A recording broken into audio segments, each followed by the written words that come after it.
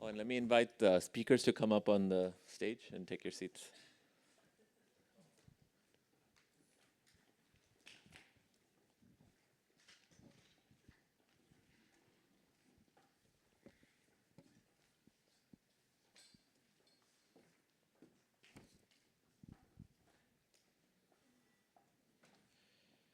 Okay, and we'll follow the same sequence that's on the program.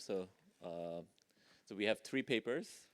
This seems like the session of Turkish social scientists. well, at least, I mean, Elie, your co-author is, I guess, right? Onur, do you want to go up first?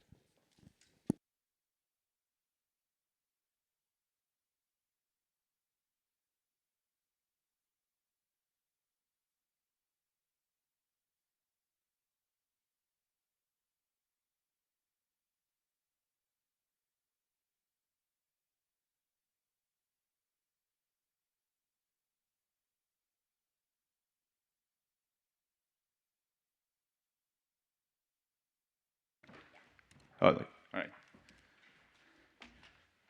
Hi, everyone. Thanks for having me. It's a great pleasure to be here.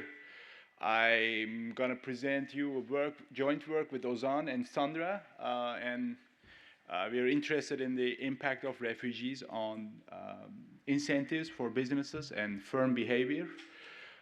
I think this is the first paper on Turkey in this conference yet, so I want to give you a little bit of brief background information on Turkey to kind of set the stage a little bit and motivate the research question.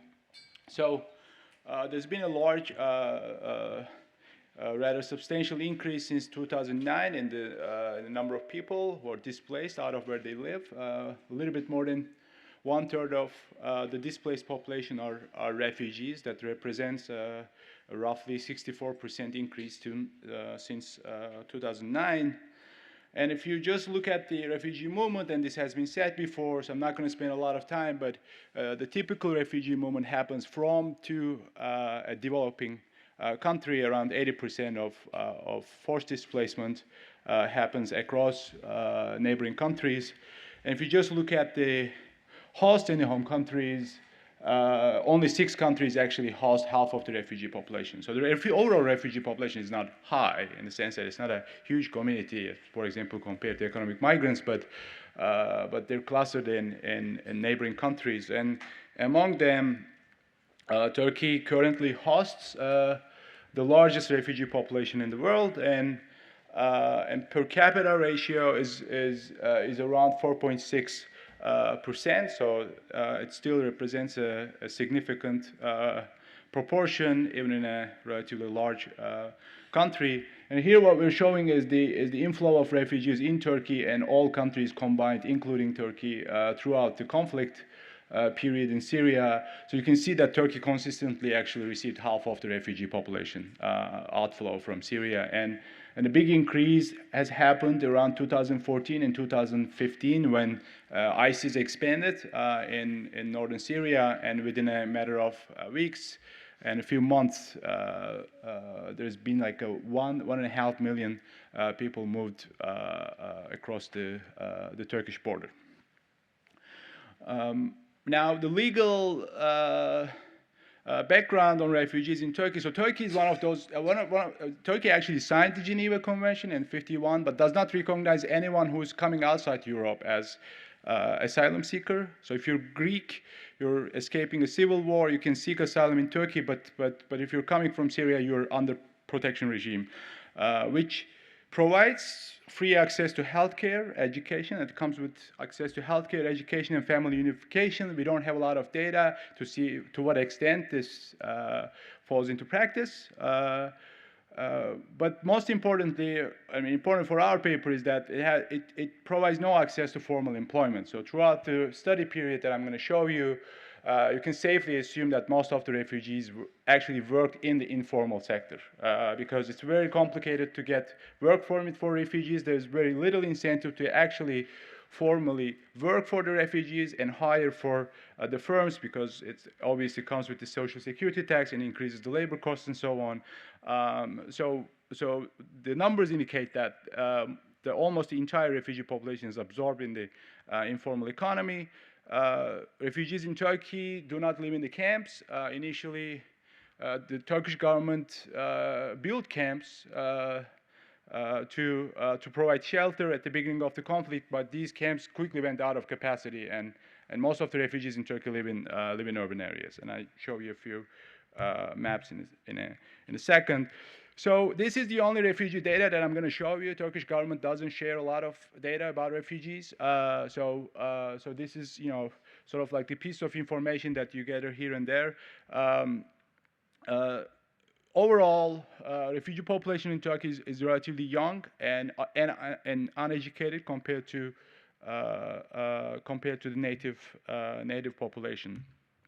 Now, what do we do with this? We're interested in to see. So we have a large population shock that happens in a very relatively brief amount of time, and we would like to see with this kind of population shock, how does that impact incentives for firms to produce. So we're going to look at the production side. We're going to also focus on the informal economic activity, which is a large share of Turkish economy. And the informality, the way we define in the paper, in this research, the informality is it's not the firms that are informal in the sense that they're registered within the government. So Turkish government, most firms are known to the government in Turkey, so they don't really operate without registration, but they do not pay taxes over their production or hiring. That's how we define informal activity. We're going to look at firm creation, firm entry, and firm exit. And we can do this because we're going to use a census of firms. We can do this by industry, firm size, region, and so on. And finally, I'm going to show you some results from wages and input prices and wages and labor supply. So we're looking at mostly two mechanisms here. One is a positive demand shock. So when this scale of population inflow starts and it's clustered within specific regions in a country, you see an immediate increase in the demand for housing. The government starts to provide infrastructure and building camps and so on, and mostly local firms provide these services. There's an increased demand in durable goods.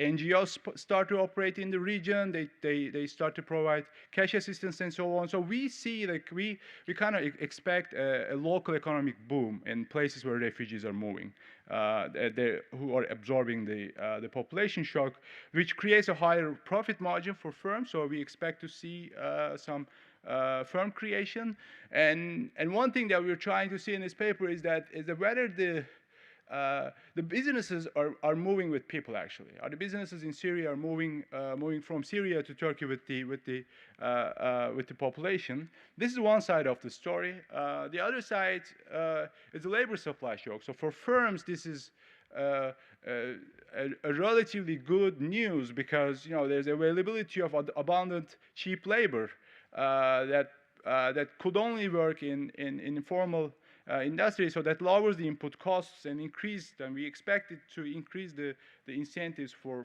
firms to engage in informal economic activity and production. So these will be the two channels that we're gonna be focusing on. The paper has two contributions. One is to the literature, to migration and firm behavior. Most of this literature is on voluntary economic migrants, so we are interested in forced migration. In that sense, I think this is the first paper that shows the impact of forced migration on firm behavior in the context of a developing country. And the second contribution of the paper is the sort of the set of the new literature that is right now being presented in this conference, actually. So you can see your names here. Don't be surprised if you don't see your names here. You will be on that list soon after this conference. So I just move on. And the empirical strategy that we're going to use is a difference in differences approach. And we use an instrument to see to predict refugees' location choices, and I motivate this in a second. But let me just kind of give you a brief contextual information that kind of motivated us to use a DD in this setup. Turkey and Syria, before the onset of the conflict, were not really big economic partners. So if you look at the migration data, there was almost no migration between Turkey and Syria before the war, and almost no trade. So really, Syria is not a significant trade partner for Turkey. So you can think of these countries as neighbors, but they're islands in the sense of economic relationship. And the onset of the conflict was sort of unexpected and exogenous to especially the firm dynamics in Turkey, and the scale of the population movement during the conflict was also pretty unpredicted. And we're going to take also the substantial geographic variation in the refugee presence within Turkey, but that comes with the caveat that we're trying to see the impact of population movement on firm behavior, but in the meantime, you also could say that refugees would go to places where businesses are actually booming. There's increasing demand for labor and so on. So there's the famous indigeneity problem that we need to take care of. And the other issue with this setup is a caveat that is the measurement error with the refugee population. So we have a rough idea of where refugees are that's provided by the Turkish government, but there's registration data. So refugees register and they might be moving to another province. They might have left the country. So there's not much of a follow-up after the registration, and we do use the registration data to look at the presence. It predicts something, but it comes with potentially a large measurement error. Now, I want to show you the density of refugees, and that will be our treatment, basically. So we're going to take the number of refugees. The share of refugees in total population will be our treatment. So you're looking at the density of the distribution of refugee density, or the share of refugees in total population in each province. In Turkey here, there are 81 provinces. So I want to just talk about three patterns here. One, and I'm going to talk more in detail about it, there's a large clustering around the southern part of the country, which borders Syria. The other thing is you're going to see like dark red areas here are big industrial cities in Turkey. There's a lot of manufacturing, very urban areas and so on. And the other pattern here is the sort of a darker area around the Aegean coast. So, and these coasts there are established human smuggling networks here. This is like the safest path to Greece, actually, that you can take as a refugee. So this kind of, we interpret it as showing that these are people who are moving to these areas and waiting for arrangement of a trip to Europe. So there is some patterns, and it could be endogenous. So what we try to do is that we wanted to find a pull factor that will predict where refugees go within Turkey, but should be uncorrelated with the ongoing firm dynamics, local business cycle. And what we're going to use is the historical settlement of Arabic-speaking population in Turkey. So this data comes from 1965, because that's the most recent census that Turkish government collected data on ethnicity, mother language. So if you take all the Turkish citizens who have an Arabic mother language in Turkey in 1965, 94%, more than 93% of the population lived in the red area. So we do think that refugees are more likely to move in these areas because there already exist communities who speak the same language and share the same culture.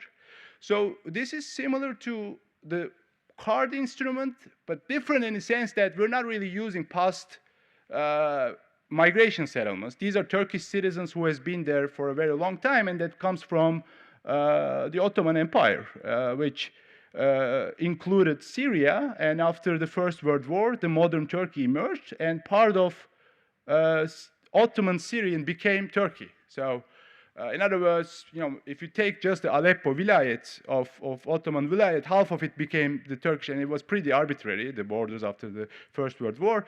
So Turkish state had Arabic speaking citizens, and once the conflict started, the Syrian refugees more likely to go to in these areas, and that is really. And this is the full picture. Again, we're showing the 1965. Now I'm showing you the percentage of Arabic-speaking population in each province, and the distribution of refugees in Turkey using the same kind of like density measure, and there's substantial overlap. And that will be our kind of like cleaner sort of like treatment group here, these guys.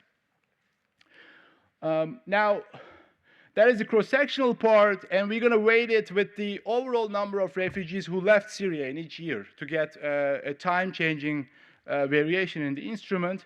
That will be the IB estimates that I'm going to report, and then we also show some dynamic DD estimates. I'm going to just plot the coefficients and see and show it to you interaction of this language instrument, cross-sectional instrument with each year. So if this is working, in a sense, you would expect regions where there are regions who are more likely to receive refugees, firms in those regions and firms in other regions would behave similarly in the absence of treatment in the pre-conflict period. So that's like kind of like trying to see if the parallel trends assumption is holding.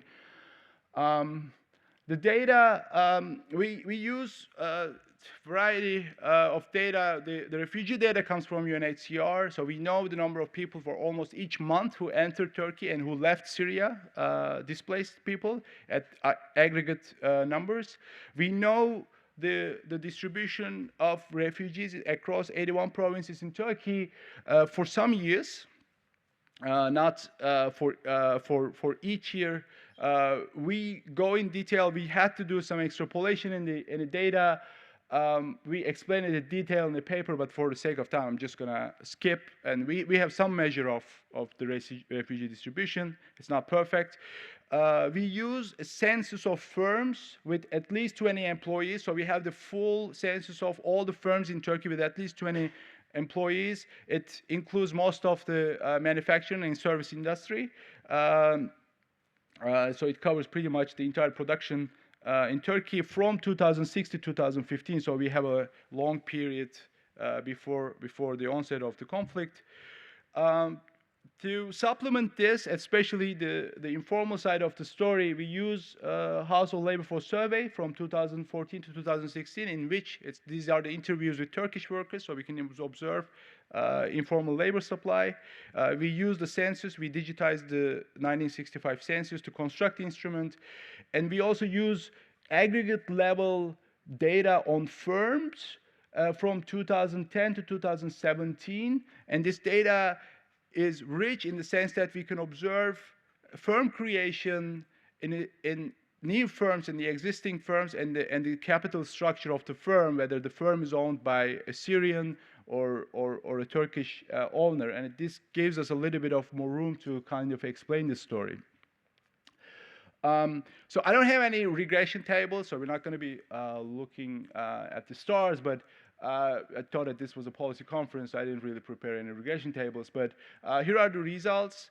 So 1 percentage point increase in share of refugees in total population, so that's the marginal effect. So we do not observe any change in the numbers, production numbers and sales numbers that the firms report to the government for tax purposes, which is we define as the formal production.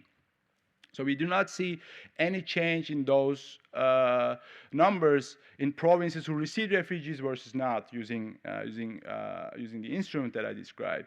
However, if you take proxies for production, which is impossible to underreport because these are meter-based, so the firms, the government measures the energy consumption by each firm, we see substantial increases. And we do interpret it as an increase in informal production, but not reported to the government. We see a similar large increase in the number of firms in our data in provinces who host refugees. And these increases are concentrated among small to medium-sized firms who operate locally. So these are not firms who import or export or do external trade. So these are firms who operate locally and concentrated among like traditionally informal markets, such as construction and restaurants and hotels and services in these regions. And we can dig into the firm creation, and we see that the increase in number of firms are driven by market entry. So these are new firms, and these new firms are substantially more likely to be created by a foreign owner. And that foreign owner, and we also have information on the foreign owner, and that's more likely to be a Syrian owner. So in other words, we show clear evidence that the businesses are moving with people to region, and some of the firm creation is driven by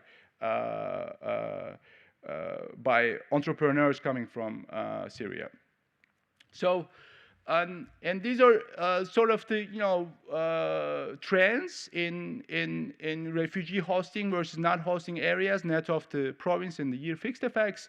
We're using 2010 as the baseline year. You see that to some extent, it's impossible to obviously fully justify the exclusion restriction in any IV without randomization, but at least it shows that there's some evidence that the DD, the reduced form DD, is working properly in the way that you expect. There's no sort of like change in the way that firms report their sales or production. There's a substantial increase in energy consumption by firms that starts and picks up around the years that the population movement has increased as well, and a similar increase in the number of firms. And the firm creation is driven by entry, and there's nothing going on in the exit. These firms are not firms who export or import, so we don't really see much of a change in imports or exports, and there's a substantial increase in firm entry with foreign capital. So these graphs have different scales, so you can see that this is actually 3 times larger coefficients in here. So, Onur, just for clarification, which year should we be thinking about as the treatment year? Treatment year, it starts so the conflict started in 2011, but the most substantial refugee movement happened in 2014 and 15. So those are the years that there was a large increase in number of refugees in Turkey. So those are the years. So, and if you just forget about the regression and just look at just raw numbers, and I'm just showing you the number of Turkish firms with foreign partnership, and you can see that again by beginning of 2014 and so on, there's a constant increase. This data unfortunately starts in 2010. This data that we can see ownership, so there's not much of a we can't see the pre-trends.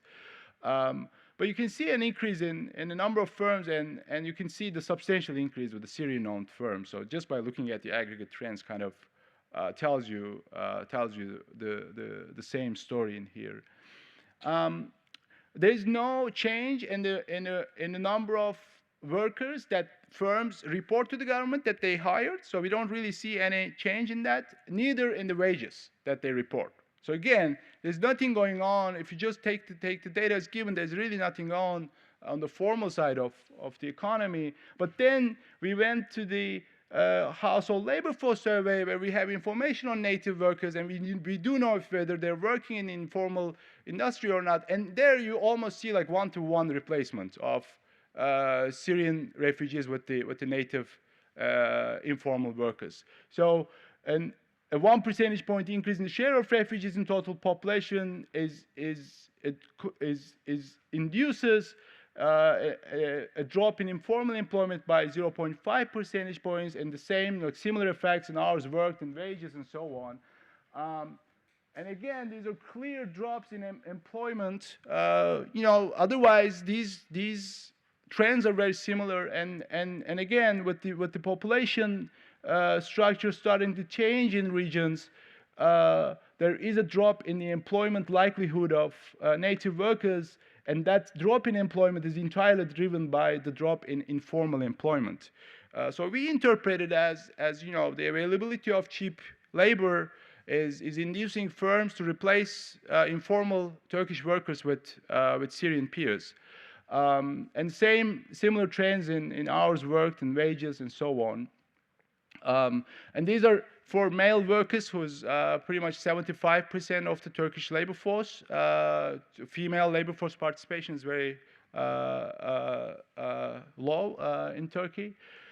For female workers, we have similar results, but this, again, we also see a drop in formal employment. But one issue with these results is that we can't reject the existence of pre-trans in the formal employment for women. So, so we didn't have a good way to fix for the pre-existing trend. So we kind of take caution to interpret the formal employment results. But the rest of the story seems to be hold for female workers as well. So we do a set of robustness tests. We don't use covariates. We excluded Istanbul, which is 1/3 of the prediction takes place. It's like California. You take out California, your results disappear, and that didn't happen. And so it's not driven by Istanbul. We use single plans instead of multiple plans, thinking that maybe the headquarters is not the main area of operation for the firm. We define instrument in a different way. We excluded border provinces. Then the instrument is weak, obviously. I mean, this is true for any instrument. You can use the distance as well. That's going to work in the same way. So in that sense, the instrument is not working. Is weak, but yet we have, just by doing the reduced form regression, we end up with similar results. One issue is, I kind of mentioned this before, but it is very difficult to justify, fully justify the exclusion restriction in this context. So the war might have a direct impact on local businesses, not through population movement. So if you believe in that, then the war should have a negative impact on production. So in that sense, it works against our results. So we find positive impact on sales and production and so on. So in other words, if you think that the war has a negative impact on border profits, then these estimates actually represent the lower bounds for our estimated impacts. Now, if you take these estimates seriously, and I urge you to do so, what we find in this paper is we do find that there are positive effects of refugee inflows for firms, and it creates an opportunity for firms to, one, and the extensive intensive margin, once they become bigger, the existing firms, and also the overall number of firms increase. There's firm creation and an increase in the production of the existing firms. But most of these effects are concentrated in the informal economy. So in other words, it also, this kind of like population shock increases the overall share of the informal economy in the host country. That's something that we show. The reason for this is most likely due to the fact that the refugees can only be hired through informal channels. That is one. Like legally, it's very difficult for firms to, even they want to formally hire refugees. That's one aspect. The other aspect is they have lower input. It lowers the labor cost for firms. As a result, it increases the margin for profit making. So, in other words, both the demand side and the labor side works in the same direction, and it increases the firm's opportunities to do business. Another, I think, interesting result from this research is that we show that we always think about the refugee movements as movement of people, but actually businesses move too, and this kind of like large-scale population shocks have a direct impact on the structure of businesses in the host country, and that is something that we show in this paper. Now, some of these local economic positive effects might be short-term because some of these demand shocks are one-time shocks, such as camps, such as infrastructure, building infrastructure, and so on. So some of these effects might dissipate in the long run. And the main, I think, the main reason that we see this kind of dynamic in Turkish economy is that the incentives are aligned in a way that it encourages informal activity both for firms and the refugees. So we provide some qualitative evidence from interviews with refugees and firm owners in Turkey in a paper that when you talk to them, you hear that, okay, I am working for a firm here, I have access to healthcare, I have access to education, so I have set of access to some sort of like welfare within the state. So the only thing that lacks is retirement.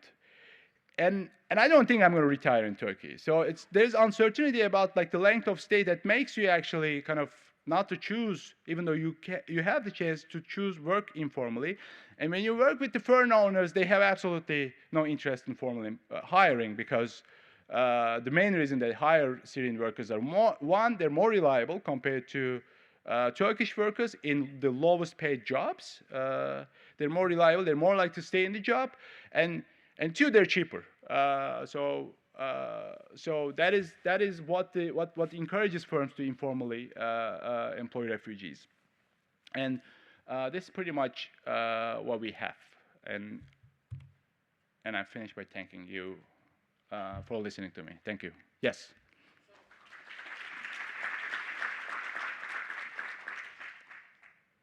So you had at least one explanation for the sort of oil results as contrasted to the sales results. I could imagine that another story has something to do with the labor intensity of firms. That is to say, the less labor-intensive firms are not being necessarily competitive with the informal sector, so they're actually using more energy and so forth, but there's some crowd out of the less labor-intensive firms from the informal sector, and that would sort of explain the zero effect because you have this sort of compositional effect on the formal sector. So it would seem to me that if you could perhaps look at labor share by firm to stratify, it might get at that question. Okay, thank you. We can do that because we have specific industry. Yeah, thank you. Another question. So as far as I remember, Syrians are forbidden to buy real estate in Turkey. And so what I've heard is that they are obliged, the minority of refugees that manage to move with resources to Turkey is obliged to create firms in order to have then the firm buying the property. Because the laws prevent Syrians and Israelis from buying property in Turkey. So I was just wondering whether it's a totally different story that goes through the real estate market and institutional constraints. So I'm not super familiar with the property laws in Turkey. I have to check. My impression that the foreigners had the right to buy land in Turkey, but that might not apply to the refugees. So that's something that I need to check. One thing that we find is the new firm creation is usually done by co-ownership with Syrian businessmen actually collaborating with Turkish business owners. So this might be, in one aspect, they're coming to a new market where they know the customers, but they do not know the market structure and the competition. So that might be just like pure business cooperation, but it might also be just to kind of like overcome the barriers of entry to the market. So, and we don't have like hard evidence on any of these. Any other questions? I'll ask one. So it's a very interesting set of results that are coming from different data sets. And I'd like to encourage you, given that there are potentially different effects, both in theory and empirically, on the formal sector versus the informal sector, right? And how do we, you have a set of results, how do we connect it to a whole? It might require putting in a little bit of structure, like taking a stance on, like, the dynamics of choices to enter into the formal versus the informal sector, and then that's connected to the data problems you were talking about. Whereas in the some of the formal data because of tax evasion incentives, right? You might be seeing different reports. So just connecting the different pieces of results together to give us a whole on what are the net effects would be really interesting.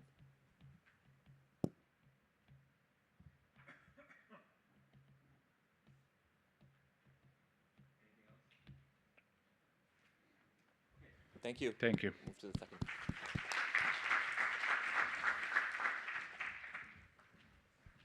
So next we have Semih Tumen on the effects of refugees on native adolescents test scores.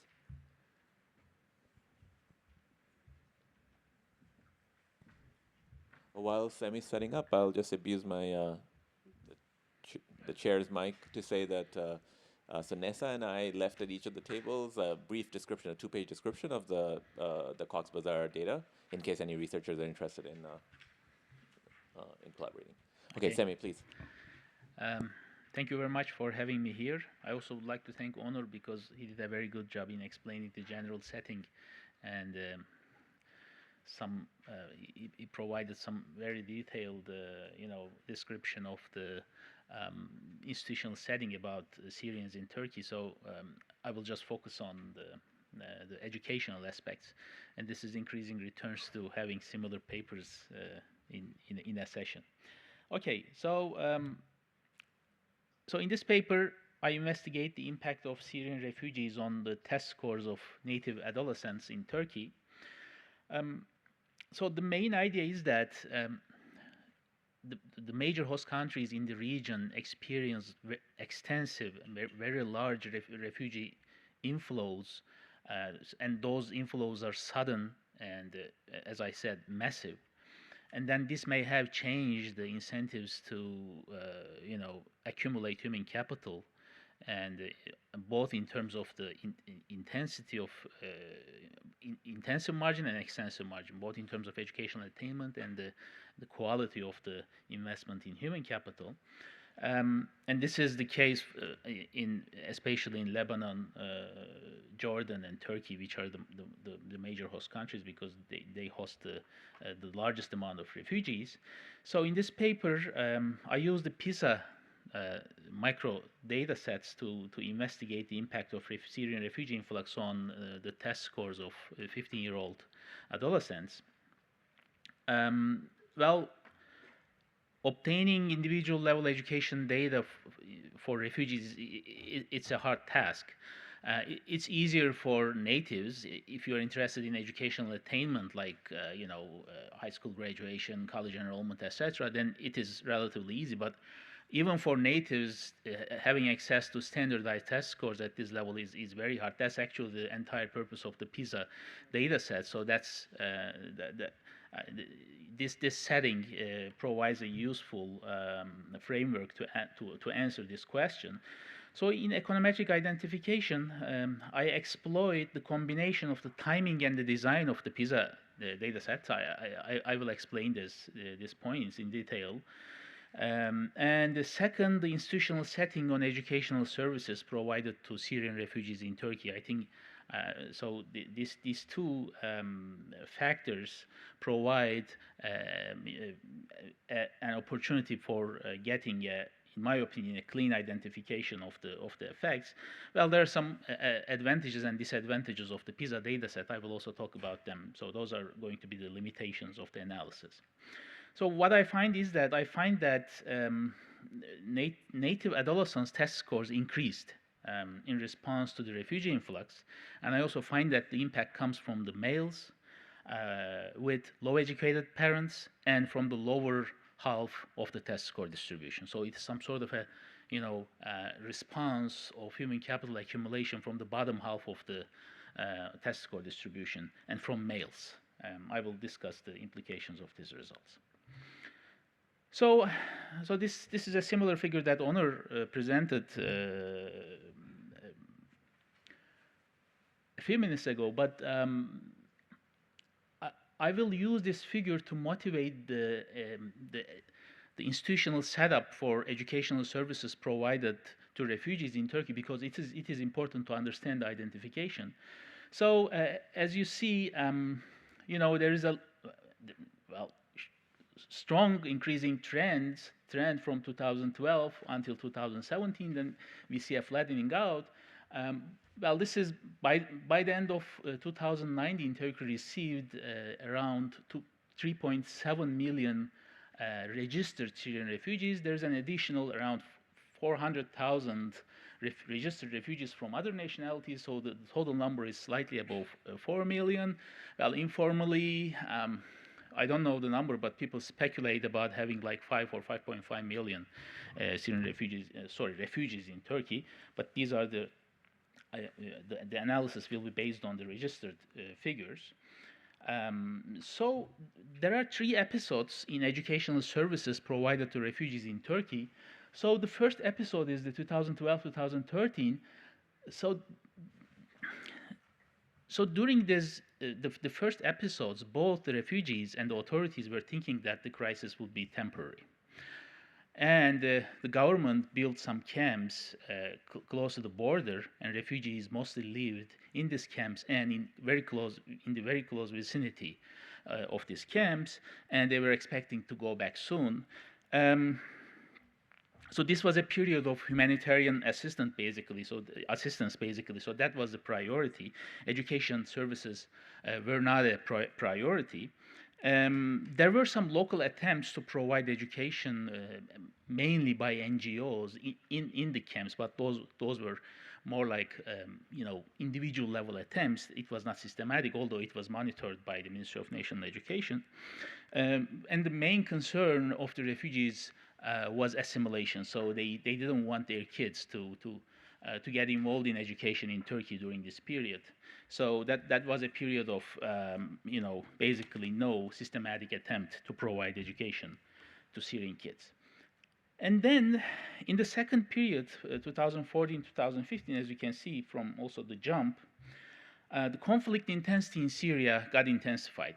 And this also coincides with the increased military presence of Russia in Syria. They initially provided some military support to the regime, and then they established a permanent military base in Syria, and the regime gained power, and the clashes got intensified, and violence increased, etc. And this generated a huge additional inflow of refugees after mid-2014.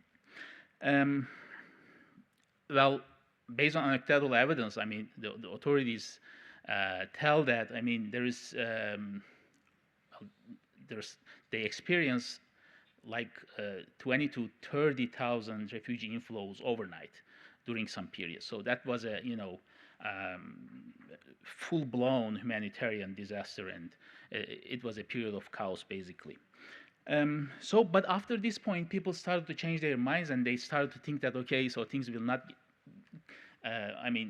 resolve easily. The crisis will not end soon. So they started to think that, well, at least part of the refugees will become permanent in Turkey. The refugees started to move out of camps. I mean, the camp capacity didn't.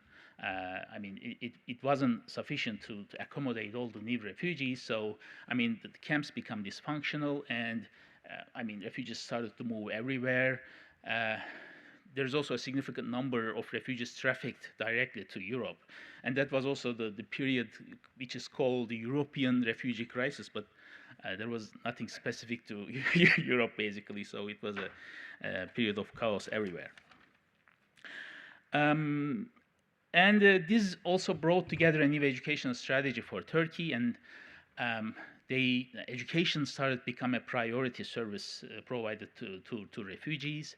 And the initial response by the Ministry of National Education in Turkey was to build some temporary education centers. This was like a second shift education provided to Syrian kids in Arabic language by Syrian teachers and volunteers. So, they started to, provide very systematic education to Syrian kids. And also the Turkish education system was not ready to accommodate such a large number of kids, and this was like an initial stage. And then after 2016, with the introduction of the FRIT funds, so this is the EU facility for integrating, so what was that? The facility for refugees in Turkey. So with the introduction of this fund, this was like a financial support to provide some humanitarian and development assistance to Syrian refugees. And the ministry started to systematically integrate the Syrian kids into the Turkish education system. I mean, they got the same education that they started to get the same education that the Turkish kids were getting. And this was mainly because that, I mean, the temporary education system provided in Arabic, like a dual system, was not sustainable. So in the long term, I mean, these kids were not having systematic contact with other Turkish kids and with the society. So if they're going to stay permanently, I mean, it will be better to start integrating them immediately. So, okay, so based on this, so thinking of the timing of the PISA survey, so there is one in 2015. So I'm going to show the enrollment figures now, but I want to mention at this point that until 2015, there was no systematic attempt to accommodate Syrian kids in Turkish schools. There were some Turkish kids in Turkish schools enrolled, but they were mostly in primary schools, and the enrollment rate for Syrian kids was very low. It was like around 15% at primary school level. At secondary school level, it was almost zero. There were, again, some Syrian kids enrolled in secondary schools, but I mean, the legal background of the education system was not suitable to accommodate them, take them directly into secondary education. They were asking certification, diplomas, and they were asking to take some exams to get into the secondary schools. But I mean, since Syrians, I mean, escape from a war, the diploma of a kid would be one of the last things to take in case of war. So most of the kids were not able to provide certification, and then you know, it was very difficult during this period to provide some certification and to get access to secondary education. It was basically zero until 2015. So this is basically a success story for Turkey. So these are the figures for 2019. Well, different education levels based on age groups. So these are the total school age population for each age bracket, and these are the total number of enrolled students, and the overall enrollment rate is, the recent figures, it's like 63 to 64%, but for primary school right now it is around 98%. For high school, it is 25%, around 60% for secondary school, early secondary school. But as of 2015, this was around 15%, and these were basically zero. And these are the enrollment figures. Well, there is some dropout out of these enrollment figures. So these are not like the ones who actually received the degrees, right? So even now, so the secondary school enrollment is very low, but I mean, until 2015, it was zero. Okay, so there's a large literature on the impact of immigration on educational outcomes of native students in host countries. So there are two main channels. The first one promotes the first one is about the school interaction channel, which is basically, so, I mean, the immigrants do not have language skills, the quality of their interaction with their peers is low, and, well, probably they have a lower level of they're coming from lower backgrounds, and the teachers are lowering their teaching standards in the classroom, so they're having basically negative impact, negative externalities along several channels on natives, imposing negative externalities. And the second one is the positive channel, the labor market channel. So this is a more like an indirect channel. So when there is a large population of low-skilled immigrants in the labor market, then this reduces the returns to staying low-skilled in the long term, and then providing additional incentives to enroll in school and invest in human capital. So there are the basic two competing channels. The difficulty is to separately identify these two channels. The setting here allows me to shut down the school interaction channel, because by age 15, so by the design of the PISA test, So it is provided to kids of age 15. So that's the target group. So by age 50, so the group that took the PISA test in 2015 were not exposed to Syrian refugees in the classroom. So that's the main idea. So I interpret the entire effect. I attribute the effect, my estimates to the labor market channel. Semih? Sure. So in towns around university campuses in the US where spouses of postdocs and graduate students cannot work, it's well known that you can get really high quality services like tutoring, babysitting for these overqualified people who are not allowed to otherwise work. So one can imagine with a Syrian engineer coming over who cannot practice engineering, their next best option might be to be teaching math. I'm going to show the composition of Turkish Syrian people in Turkey. So it's not, I mean, that's going to be a very exceptional story for Turkey, right? I mean, these are the papers in the related literature. So the first item, so the first set of papers shows the relevance. I mean, they say that, these papers say that immigrants tend to crowd natives into higher education since they derive pay down in the low-skilled labor market. This is the major paper by Jennifer Hunt, JHR paper. I also have a paper on this. I show that the high school enrollment rates increase in Turkey in response to increased refugee presence. So this is the second set of referees. Why did I say referees? Second set of papers focusing on the school interaction channel. They basically document negative effects. So, and this paper also mostly say that these effects are more pronounced for disadvantaged natives. And there are also a set of papers showing zero or positive impact of immigration on natives' educational outcomes. What these are, I mean, there are a smaller number of papers having this type of results. And so these are the two major strands in the literature. So before going to the results, I also want to summarize the labor market effects of refugees, which Onur talked about in detail. So we know that refugees on average much less skilled than natives. So this is some sort of a response to your comment. So I mean, basically, so this is also a similar to the table that Onur presented. So these are the skill composition of natives versus refugees. So, I mean, the ones with college degree or above, it's around 2%. So, I mean, most of them are very unskilled. So it is mostly a low-skill labor shock, population shock to Turkey. And given this, so refugees did not have easy access to work permit. They enter labor markets through informal manual jobs and displaced natives.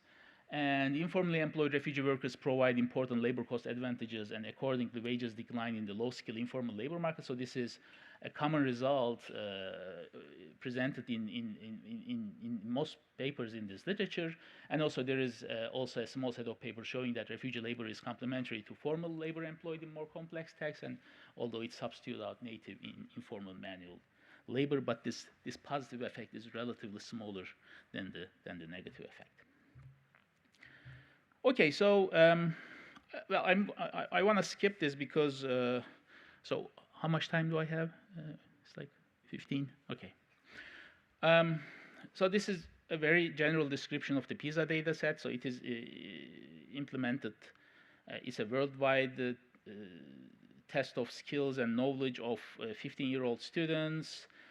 Microdata is available from 2000 and 2018. Basically, I mean, so the latest wave just became available very recently. So the original version of the paper we're only using until 2015 wave, but I updated the results using 2018 just to show that, I mean, there might be some, counteracting forces, because 2018 is the year in which, I mean, Turkish kids started to, interact with Syrian kids in the class. So, I'm not resting on that, but I mean, I'm also showing results, also including the latest wave, to show that my positive results are going down when I include 2018 wave.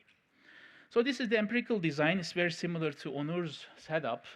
So I'm going to use first a definitive to motivate the identification idea, and then, well, in a simple definitive, of course, so the refugee intensity across region is sort of endogenous, but in a definitive setting, as Onur also presented at the end of his presentation, it is easier to, perform an event study like of formal test of common trends, so that's the advantage. But then in the second stage, I am going to instrument out the refugee share using an instrument slightly different than what Onur presented. So I focus on 5 waves, 2006, 9, 12, 15, and 18. So these are the pre-influx years. By the way, this is the year in which the influx started, but basically, I mean, there were no kids in the school, so I mean, removing this does not change the results, but I'm just including it to increase the number of observations, just to what happened. Okay, but I mean, the results are totally robust to dropping this out of the data set. And so in my baseline specification, 2015 is defined as the post-influx period, but I also include 2018 for curious readers. I mean, just to show that the results are going down when I include a period in which Syrian kids interact with Turkish kids in the schools. So the PISA data set offers some important advantages. First of all, it's a standardized test score. It has various dimensions like math, science, and reading scores.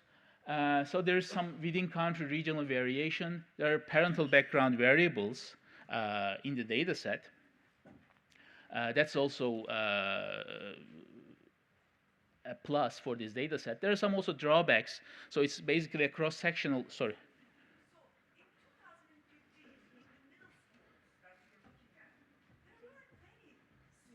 No. So I don't understand the identification then. So are you going to compare 2018? So is that your...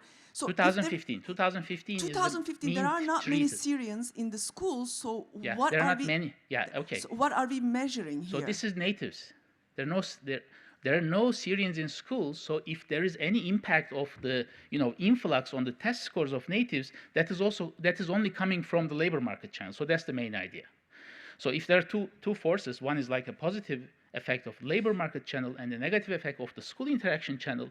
If there are no kids in the school, then there is no school interaction channel. You're not looking at the school climate. No, okay. No. So for 2018, there is a problem. No. 2018, of course. There's 4 plus 4. There's 4 plus 4. It's a confound there. Yeah. Yeah. I understand. Yeah. I understand. But I mean, I'm just including it just to show that including it changes the results. So, but that's not my main. That's not going to be my main message. But there are some drawbacks, as I said, of the PISA test. I mean, that's a cross section, and we cannot follow. I mean, we cannot use school fixed effects, right? So, in each survey period, they pick different schools, right? And the second one is regional variation is rather limited. So the regions are defined rather broadly. But I mean, the data that we have, like in terms of refugee composition, I have data at town level. There are around 1,000 towns in Turkey, but I cannot use it effectively in the setup, but these are the drawbacks. Okay, so this is the basic definitive setup. Just before, after, treated, untreated. I'm going to show the specifications of the treated versus control regions. So there are some time-varying variables, region fixed effects and year fixed effects. So those time-varying variables are regional real per capita GDP, unemployment rate, real trade volumes, etc. And there are also various controls, grade fixed effects, mothers and fathers education, month of birth fixed effects, because it's relevant, because whether you're born early or, the month of birth is also effective on educational outcomes through the maturity effect.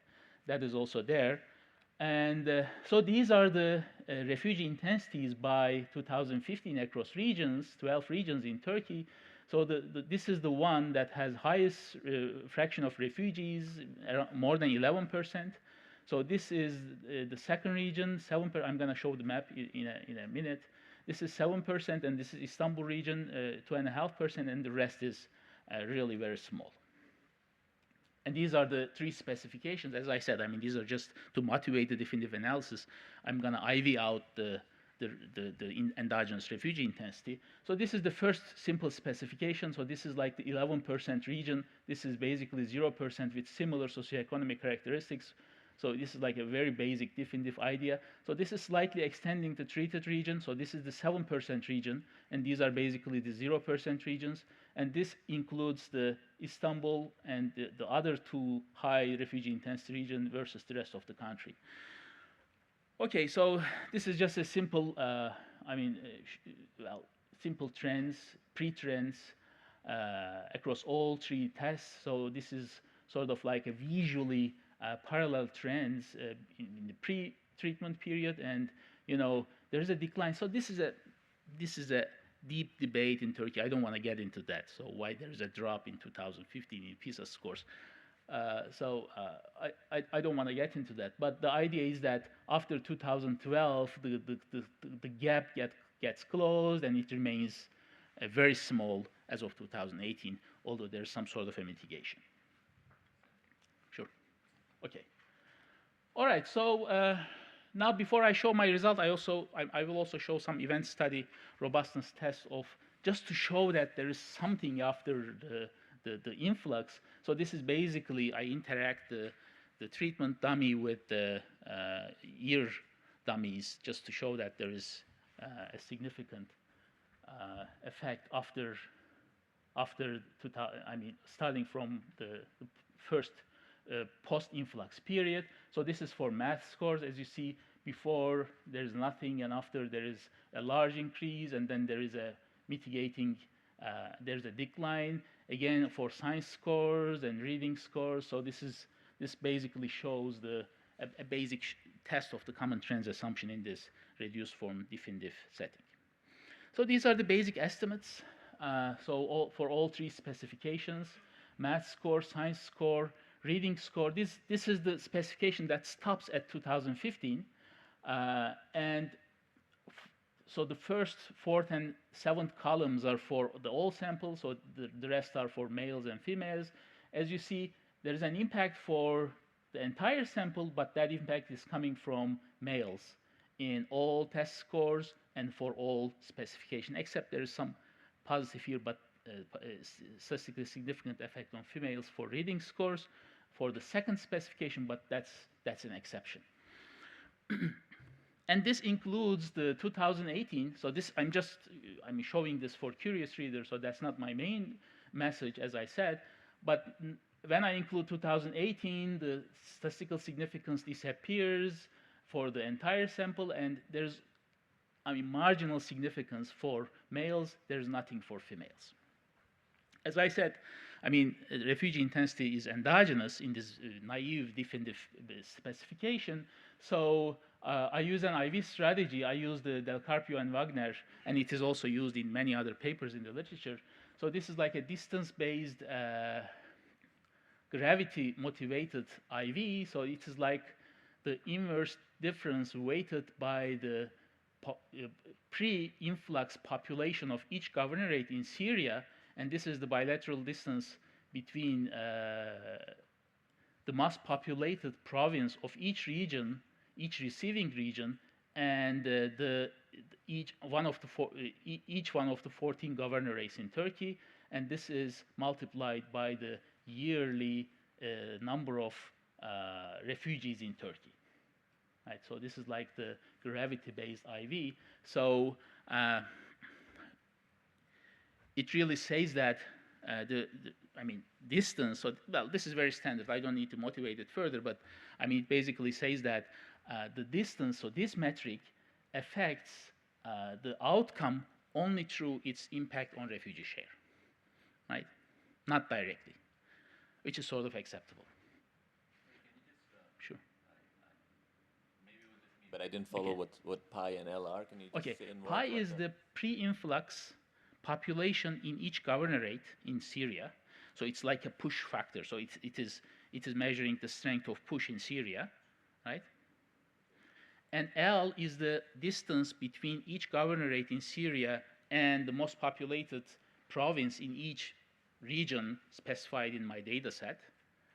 So this is basically the strength of the push coming from Syria, and this is multiplied by the yearly number of influx to Turkey. So there are different versions of this. I mean, there are some papers also bringing the Jordan and Lebanon effects into this calculation, but I mean, the results really does not change, so I'm only using this specification. Okay, so these are the IV results. So these are the first line is the row is the OLS, and so this one is the main results. By the way, these are standardized test scores, so the coefficients are interpreted in terms of standard deviation, right? So it is standardized around 0 with variance 1, so that, I mean, test score does not mean anything, right? So that's the standard practice in the literature. So I'm standardizing a standardized test score, which is PISA. Okay, so again, well, the coefficients are smaller than the naive definitive estimates, but the nature of the qualitative nature of the estimates are similar. So in the entire sample, there is some effect, but it mostly comes from males, and there is basically null effect for females. When I include also 2018, again, there is some effect for males, but it is much lower than the original estimates. Okay, so I do something new. So this is, I just did it last week. So I got access to a data set providing the regional variation in skill intensity of refugees in Turkey at town level. So I know basically the education composition of the number of refugees registered in each town. And by using that, I replaced this refugee intensity variable with the low skill refugee intensity. Because, I mean, we believe that the main mechanism is operating through low skill refugees, and my expectation before my estimation, performing the estimations with this new IV is to have a stronger coefficient estimate. So if something is driven by the presence of low skill refugees, then the estimates would go up. And then I constructed the IV with using this low skill version of this IV. I used the low skill versions of the populations, the push population in Syria, and also the low skill version of this again, the inflow to Turkey. So these are the results. Parallel to my expectations, so just to show, this just compares. Okay, so this one, the low skilled estimates are larger for all 3 scores, test scores, when I use the low skilled IV rather than the standard one. And again, the estimates are much smaller when I include 2018. Okay, some robustness checks. So I used various placebo treatment days. Can I just ask a question? So how do you reconcile these with the fact that you were initially saying that almost all Syrians were low skilled? So well, in the sense, okay, so this is, so 88, so that depends on the definition of skills, right? So I define here high skill as secondary education and above. So that's pretty low skill basically, but that's, looking at the distribution, skill distribution, that's the best that I could do, right? So 12% secondary education and above, and 88% less than secondary education, which is dramatic.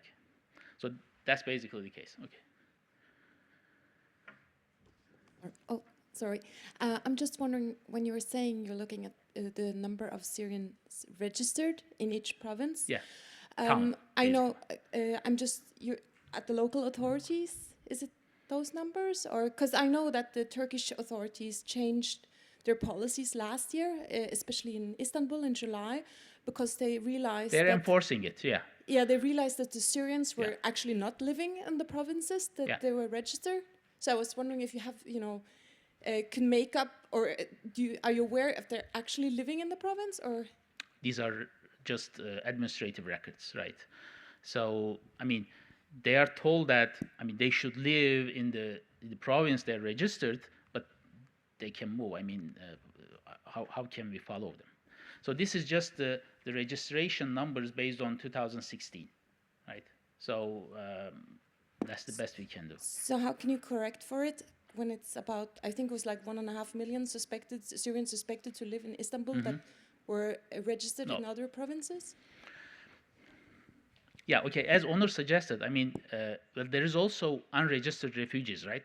So it's not the entire problem. So one dimension of the problem is that, well, registered ones move, but there are also more than 1 million unregistered ones. This is just a proxy of refugee intensity. So it's not the exact figure. I mean, just at each moment who is living where, it's not representing that. It is only representing a broad correlation of, you know, the region level variables and also the refugee intensity. So you were saying something, yeah.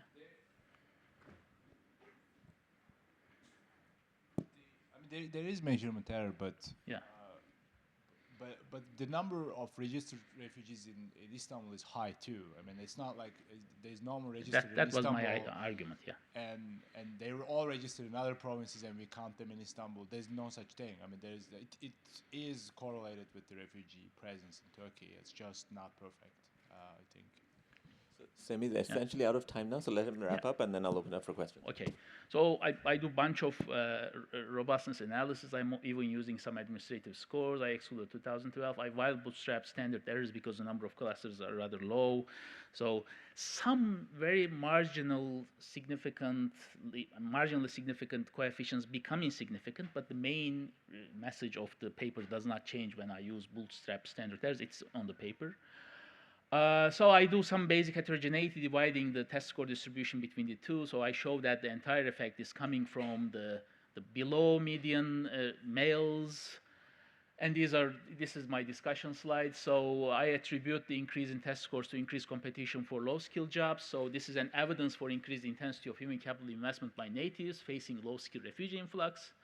So in a companion work, I'll show that high school enrollment rates increase among natives. So it's not the case that, I mean, natives drop out in response to refugee influx, and the ones who remain in like secondary education are the ones who are more skilled, so that naturally test scores go up. So no, it's not the case, because I find that the enrollment also increases. So this is only a lower bound for the test score estimates.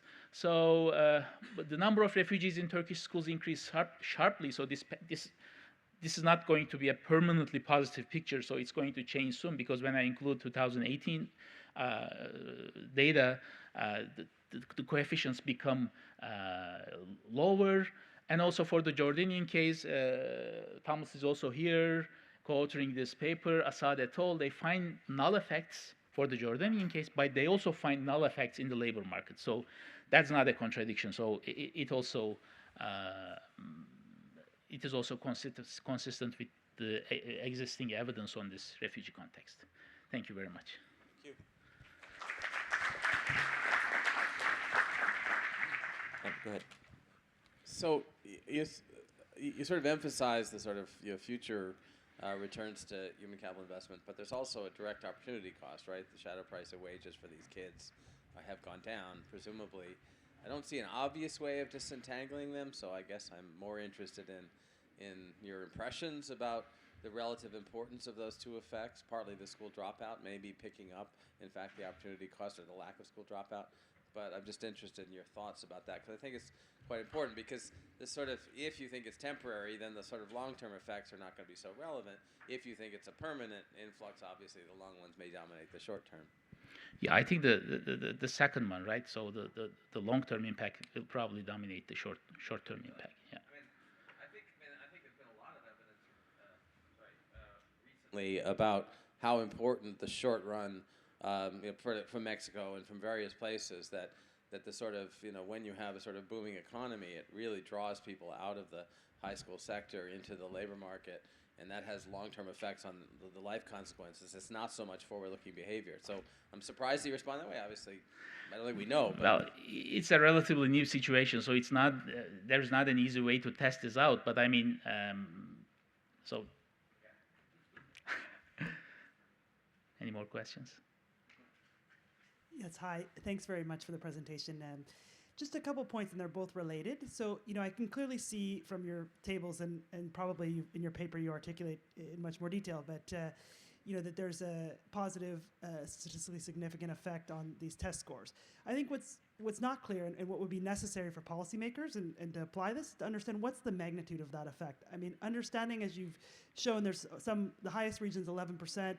You show some 1 million in-school refugees. I mean, Turkey has a population of over 80 million. So we have to understand the causal, and you've tried to do that in your robustness checks, but it's critical for us to understand what is the magnitude. I understand this is some standard in the education literature, doing the standard deviation of PISA scores, but for if it's 1% of for every 1% increase, it'd be nice to see it in logs.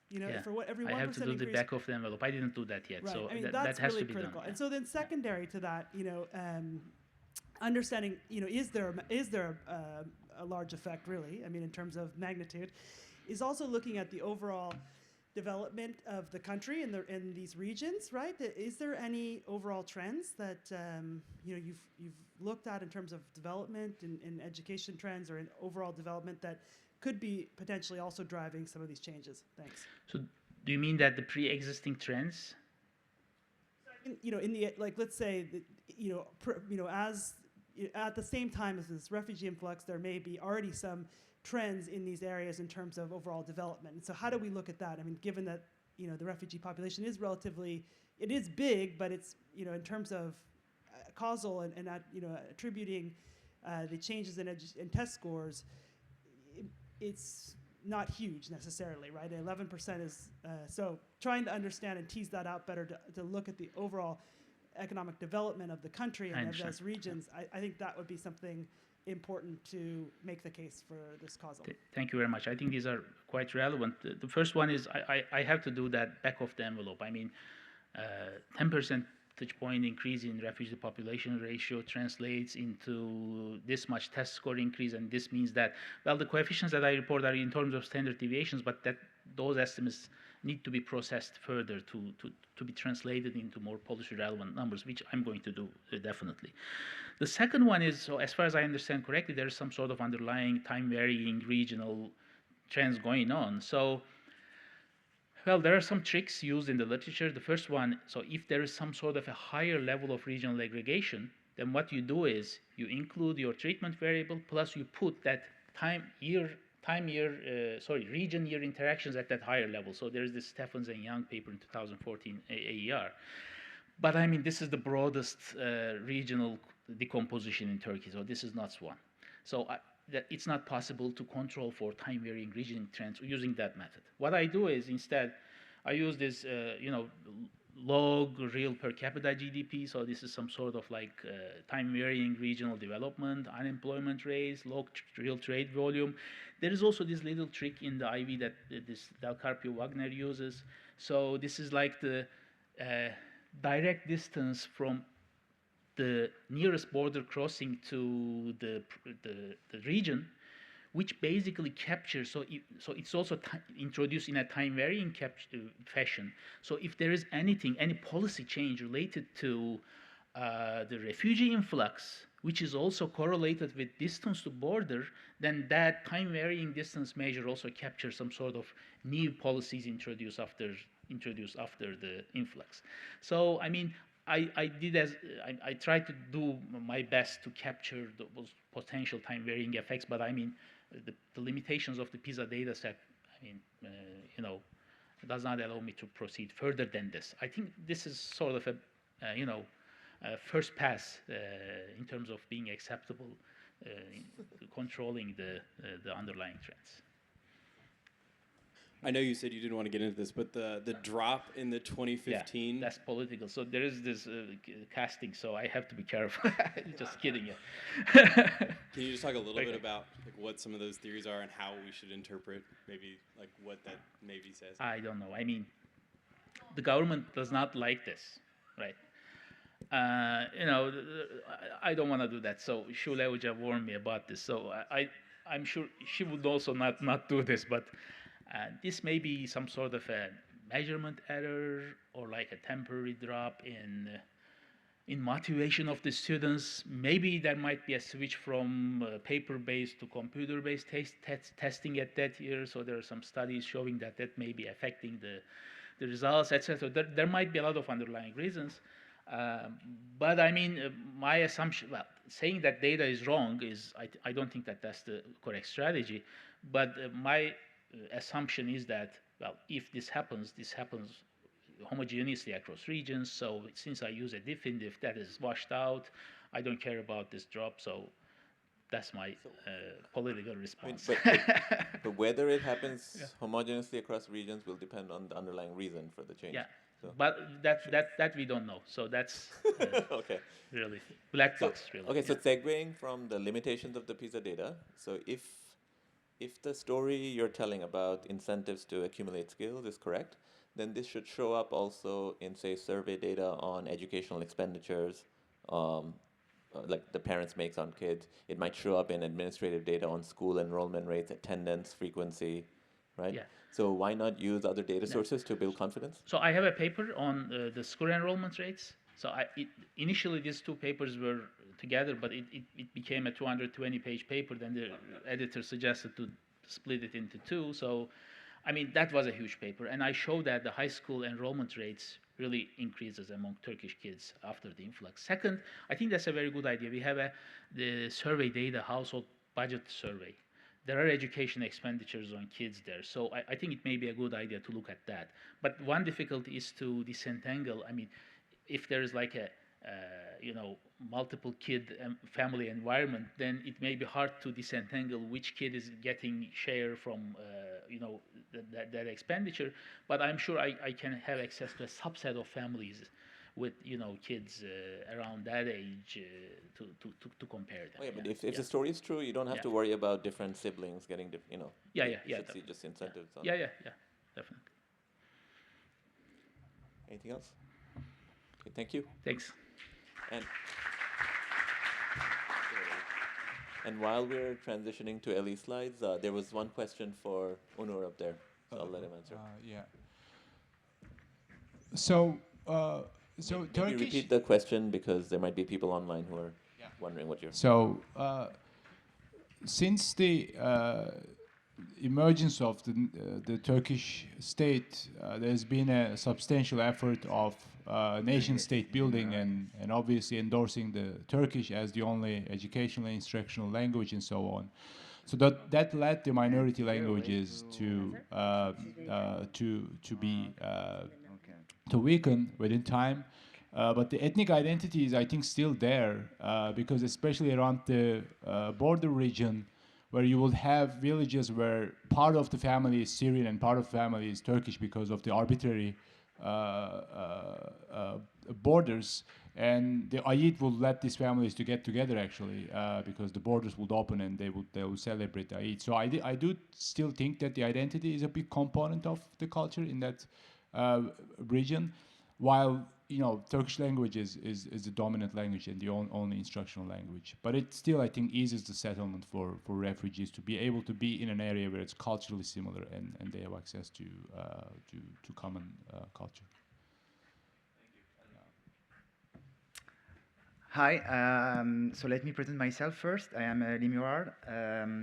I am assistant professor at the University of Alicante, and I'm also affiliated at ITSA Research Center in Bonn, and also at LIP, which is a recent research center for the study of African past, located in Stellenbosch, South Africa. And this is a joint work with Seyhun, Ozan, Sakalli from King's College London. So I'm very proud to present this paper, which is the first economic history paper in the conference. And hopefully I will try to convince you that there are a lot to be learned from such historical experience. I'm not going to talk about the recent inflow of Syrian refugees into Greece, but to a much former inflow of Greek refugees. So let me motivate this talk by saying just that it's not only recently that there have been lots of refugee inflow, but when you look at the history and in particular in the 20th centuries, mass displacement of people is quite frequent. So you can think of Jews, for example, in Russia or in Spain in the 15th century, or after World War II, there have been a huge displacement of ethnic Germans, of Finnish population, of Poles. So the 20th century is really like witnesses a lot of population movements, forced population movements, and also recently so also of course the partition of India with millions of Hindus and Muslims that had to cross the borders. So of course, more recently, as it has been already documented a lot during the conference, a lot of displacement occurs due to civil wars and ethno-religious conflict. And so it's fair to say, I think, that a lot of significant attention, either in terms of academic paper or in the news media, in the press, has been given to the short-term costs that mass population inflow may cause for the host communities, but much less is known about the very long-term effect in the long run. And so what I'm interested today is really what are the consequences of mass refugee inflow on the very long-term economic development. So in this paper, what we do is that we examine the effects of the refugee inflow in 1922 and 1923 in Greece on the comparative local economic development about 60 years after the inflow. Okay, so what happened is that in the aftermath of the Greco-Turkish War in 1922, about 1.2 million of Greek Orthodox were forcibly resettled from Turkey to Greece, and they increased the host population by about 20% in a few months' time. So Greece was about 5 million, was a small country, about 5 million population. And this is also particularly interesting because this is the first case of population resettlements that were supervised by the League of Nations. Okay, and I will talk more about this. So the first contribution of the paper is basically to assemble a new data set, a new geocoded data set of the refugee settlements. So to do that, we assembled and digitized population censuses, historical population censuses in 1920 and 1928, also refugee census of 1923, which we then combine at the municipal level with 1971 and 1991 census. I cannot go later than 1991 because there has been a huge reform in Greece, so I won't show you results later than that, but it's still interesting. And we basically obtain a full coverage of the universe of more than 4,000 Greek municipalities in 1920. Okay, so to give you a little bit of historical context and to understand a little bit what are the external validity of the results, you have to know that Greece was a relatively poor agrarian country with low state capacity in 1920, and due to the limited resources of the Greek state, the League of Nations intervened to provide immediate relief, but also to, on a longer-term perspective, also to establish refugees in productive agricultural work. And they did that basically by providing arable land parcel, which actually ended up by being land titles. So basically, then one was really given to the refugee at some point. And also, of course, farm inputs, cattle, livestock were given to the refugees. Given that the resettlement was permanent, also the refugees were granted Greek citizenship. Okay. So the refugee were ethnic Greeks, and they were Orthodox, they were Christian Orthodox, so they share the same religion with the host population, and they often, not always, but very often speak a similar language or language that could be understood by the host population. So to sum up, basically, we are examining the long-term consequences of refugee inflow in a setting in which initial investments, important initial investments were made to resettle refugees that were relatively culturally similar to the natives. Okay. It's interesting also to take a view of the Greek historians and also of the practitioner at that time. Basically, the historical narrative is really that this population resettlement was a great economic success, sort of a blessing in disguise, as put by Pensopoulos. And when you read a little bit the report of the League of Nations, you can take that quote by Sir John Campbell, who was the first vice chairman of the Refugee Commission that was set up by the League of Nations, that says that basically when he was visiting northern Greece, he was saying that, okay, the aspect of the countries has entirely changed. Everywhere one sees the cheerful red roof of the colonization settlement, full of bustling activity, showing obvious sign of comfort and in many cases prosperities. The results are due in the first place to the courage, energy, capacity of work, which characterize the mass of refugees. Okay. So, of course, we are not just putting this as evidence that refugees had positive effects, but basically, empirically, and in line with this positive historical narrative, we indeed find that in the 70s, in the 90s, places of resettlement display higher level of prosperities in terms of population density, economic activity, household wealth, and also greater level of industrialization and higher earnings. Okay.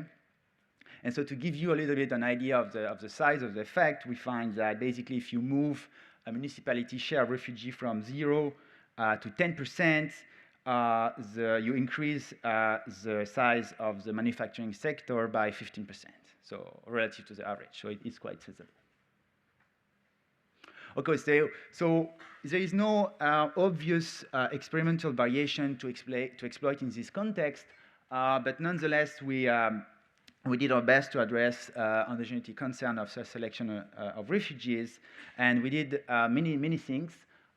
But basically it can be grouped into three categories. So first, we basically exploit the spatial variation of refugees, and we can do this at very different spatial level. So across provinces, across municipalities within the same provinces, and even across places at very local levels that are spatially contiguous neighbors. Okay. We also use the distribution of refugees in different time. So basically just a few months, less than 6 months after they landed in Greece, and we are going to argue that for several reasons it's likely exogenous, and also after the resettlement, so 5 years after resettlement.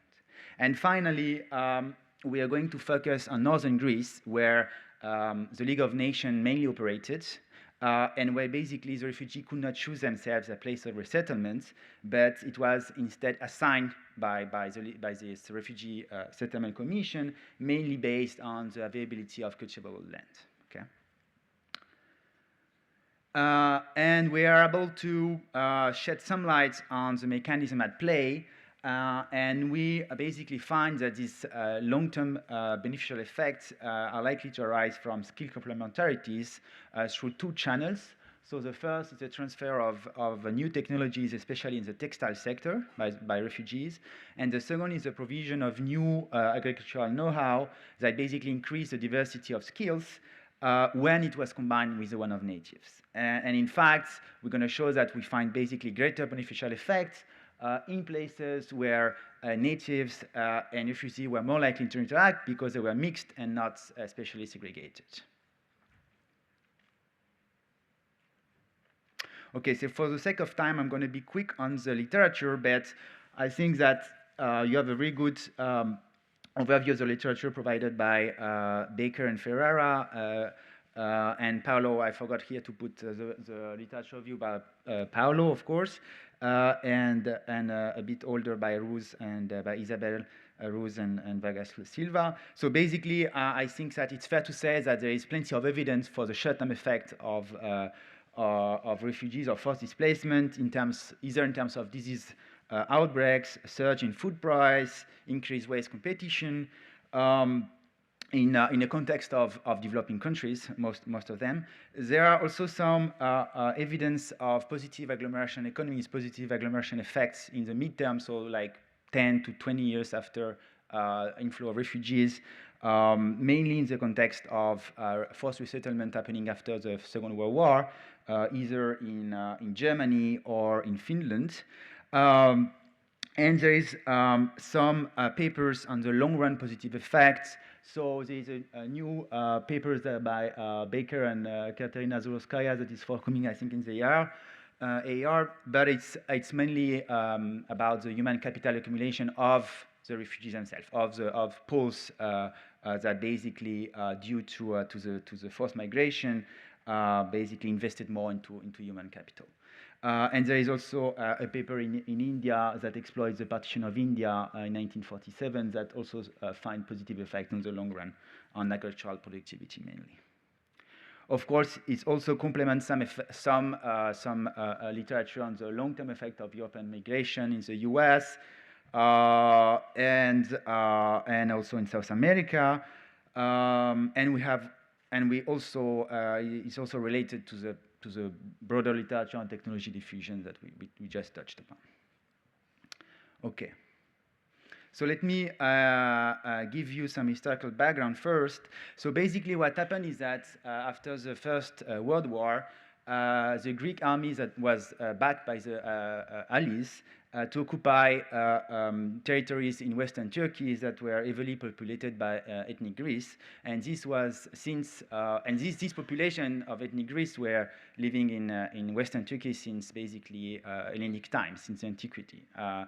And that was part of the sort of irredentist aspiration of Greece that, since its independence, really wanted to unite all ethnic Greeks around the Mediterranean basin. And this is called the megali idea, the great idea. But of course, at some point, 3 years later, basically, so that happened in 1919, and three years later, the Turkish army worked up and successfully counterattacked and started to persecute Greek Orthodox communities, in particular during the fire of the Christian neighborhoods of Smyrna in September 1922, which caused a mass exodus of ethnic Greeks, of Greek Orthodox, to mainly to the Greek island first, and also later to the mainland, basically. It is the Lausanne Peace Treaty in July 1923 that ended the war, and that included a convention for the exchange of population. And the compulsory exchange of population, this convention, basically dictated that so all Greek Orthodox of Turkey were forced to resettle, so that was about 1.2 million, as I said, and all Muslims of Greece were also expelled and resettled in Turkey, and that was about 400,000 people. The exchange people were denaturalized, and they acquired the citizenship of the host country, of the destination country. So, in case you are wondering, basically, that's why we focus on the inflow of people and not on the outflow. We also look at whether the effect we find and whether this forced out migration of Muslims played a role, and we don't find any significant impact on that. So this paper is really more about the forced resettlement of people into Greece more than the outflow of Muslims. But I'm going to, if I have time, hopefully I will show you some results on that. Okay, so this basically was where Greek ethnic Greek population of Greek Orthodox were living in Turkey, and so mostly in the Pontus region, in Cappadocia, Asia Minor. Here you have Smyrna, and also a little bit of Istanbul and Eastern Thrace and Western Thrace. And Muslim population were mostly living in the northern part of Greece, so in that part of Greece, basically.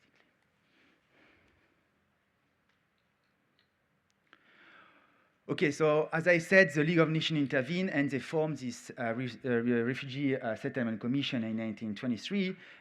And the mandate of this commission was really to establish refugees into agricultural work. They provided some shelters, in some cases some houses, land suitable for cultivation, and farm inputs. But almost no funds were spent for industry or urban projects. And the planners of the commission determine the settlement location mainly based on availability of suitable land for cultivation, which itself depended on geographical feature, but also on whether some land were left behind by the Muslim population. Okay. And this commission, as I said, mainly operated in northern Greece, where about 80% of the refugees settled, and often in former villages. Okay, so let me give you some note on the data. So basically, we have we draw on historical population censuses, and we have some data at the municipal level, which is mainly population, refugee population, and also some location of the former Turkish, I should say Muslim settlements, and the number of refugees, of course, in 1923 and 1928. And at the province level, so at the broader geographical level, we also have a much richer information in terms of profession, literacy for natives and refugees, and also the number of Muslims that left. So we merged this data with 1971 and 1991 population censuses, and we obtained a panel data set of about 4,000 municipalities, achieving a match of about 97% of the 1928 population. Okay, so this gives you just an idea of the archives. Basically, the digitization and use of the data was greatly facilitated by the fact that the Greek National Institute was partly administered by French people, and so the census were also translated in French, so that's helped a lot. So here you can see the map at the municipal level of the refugees, the share of refugees at the municipal level. So as you can see, there is a great concentration in the north of Greece. But so this is in 1923. So this is really like 6 months after the fire of Smyrna in Turkey. So you can see that a lot basically arrived in the island just in front of Turkey and on the coastline, on the shore. Okay, and also basically, so you cannot see that on the map, but also in the city or close to the cities, likely because basically the public buildings were used to provide some shelters in the very short run.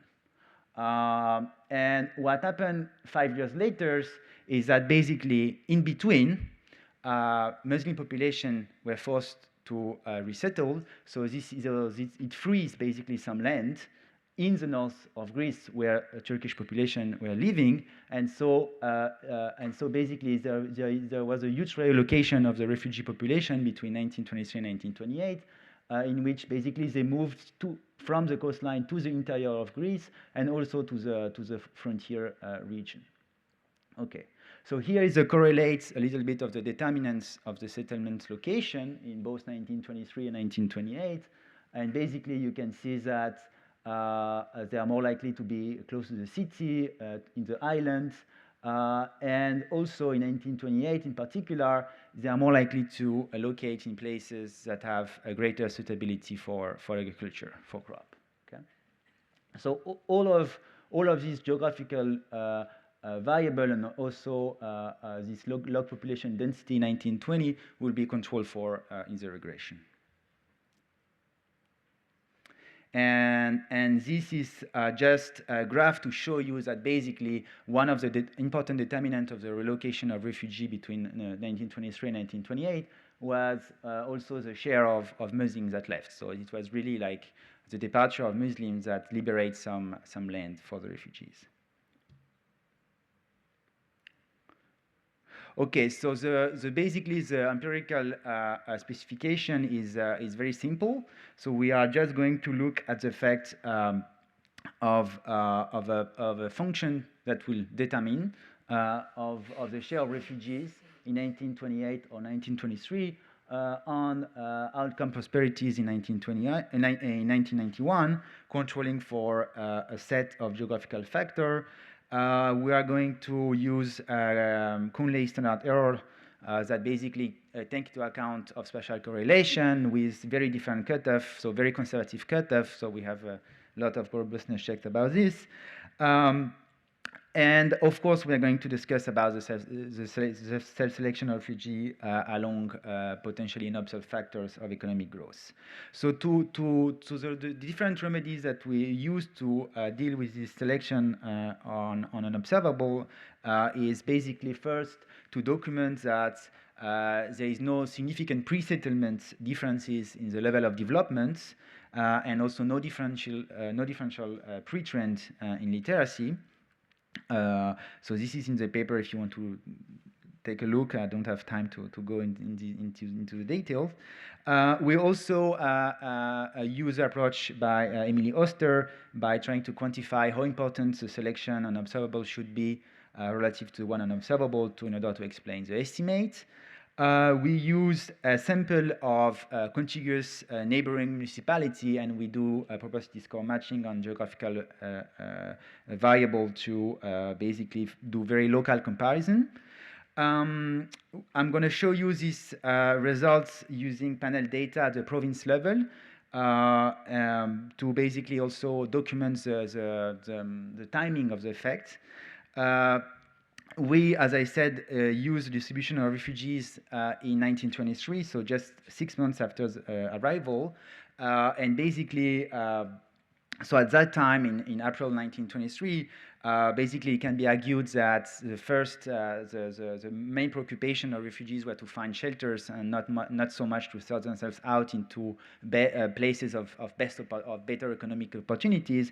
And they also thought at that time that their resettlement were temporary, because the convention of the population exchange was not signed at that time, so they still had the hope to return basically to their homeland. So there is less scope for thinking that, okay, those guys are really like trying to find the place where their skills could be more effectively used or better opportunities, because they really thought that they were going back to Turkey at that time. And finally, we restrict the analysis to northern Greece, where their places of settlement were assigned by the Commission, by the Refugee Settlement Commission.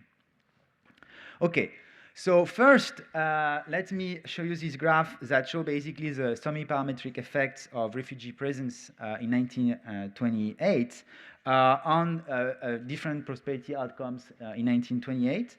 So basically, on the x-axis, you have the share of refugee in 1928 from 0 to 100, and then you have basically a non-parametric estimate of the average of the outcome. And basically, this is an index of dwelling quality, and this is, so you can read. So basically, we find a sort of a ham-shaped relationship where above 50%, there is a decreasing effect of, a marginally decreasing effect of refugees. So if we use a quadratic specification, we find also this ham shape, where basically the share of refugees that maximize the outcomes, the turning point of this ham shape is around 45% for different outcome. And if we look also at the structural transformation, so share of employment in agriculture, share of employment in manufacturing or earnings, we also find similar turning point of the ham shape, around 40%. So if we use the province panel data and we include with province fixed effect, we can also look at the effects in different years relative to the base year of 1920, so the pre-treatment year, basically. And we can find that we all, as soon as 1928, so 5 years after the shock, we still identify some positive effect on the share of the non-primary sector. But we can see very interestingly that in 1951, this effect remains the same, but then it more than doubled in 1971 and even tripled in 1991. Basically, and this corresponds to basically the economic growth and the industrialization really took off in Greece only in the 1960s. So it's basically apparently the effects are really amplified when overall the economic growth is really booming in Greece. And so apparently this is okay, so I'm going to skip this for the sake of time. So as I said, we did several robustness checks that all confirm the results. Then we ask, okay, is there some heterogeneity across regions in terms of refugee characteristic and in terms of their effect? So basically, if you look at the characteristic of refugees in 1928, you can see that basically, on average, overall in Greece, they have a relatively similar occupation and relatively similar literacy rates, but there is a huge heterogeneity depending on where they finally settled. So basically, northern Greece, which basically received about 3/4 of the total number of refugees, refugees are a bit less literate than native. They are a bit less likely to work in non-agricultural occupation. When you look at the central Grecian islands, so the rest of Greece, you can see the opposite. So you can see that basically the refugees are more literate than native. They are 3 times more likely to work in the non-primary sector, and they are 3 times more likely to work in the manufacturing sector. So basically, what happened is that in central Greece, the refugee inflow basically generated a major supply of skilled refugees and more skilled than the native population, whereas the opposite happened in northern Greece. And when we look at the effect of refugees across region, so it's difficult to read because the effects are quadratic, but basically, if you draw it, you can see that the effects of refugees are much lower in northern Greece than in central Greece, which is consistent with the difference in skills, basically.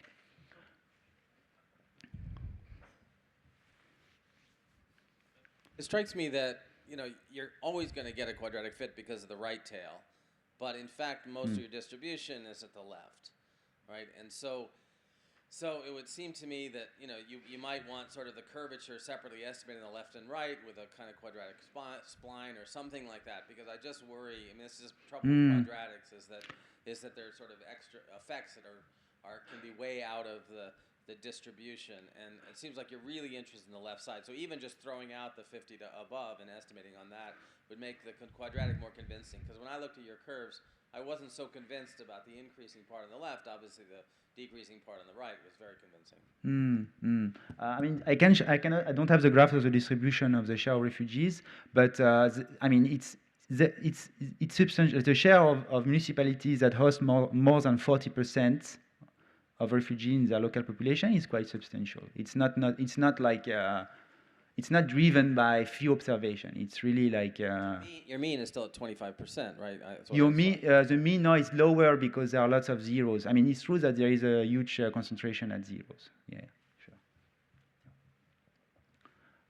sure. Okay, so we were quite puzzled by this effect in northern Greece because, and so we tried to understand basically why we find a positive effect in northern Greece, despite the fact that refugees there are mostly farmers and on average a little bit less educated than native.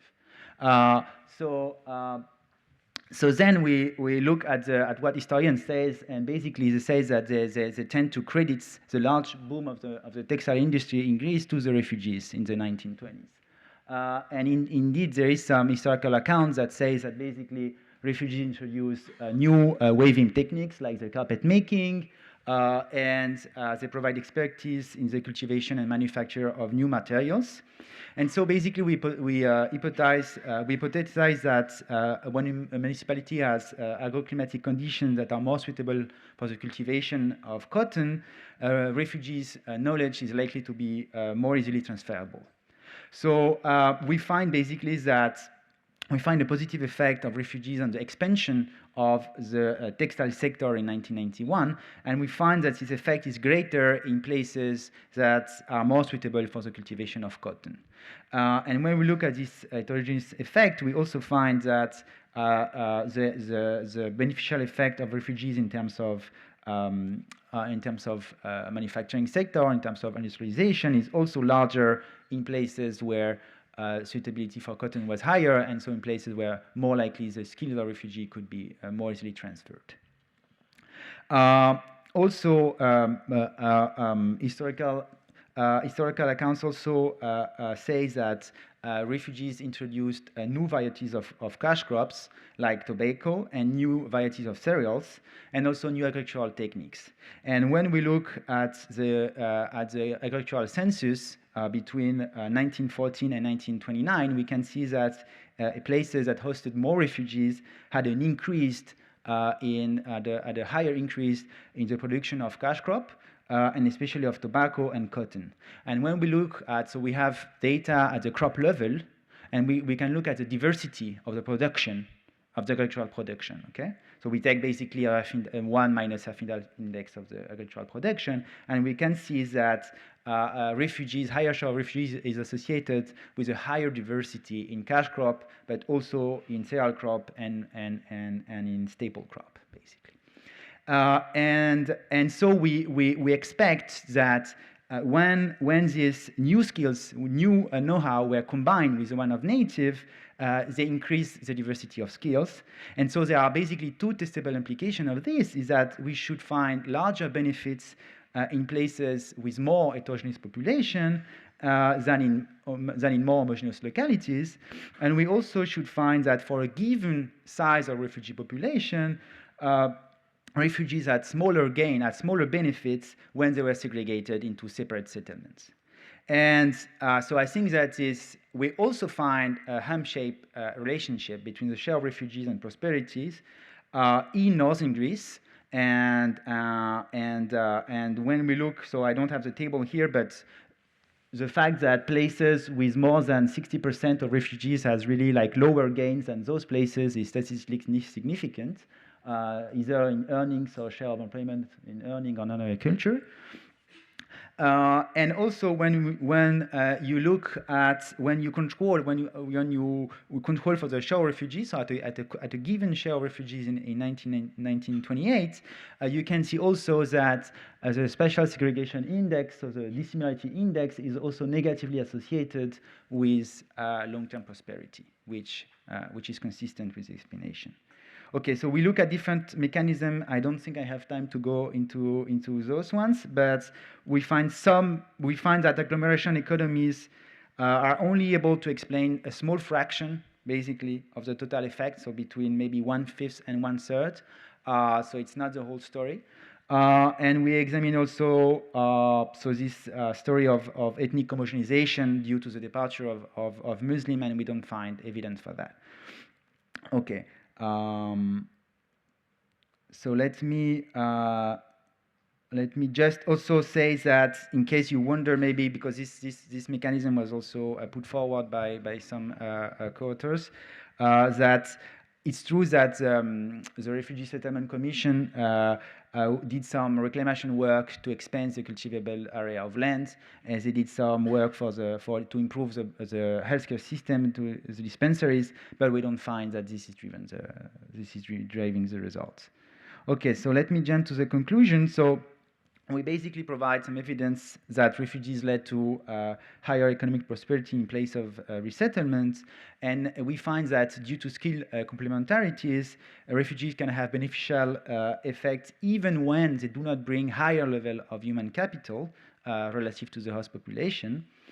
And finally, we uncover important heterogeneities. So we find that the positive effect of refugees are higher in places where refugee skills can be more easily transferred due to favorable agroclimatic condition, and also where refugees and native were mixed and not segregated, and where interaction between the two of them were more likely.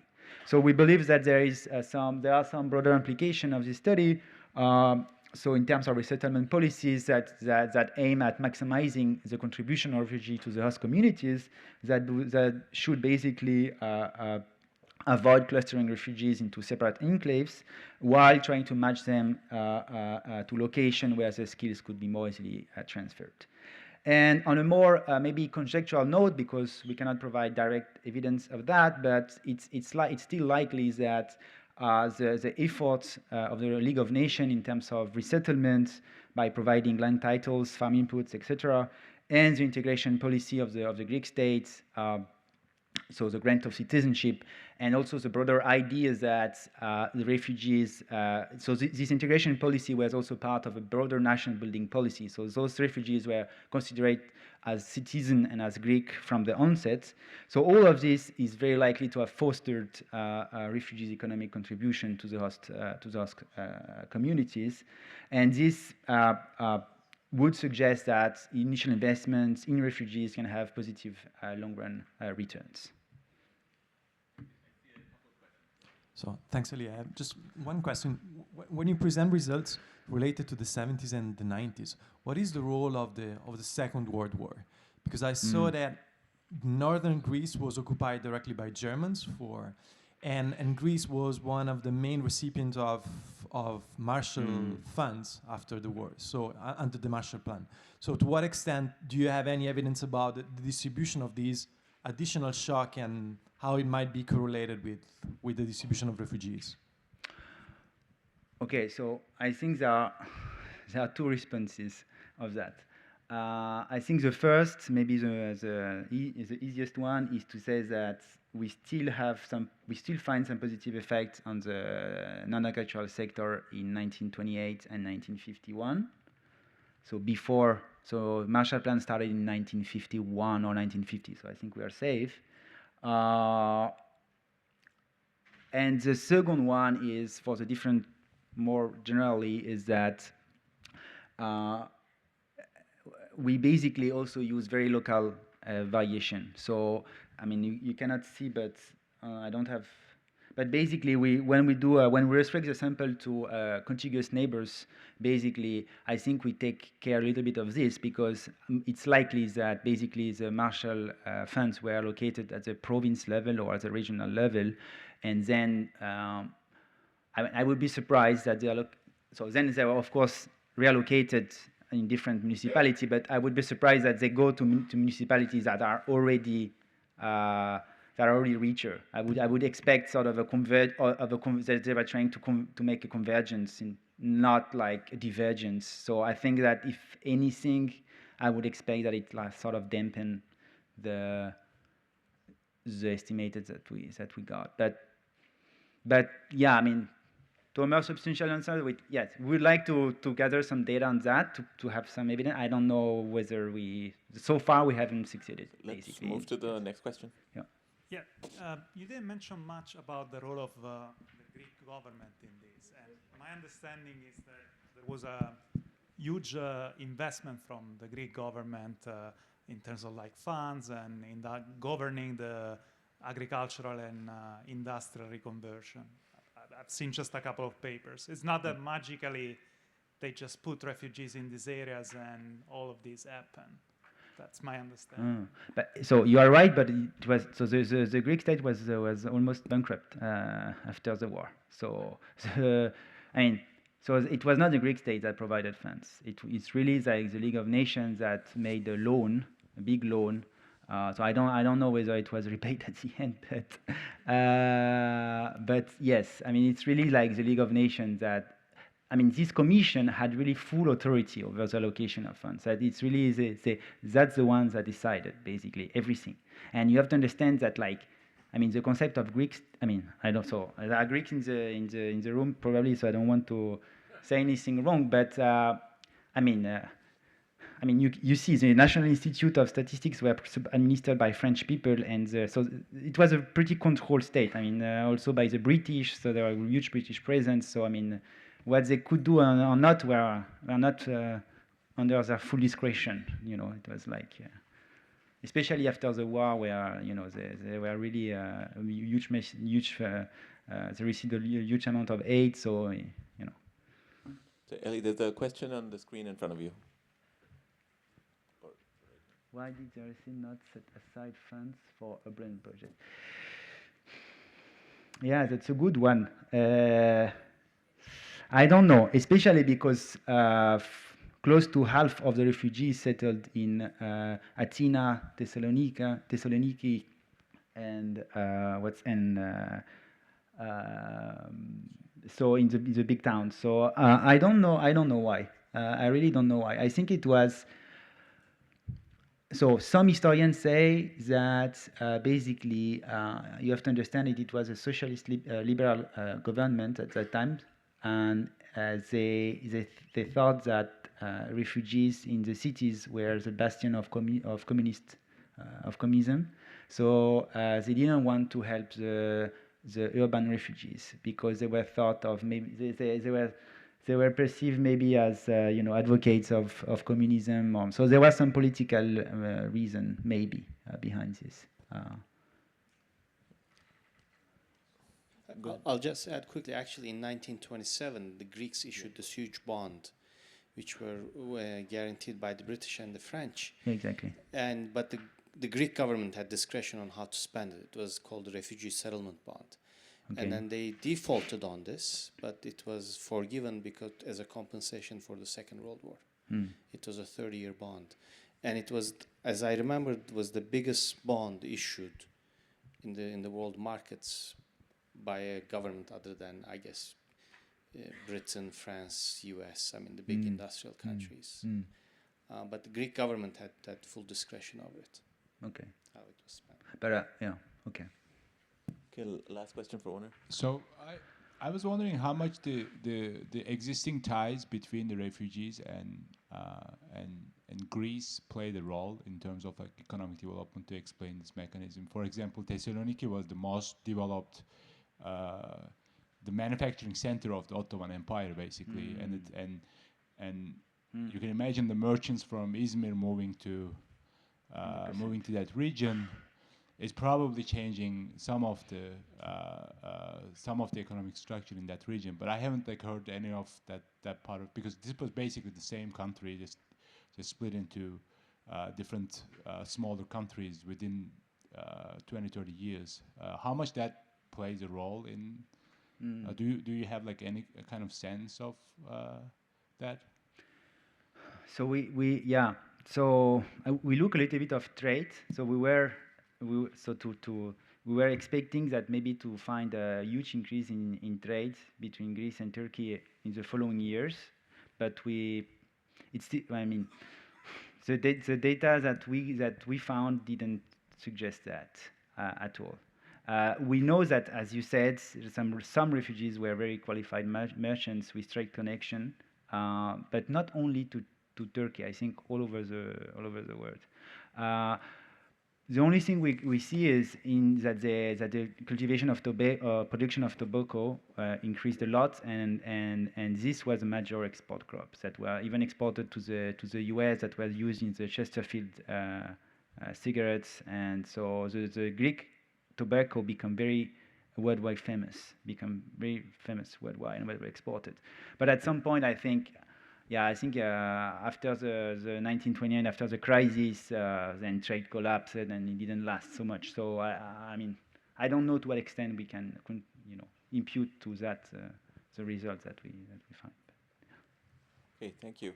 So let me close by just sharing one thought that I had while listening to these excellent presentations, and this is more of a invitation to some of the important decision makers in the room, like Volker, Bjorn, Xavier, Andrew, Rima, Tuan, that while all of the work that international organizations, multilateral donors are doing are extremely important for the humanitarian response we're facing around the world, for sustained solutions, we do need governments and the citizens of the countries that are hosting the refugees to think seriously about evidence and what it teaches us about implications of the host communities.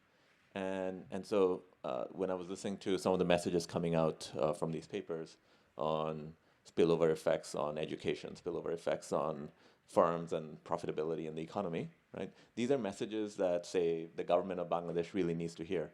So if we have events like this, say in Dhaka, where we're really focused on distilling some of the key messages and presenting it directly to policymakers there, like my invitation is I can create the right audience and setting for you, as long as you bring the researchers who can tell us about what we're learning from around the world.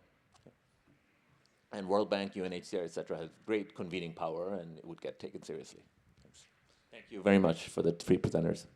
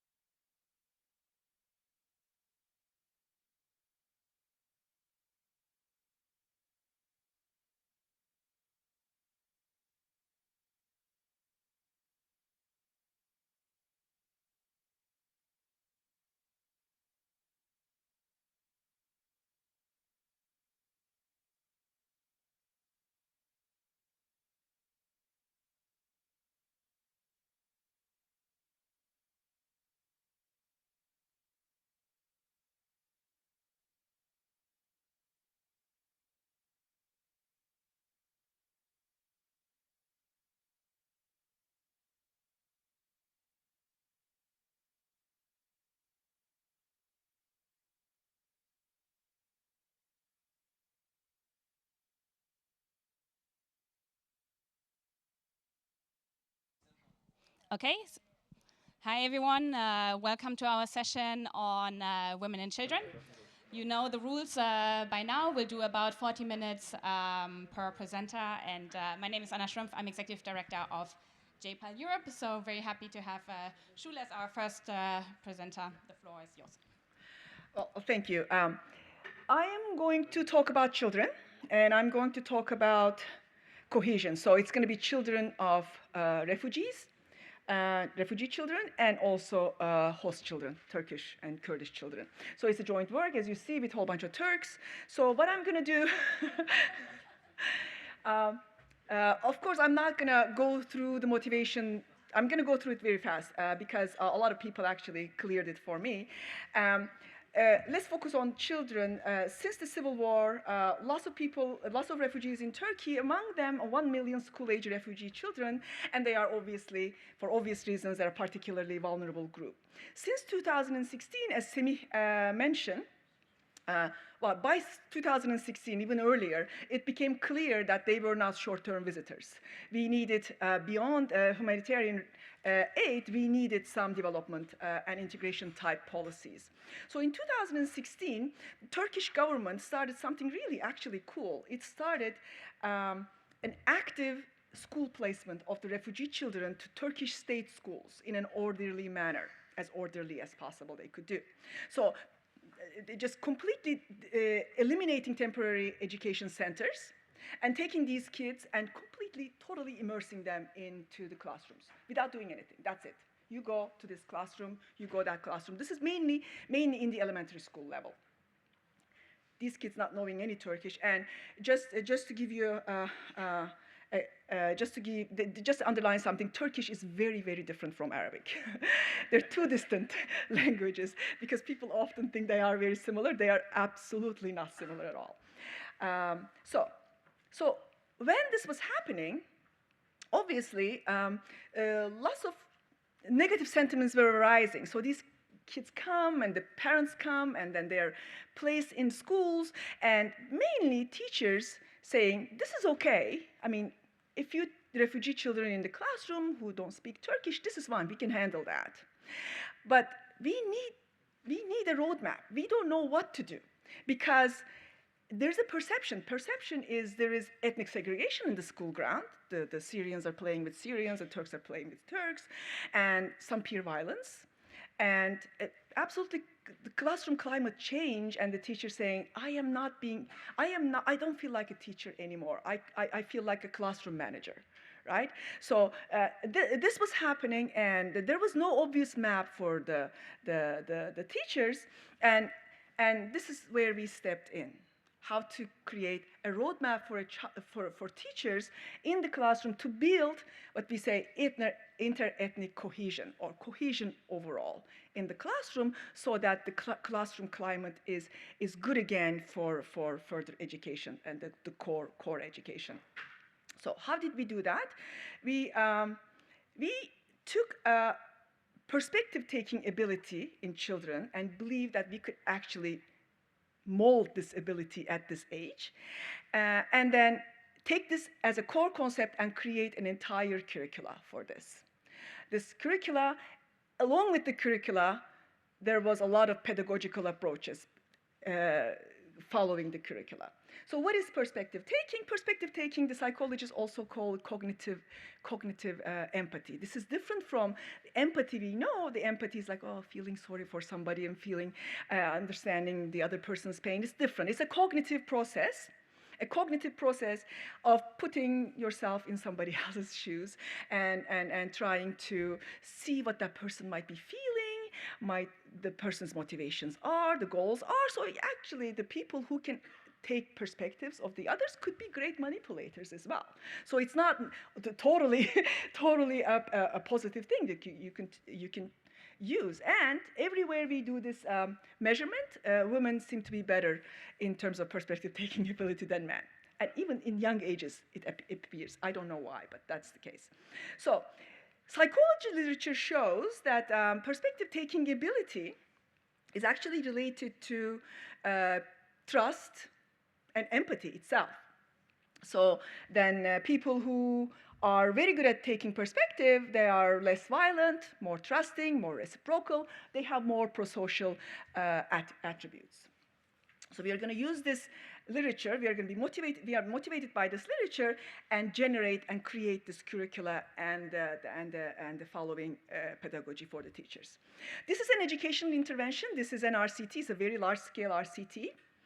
And the concept is developed by us. The concept is like a very abstract concept. And the design was done by a prominent university in Turkey.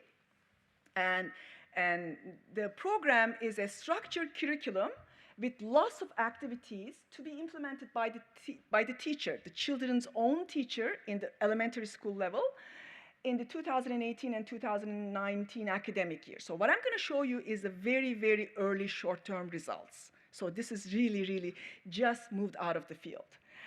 The curriculum is a structured curriculum. I'm going to show you some snapshots. It also involves numerous activities to improve students' ability to analyze social situations, try to understand what the other person might be feeling, and act accordingly. So this involves also very slow deliberation of any social situation. So the intervention, I want to underline, the intervention is a cohesion intervention. So it involves both refugee and host children, and it makes no reference to ethnicity whatsoever. And that was very, very strongly deliberate. So no identifying of ethnicity and our differences. So the whole thing is we are pretty much the same. Same meaning like we could be different in how we look, but we feel the same. We feel the same pain. We feel the same happiness. And, you know, we can be holding hands and be happy. The kids will do it. Adults fail to do it. But the kids, you'll see, they do it pretty well, actually. So the curriculum curriculum is also called, is a project name, We Understand Each Other, Understanding Each Other curriculum. And it was designed on a weekly basis. Turkish Ministry of Education, this has nothing to do with the refugee situation, but it has always been the case that they allow every elementary school teacher to engage in a very socially useful extracurricular projects for 5 lecture hours per week. So 1 lecture hour per day, the teacher has this discretion to get into some good projects. This could be, usually it's health, dental, hygiene, this, and loving animals, all that stuff. And then this is how we got in. So this is how it's going to be for us. So this is important because we are not replacing or crowding out any core teaching, right? So lots of things. Again, no reference to ethnicity generally, and like even animals, like understanding the perspective of an animal, understanding the perspective of another person, and then trying to understand what wasn't said, right? By just looking at, like, are you bored, for example, right now? That sort of thing, right? So the teacher just works on this continuously. So, for example, an activity. This is a classroom activity. You see there's a cat, and the kid is having fun, but the cat is not. So the kids work on these type of activities and try to understand in the thinking balloons. The thinking balloons were like core for this whole curriculum. Thinking balloons are important because the thinking balloons tell you what the person might be thinking without saying. Yeah. In the other case, it's a social exclusion case. Yeah, a girl is socially excluded, and what she might be feeling about this. So throughout the curriculum, the characters, you see there are lots of girls and boys characters. We shuffle them continuously because right now she's socially excluded. In another activity, she socially excludes somebody. So this is exactly what happens in the elementary school anyways. So one day I perpetrate a violence, the other day I'm a victim of a violence. This is how it is in the elementary school scene. It changes in the middle school, by the way. In middle school and high school, there are clear perpetrators and the victims, they appear. So as a wonderful understanding of what the perspective taking is by a child here, I don't know, it's host and refugee, I have no idea. But you know, this whole daisy thing is a universal. I didn't know it was a universal thing. I present this and then it's like trying to understand the perspective of a daisy. You know, you pull my hair. This is how it feels when I pull your hair, kind of thing. This is exactly what we are trying to instill in children. And then this kid really took it really, really well. I mean, the minister of education just loved this, and it goes viral on the and it's crazy now. This kid really understood what we meant. And also, there's lots of good, fun activities. And not only we didn't crowd out the core teaching, we actually complement the national curricula in the readings, in all sorts of reading activities and answering the questions, reading material. So one of the things that they did was this generate this emotion jar. It's like the kids work together and come up with different emotions. At the beginning, it was very simple: happy, angry, sad. And then later on, throughout the academic year, it became really sophisticated. You know, she's jealous, but she can't show it. That kind of like very thinking really deeply about my skirt, that sort of thing. And they become really, really sophisticated all throughout. And this is what we want. And also there is this we are all together, we are here, we belong to this classroom. And the classroom is, you know, empathy classroom. So here is the theory of change that we are contemplating. So the treatment is, the core concept is the cognitive empathy. This is our conjecture mechanism, of course. We believe that through affecting perspective-taking ability, we will impact whole sorts of cohesion indicators. Because cohesion, when you say cohesion, there's no universal definition of cohesion, but there are clear indicators of a cohesive environment. And these are listed here. Not an exhaustive list, but we are going to go through all of them. What are they? Of course, cooperative tendencies, trust, reciprocity, toward the classmate or the schoolmate or a foreigner or a stranger. Altruism is one, you know, wanting to donate. Tolerance, not just ethnic, but the socioeconomic tolerance, the tolerance of differences, okay? And obviously violence.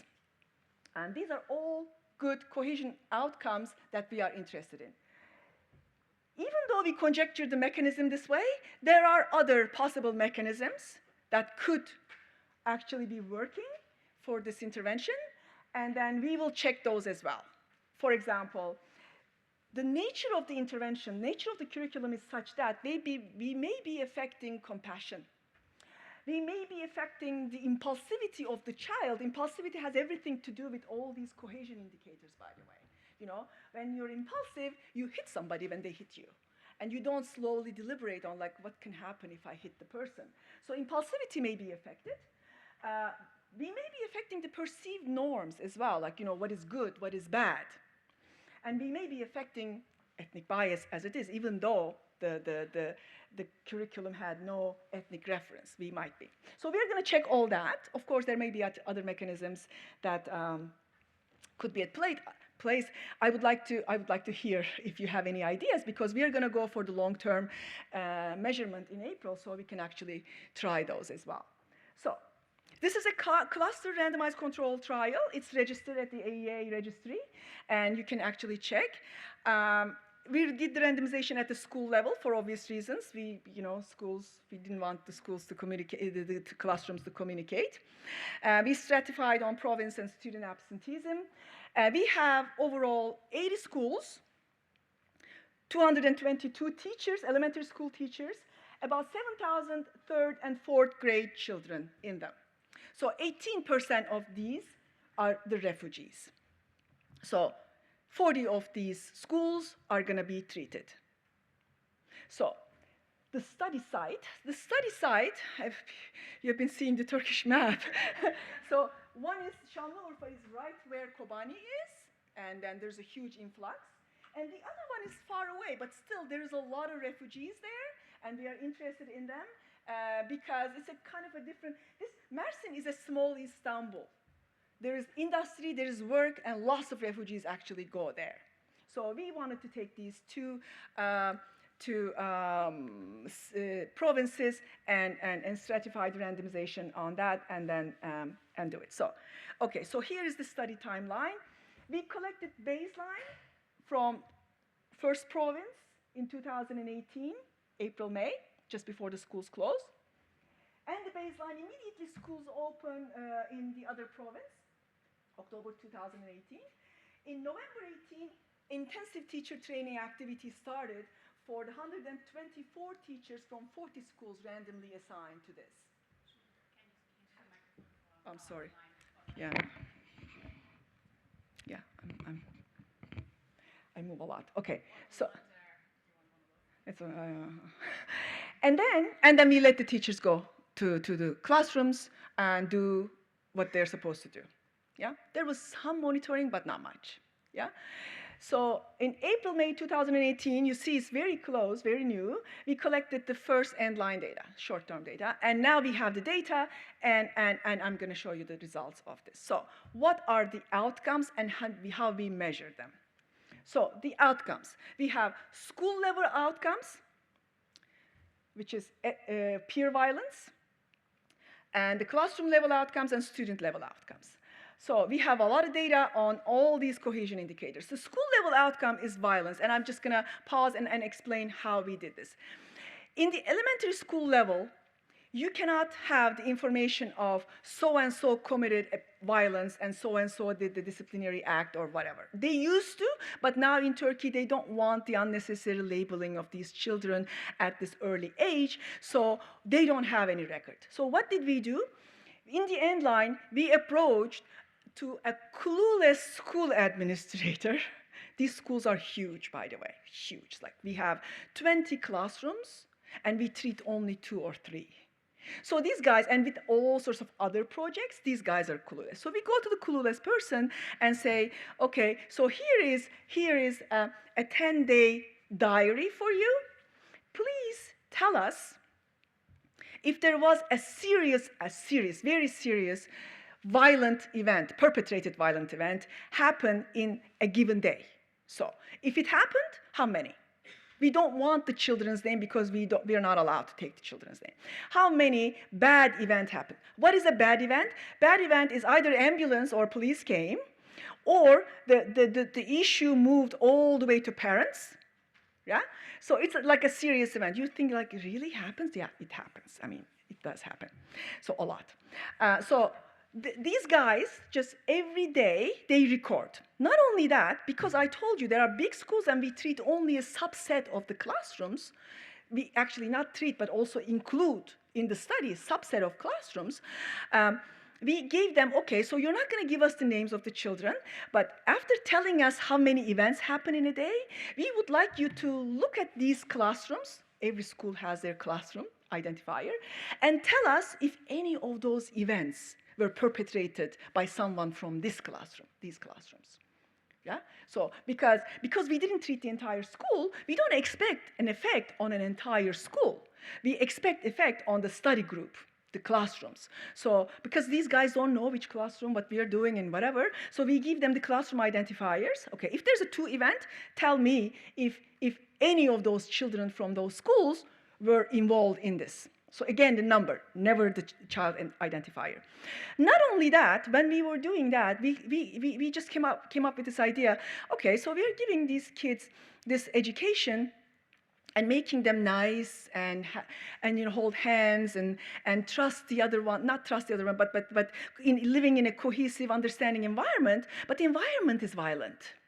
So the idea is, did we actually in a kind of inadvertently made them victim to violence? So to measure that, again, this clueless administrator were also asked that, is there any victim from these classrooms to these events that you're listing?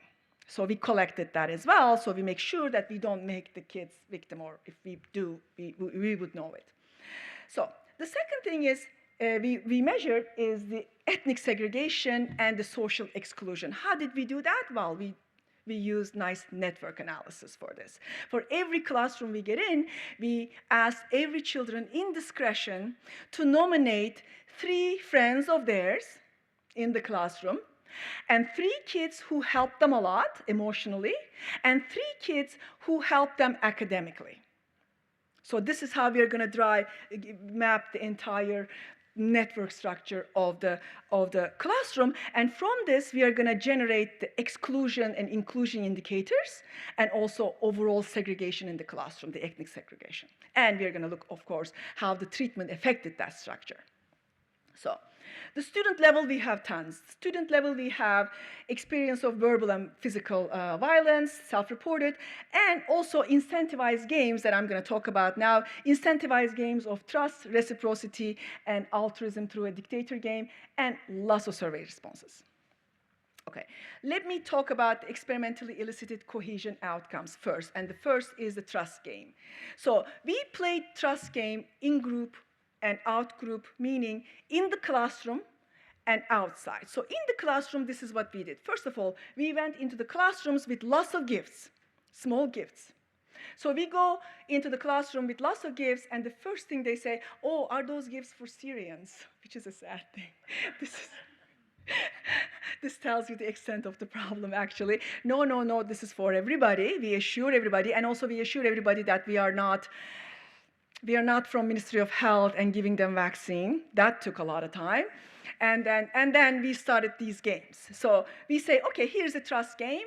Of course, we didn't tell them the trust game, so we just explained to them really nicely, here is the thing. You could be a sender and you could be a receiver in this game. And we put you together with your classmate, but you don't know which classmate. It's in the classroom. It's in the classroom, but you don't know who your pair is. So what are you going to do? If you're a sender, we give you 4 tokens of great gifts you can exchange, but you can actually send some of those tokens to your classmate that you don't know who. Okay? So what happens when you send? Well, typical trust game, what we take what is sent and multiply it with 3 and give it to the receiver. And then the receiver thinks about, I got this, 3 gifts all of a sudden. I already have 4. I have now 3 if this person sent 1. If this person sent 2, I have 6 more. And if the person sends, you can see the idea, right? So then the receiver has to think about how much to send back. So our measure of trust is how many tokens you send to the anonymous receiver. And our measure of reciprocity is how many you sent back to the sender. Yeah? So 2 measures we drive here. Of course, you see, if you send nothing, everybody ends up with 4-4. If you send everything in a perfectly Scandinavian environment, you send 4, it becomes 12. This kid has 16, sends back 8, everybody just happy, yeah? A perfect, beautiful equilibrium of high taxes, and everybody's happy about that. But that's not going to happen. But there is some trust and reciprocity. We play the same game within subject, but this time we told the kids that your anonymous pair is not in the classroom. It's in some other school in your district somewhere.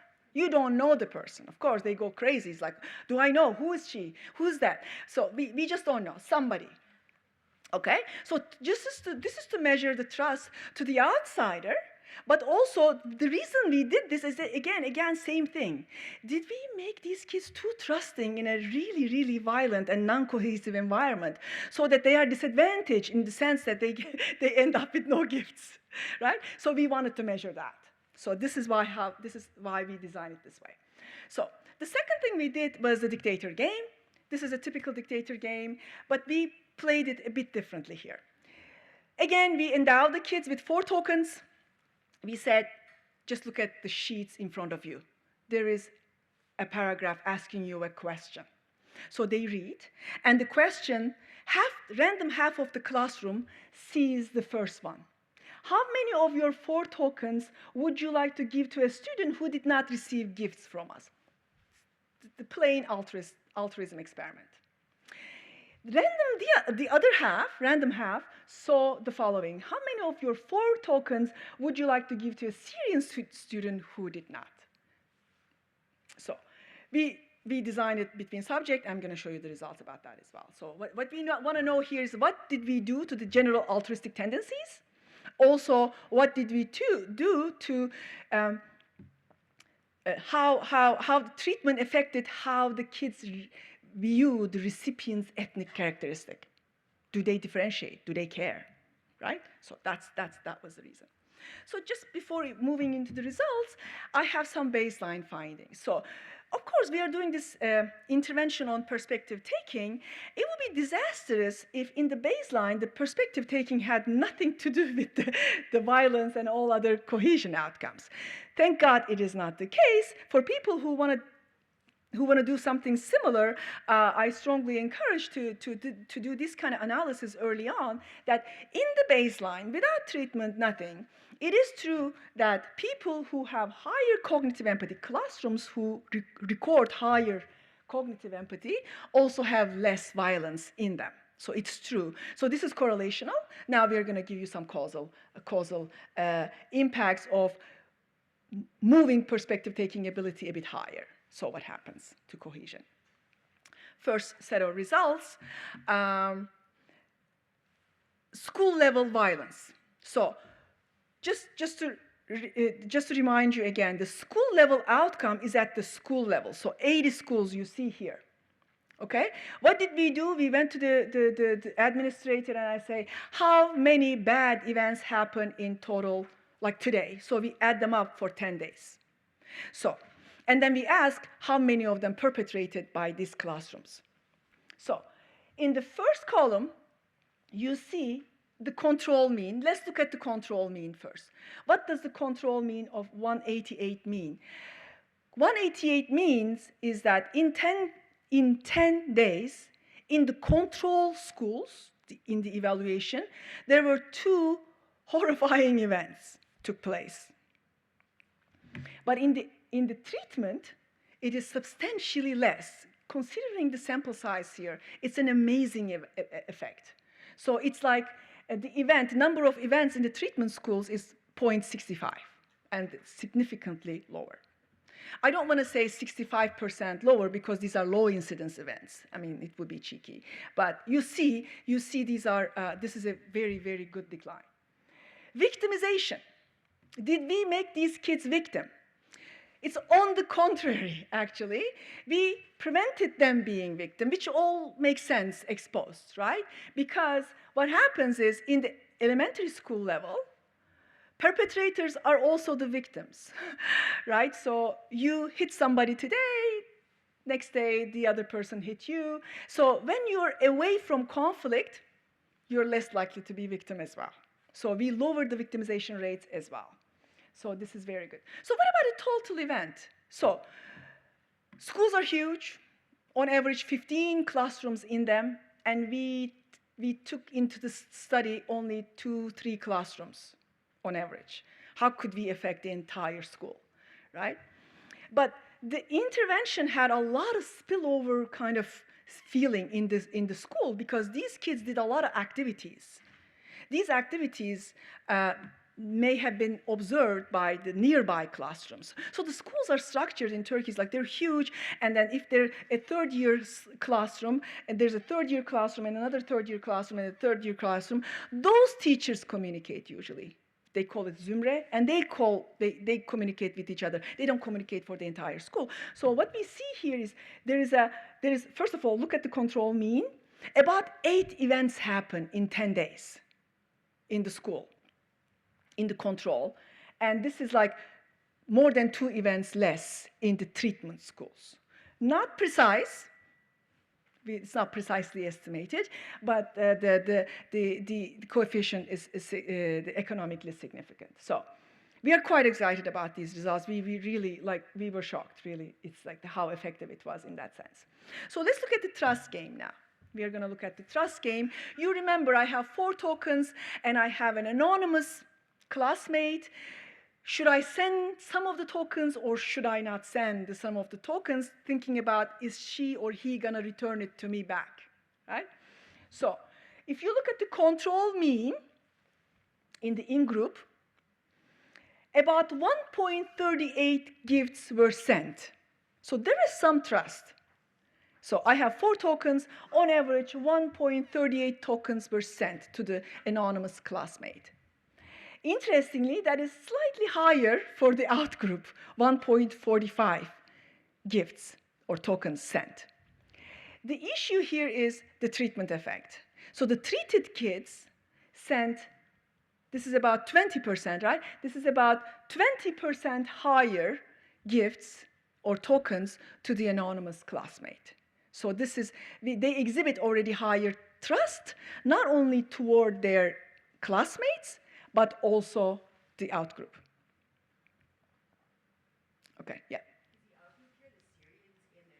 No. Okay, so this is the company. So the outgroup is some kid in another school. So the reason we did this is, I'm not going to show it here, but in the paper, we calculate we do some optimality calculations for the unintended effects. So did these kids get disadvantaged by trusting too much? What is trusting too much? You send too much, you don't get any, because nobody sends you back, and you're disadvantaged in terms of the payoff perspective. This is how I measure it, yeah, payoff perspective. I mean, there is utility perspectives and everything I'm not taking into account, but in terms of payoff, did I disadvantage you by making you too trusting? So that's how that's why it was designed that way, and there is some of that in the paper we showed. There's some of that, but yeah. So there's an increased trust. What about reciprocity? And there's huge reciprocity too, right? So how did we do this? Remember, I'm a receiver, somebody sends me a token, it becomes 3 tokens. Somebody sends me 2 tokens, it becomes 6 tokens, right? So the idea here is how much, like, what fraction of that I sent back to the guy who sent me made me this nice gesture. So control means are the fractions sent by the control. So overall, you see about 40% of everything that came to the receiver was sent back, which is a high reciprocity in the control level anyways. But the thing is, consistently in the treatment, it is about 5 to 6 percentage point higher reciprocity, we find. And true for in-group, true for the anonymous kid in the other school, right? So good effect on violence, good effect on, a positive effect on trust, and positive effect on reciprocity. And you see here the reciprocity results, we actually segregate. So if I get 1 token, it becomes 3. How much have I sent as a treatment? Like 5% of it, 5 percentage point I sent. And the 6 and 9, it's just amazing how consistent these kids in terms of what fraction they sent back. They're very, very consistent. So what about the altruism, donation? You remember, this one we did between subject design. So half the classroom was asked to make donations to somebody outside who didn't get any gifts because we didn't visit their school. And half the classroom saw that they were asked to give some of their tokens to the Syrian children that they don't know outside. So this is like anonymous recipient in a dictator game. So what we see here, the treatment effect you see is a treatment effect on overall altruism. Yes? The Syrian kids also saw the same question, right? Yes, everybody. Everybody.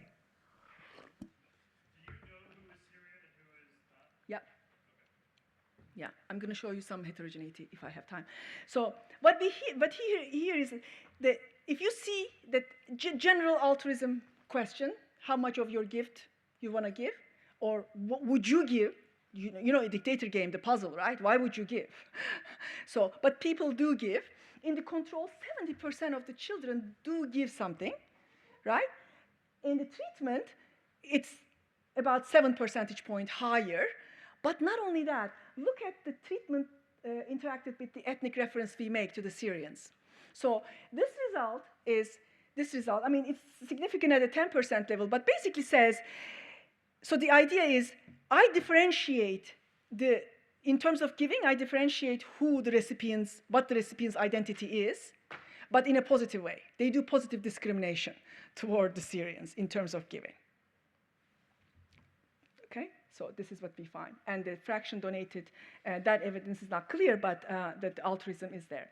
Okay, so I just want to show a little bit of the network structure. Okay, so the friendship network.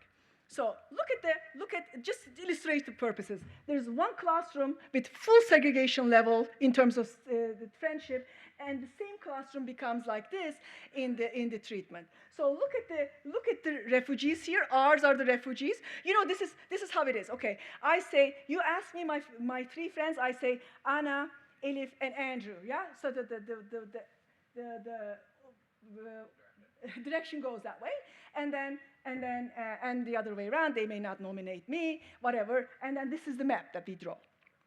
So you see the refugees are all together, and then the refugees just actually go in after. This is just an illustration. So what did we do with this? We want to know the probability of making, among other things, in the paper we have more measures, but the probability of making a tie with a host. Okay? Friendship tie, or emotional tie, or academic tie. So obviously, probability of making a tie with a host for a host child is not affected. I mean, these kids know each other for a long time. They're not making new friends. Yeah, they have friends. But if you look at the refugees, okay, in the control, only 56% of the refugees nominate a host friend. But in the treatment, this is 9 percentage points higher. So they form new ties with the host friends. In terms of emotional support and academic support, we affected even the host children. We affected also the host children. Host children form new ties, the emotional support ties and academic support ties. So this being a cohesion intervention, so they actually made them close to each other as well as the refugee friends. Shockingly, we actually affected the verbal and Turkish ability of the refugees. So we do in the baseline and in the end line, we do a Turkish and math test.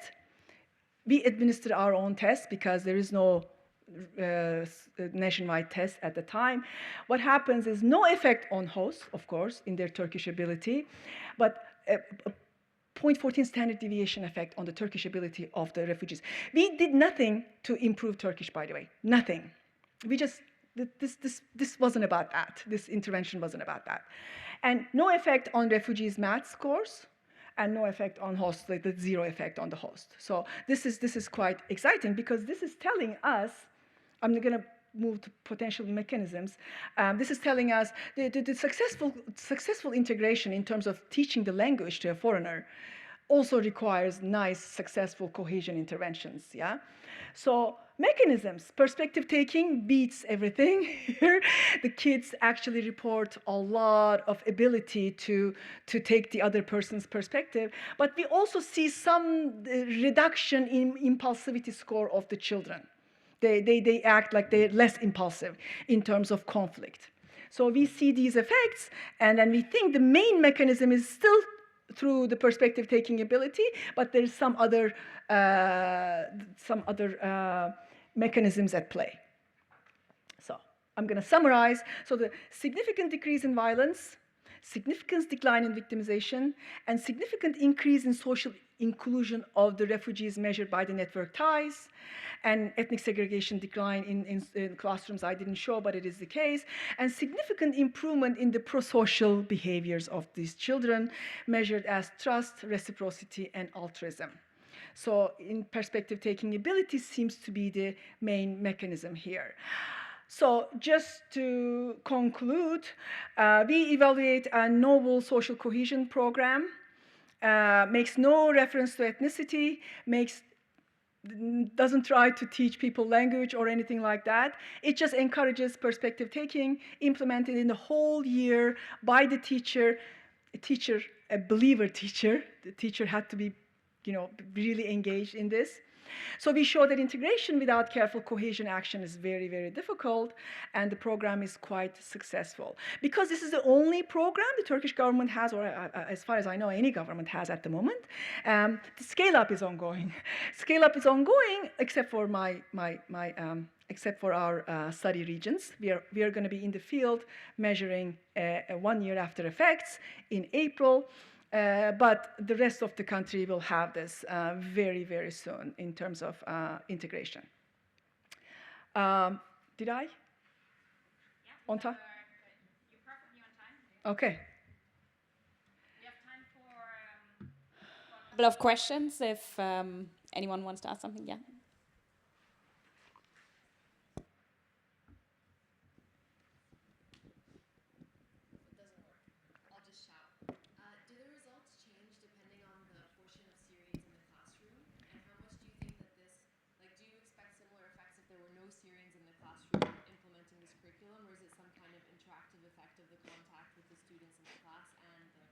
So we have we have a wide range of shares, and they are balanced, of course, across control and treatment. We made sure that they are balanced, and all the results that you see control for the share of refugees in the classroom, except for the network results because they already embed in them like who can be tied with who, right? So the answer is it's not relevant in this context. We have some zeros. You know why they're zero? There are registered refugees in them because we chose the schools accordingly, but the kids don't show up. So the results are not related to share of refugees. We do heterogeneous effect analysis. It has nothing to do with the share of refugees. No. Just a comment and something related to the previous question. We also did we talked this before. We also did an randomized experiment. We assigned refugees randomly to classrooms in a summer camp environment. So since it was like an informal education environment, it became, we didn't have a hard time to convince the ministry. We just randomly assigned refugee shares across classrooms, but this was 5-year-old kids. And of course, we did not give any curriculum intervention. So the results are complementary in the sense that we did not find any improvement in Turkish scores. We find a worsening in sharing incentives between the beginning and the end of the program. We also did not find any improvement in friendship networks. This is in the sense that as refugee share goes up, sharing incentives, especially among Turkish kids, goes down. In the absence of any curriculum intervention. So in that sense, our results are complementary to yours. So it really supports the need for developing a curriculum intervention in this sense. Yeah. So in the baseline, we have a lot of baseline results. But in the baseline, the Syrian refugees are like socially disadvantaged in every way possible. They're segregated, they're excluded, they're alone, all those stuff. Yeah, in the baseline we have all that, and it has some relationship with the share, of course. But then when we randomly assign and put an intervention on, and we see no heterogeneity across like you have 5 refugees in the classroom or 10 refugees in the classroom. For this is also a nice success of this kind of like no ethnicity, just let's hold hands kind of thing that it works with the kids. Yeah, I think. Yeah. Jeff, yeah. Yeah. So I'm super interested in the heterogeneity of the effects. And so if you have slides on that, I'd love to see it. In particular, I'm just really curious. So usually when we talk about these discussions, we're framing it in terms of what are the thoughts of the refugees in terms of xenophobia, or the thoughts of the hosts in terms of xenophobia vis-a-vis the refugees. I'm curious, is there a reverse effect? And we might find that less with children, but one effect of being ostracized by a group for so long is you begin to develop some negative feelings towards the group who is ostracizing you. Yeah. So I wonder, what do we see from baseline to end line in terms of the movement when the Syrian is the initiator or the player one or the dictator, and they're playing with an unknown Turk? Right. So, we have 18% of them, the refugees, but we can look at there's some heterogeneity across refugees and the host, but in terms of ethnic bias, maybe you're referring to, we see some effects of declining ethnic bias on the survey results. It's one of the mechanisms that we are citing. But in terms of what happens to Syrians thinking and the host thinking, we have ton of data we haven't looked at yet. So we have all that data actually. So we will look at that. Yeah, it'd be terrific to see the difference in the ethnic bias trends across right. One difference I remember, not the ethnic bias, but the outgroup trust. The Syrian children do not show outgroup trust. So they trust the classrooms because they feel cozy now in their new classroom. But then we ask them, what about the other kid that are outside? No. So we have that still. So there's this in-group cohesion, but not. Whereas host children just opened up to the out-group as well. Yeah. Okay, last question from Salma. Sorry, just a quick follow-up. This is amazing. Along these same lines, is assignment to classrooms itself random, conditional on being in a given school? In that sense, then just your baseline data is already experimental. Like you can look at classrooms that have high share of Syrians versus low, and then look at like how the dosage of contact relates to all these other outcomes. They say random, but I don't believe it. Yeah, I mean, so here's how they are supposed to be random. They're supposed to be random. The kids come and they're supposed to be all across. But what happens in the end? Some teachers don't want the disturbance, and what we see is the young teacher who's not experienced seem to get most. Right? So some of them are really complying, but some schools don't. We have some analysis we are going to do with the compliant schools, but they're mandated to distribute them randomly. But yeah. Okay, I'm going to allow one last question from Sarah because she promises she will speak fast. I'll take my own presentation time to ask you questions. So I'm curious, two things. So I think you had self-reported violence as well. So I'm curious whether that aligns with this. No effect. Yeah, okay. Interesting. So then the second is sort of thinking of the longer term impacts. To what extent do these classrooms stay classrooms moving through the grades, or will they sort of differentially integrate with different kids moving forward? So in the Turkish system, they start the grade 1 up till grade 4. They're supposed to be in the same classroom. They're supposed to be with the same teacher actually, but that is disturbed by all sorts of things. But they stay in the same classroom, almost always. You see very rarely one classroom actually just distributed across. So they stay together, but after 4, they go to the middle school. So some of our kids in the long term, in April, some of our kids are going to be still in the primary school at the 4th grade. Some of our kids, we are going to go collect them from the nearby middle schools. Yeah, so in the 5th grade, they become the middle school. They will be interesting because they are going to be in completely different environment, and all the things will be changed. But these kids, the other ones, hopefully good effects. Yeah. Okay, thank you very much, Sule. I think we have more to discuss over lunch, and yeah, thank you. So now we are hearing from Sarah.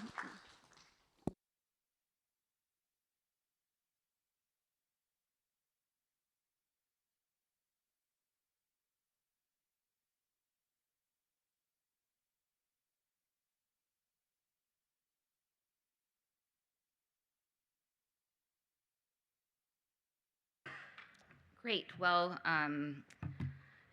thank you so much for the opportunity to present this very preliminary work.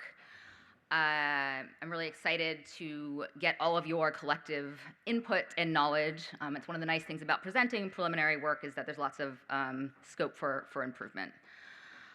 I do have to admit that I have some anxiety about this presentation. It's very much outside my comfort area. So I usually run randomized controlled trials and have nice stories of causality. This is really going to be all about associations. I'm not going to try to make a causal story. Historically, I've always worked in sub-Saharan Africa, and so this is kind of my first time foraying into Middle East, South Asia, refugees. Drawings, I've never looked at drawings before, and so trying to learn that literature. And then we're going to try to bring in some machine learning as well, which I've also never done before. So all of that is to say I'm learning lots of new things, but I'm sure many of you are bigger experts in some of this stuff, so I really look forward to your input.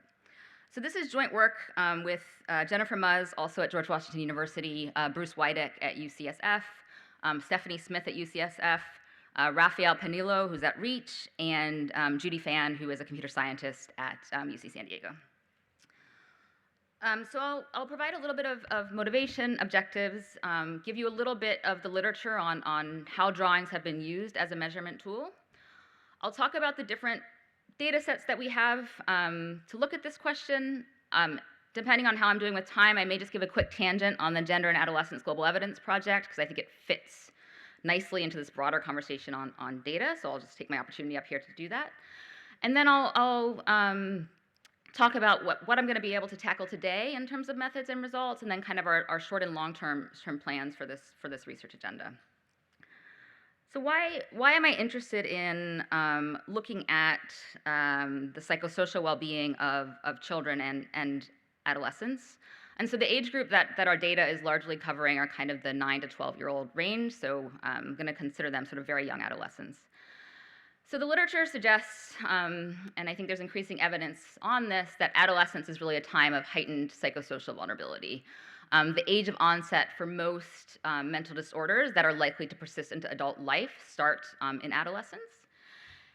And globally, neuropsychiatric disorders are the leading cause of years lost to disability among 10 to 24-year-olds, accounting for 45% of the years lost to disability. So it's a huge problem among adolescents. So hopefully many of you think this is important because you care about mental health in and of itself. But as someone who constantly gets questioned by economists of whether there's any economics in my research, it's important to also make the point that mental health is also matters for longer-term human capital accumulation. And again, there's increasing evidence in this space that poor mental health is associated with increased risky decision-making, future mental health and physical problems, lower educational attainment, low self-esteem and self-efficacy, which is correlated with schooling decisions and wages. And so, yes, mental health matters in and of itself, but it also matters because it influences these other outcomes. So when we look specifically at refugees, one can easily imagine from all the conversations we've had over the last couple days that they may face further challenges due to the stress of being forcibly displaced, the exposure to trauma in their home country, as well as the actually ongoing challenges they face in the host country. So I hadn't quite realized the kind of dire straits of statistics in this space, and so was, well, pleased is not the right word, but happy to know that it wasn't just I was doing a bad lit review. The statistics are all over the place in terms of whether the mental health of refugees is actually worse than host populations. And so some data suggests it's much worse, other data suggests it's better. Obviously, it's going to depend on all sorts of factors, but I would say kind of generally one would expect that the mental health issues would be higher among refugee populations, particularly near to the time of moving to the country. There's a nice review by Faisal and Betancourt that suggests two key factors for shaping the mental health of young people and their resilience. And so one is their exposure to past and ongoing traumatic events. How much were they directly exposed either in their home country or in their host country? And then this sort of complexity of navigating the post-migration environment. And I'm going to focus today on sort of the negative side, so the impact of trauma on mental health. But I think we can also think about this in the intervention space in terms of how these different interventions may actually increase resilience, increase trust, et cetera. And so we can use these drawings on kind of both the negative and positive side of things. When you look at the research on displacement and mental health, it's largely focused on adults, and so hopefully this is also providing a bit more evidence on what's happening with adolescents.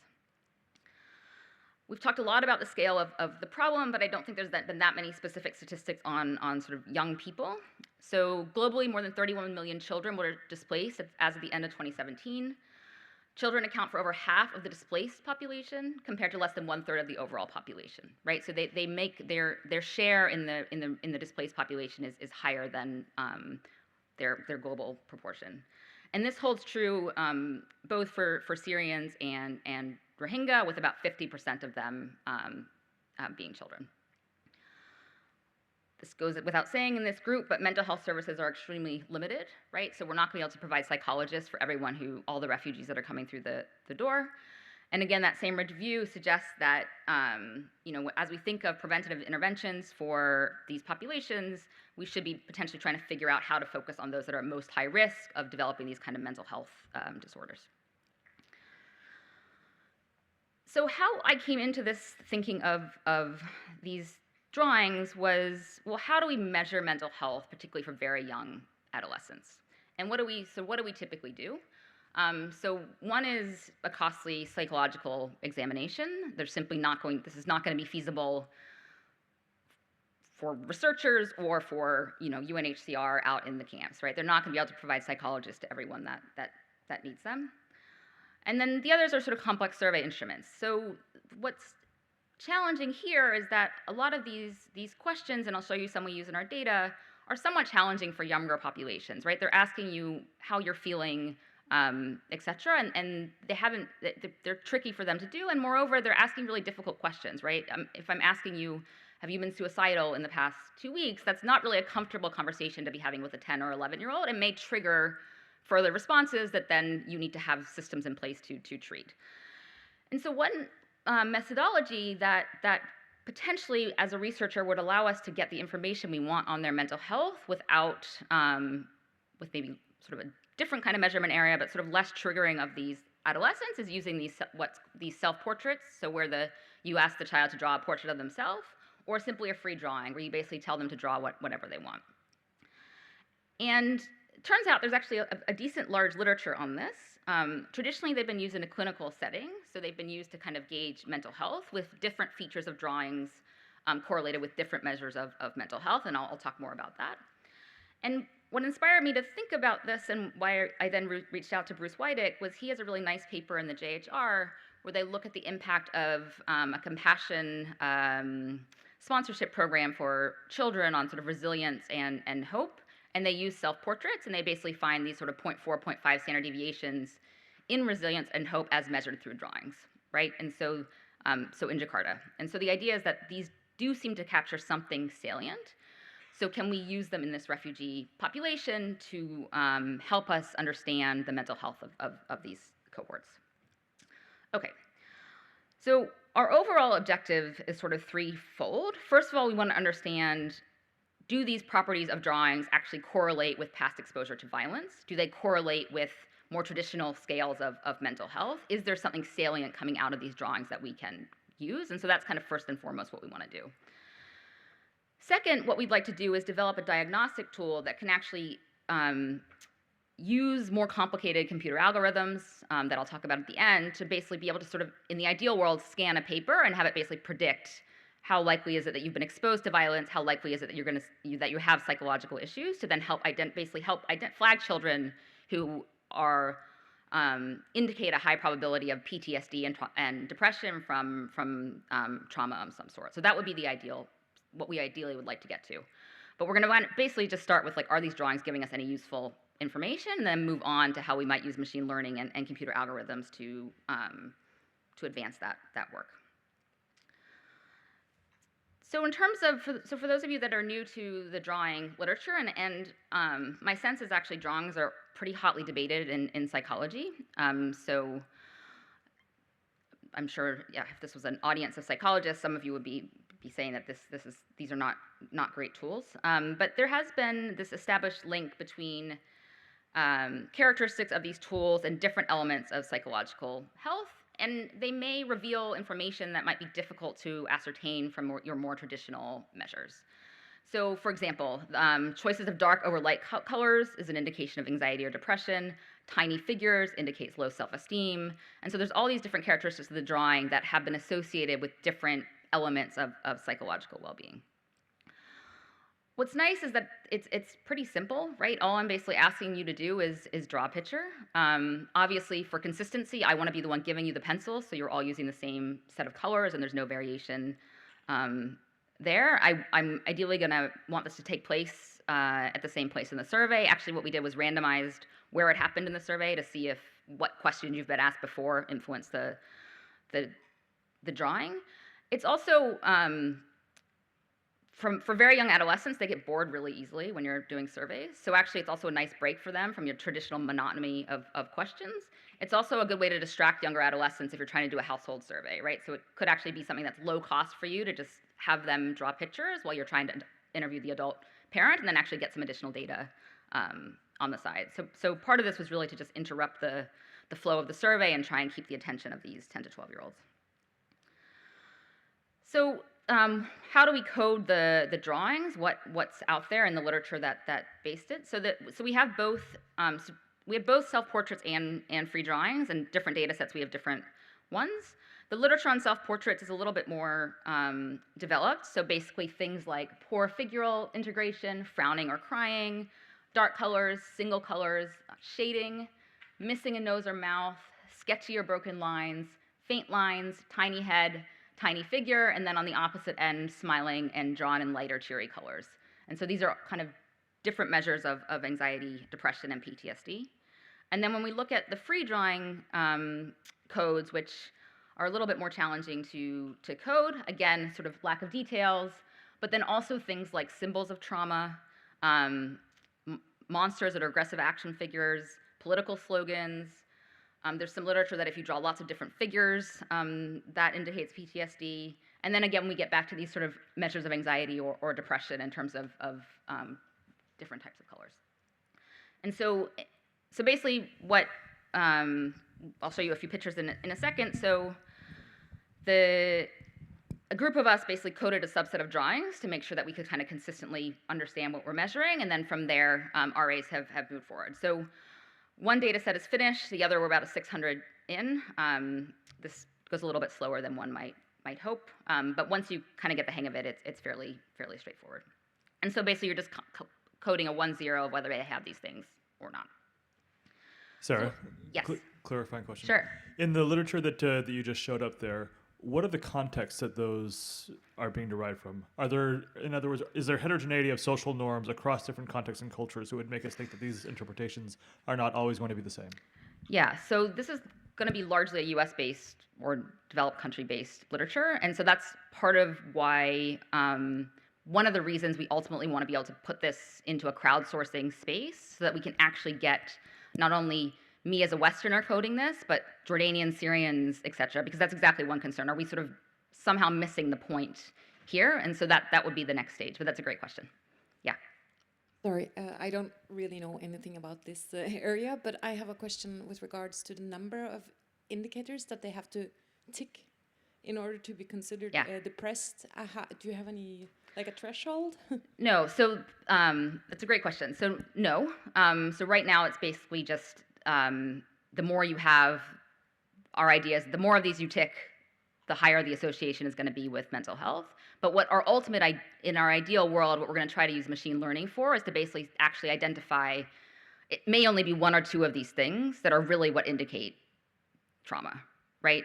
And so, for example, it may be once we actually look at our data, it may be the case that actually all I really need to see is that aggressive action figure, and that's really the key indication that you've been exposed to trauma and suffer from mental health disorders. But there isn't any, there's no rule of thumb here that, it's not like a validated index in the sense that so when I show you the mental health index, I'll tell you that if it's greater than or equal to 3, that's a measure of psychological distress. Here, my assumption is that the more of these that are in the drawing, the higher the association is with psychological distress.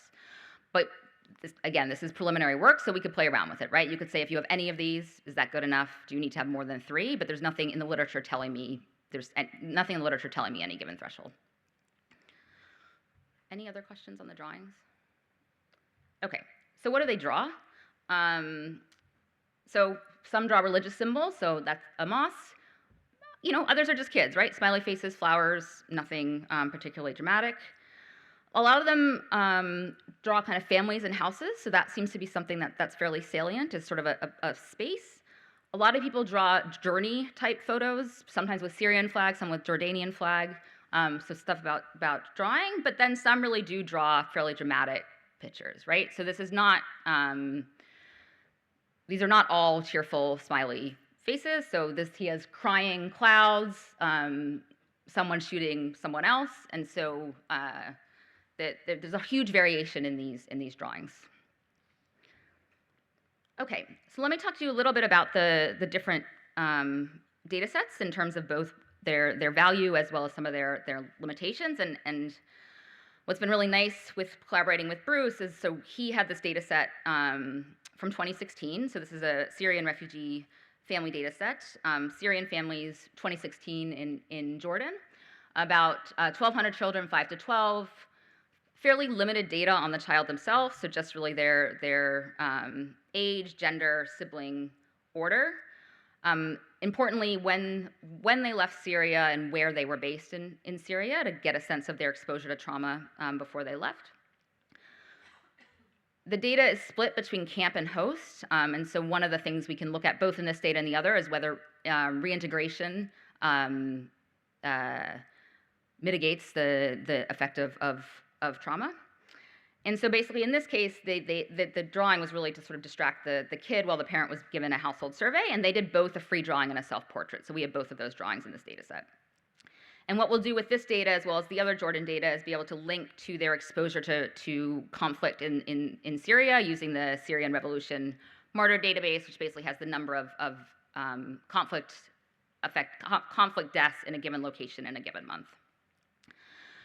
So the big limitation of this data set, and one of the reasons that when I reached out to Bruce about drawings, he was interested in collaborating, is they actually don't have any mental health data.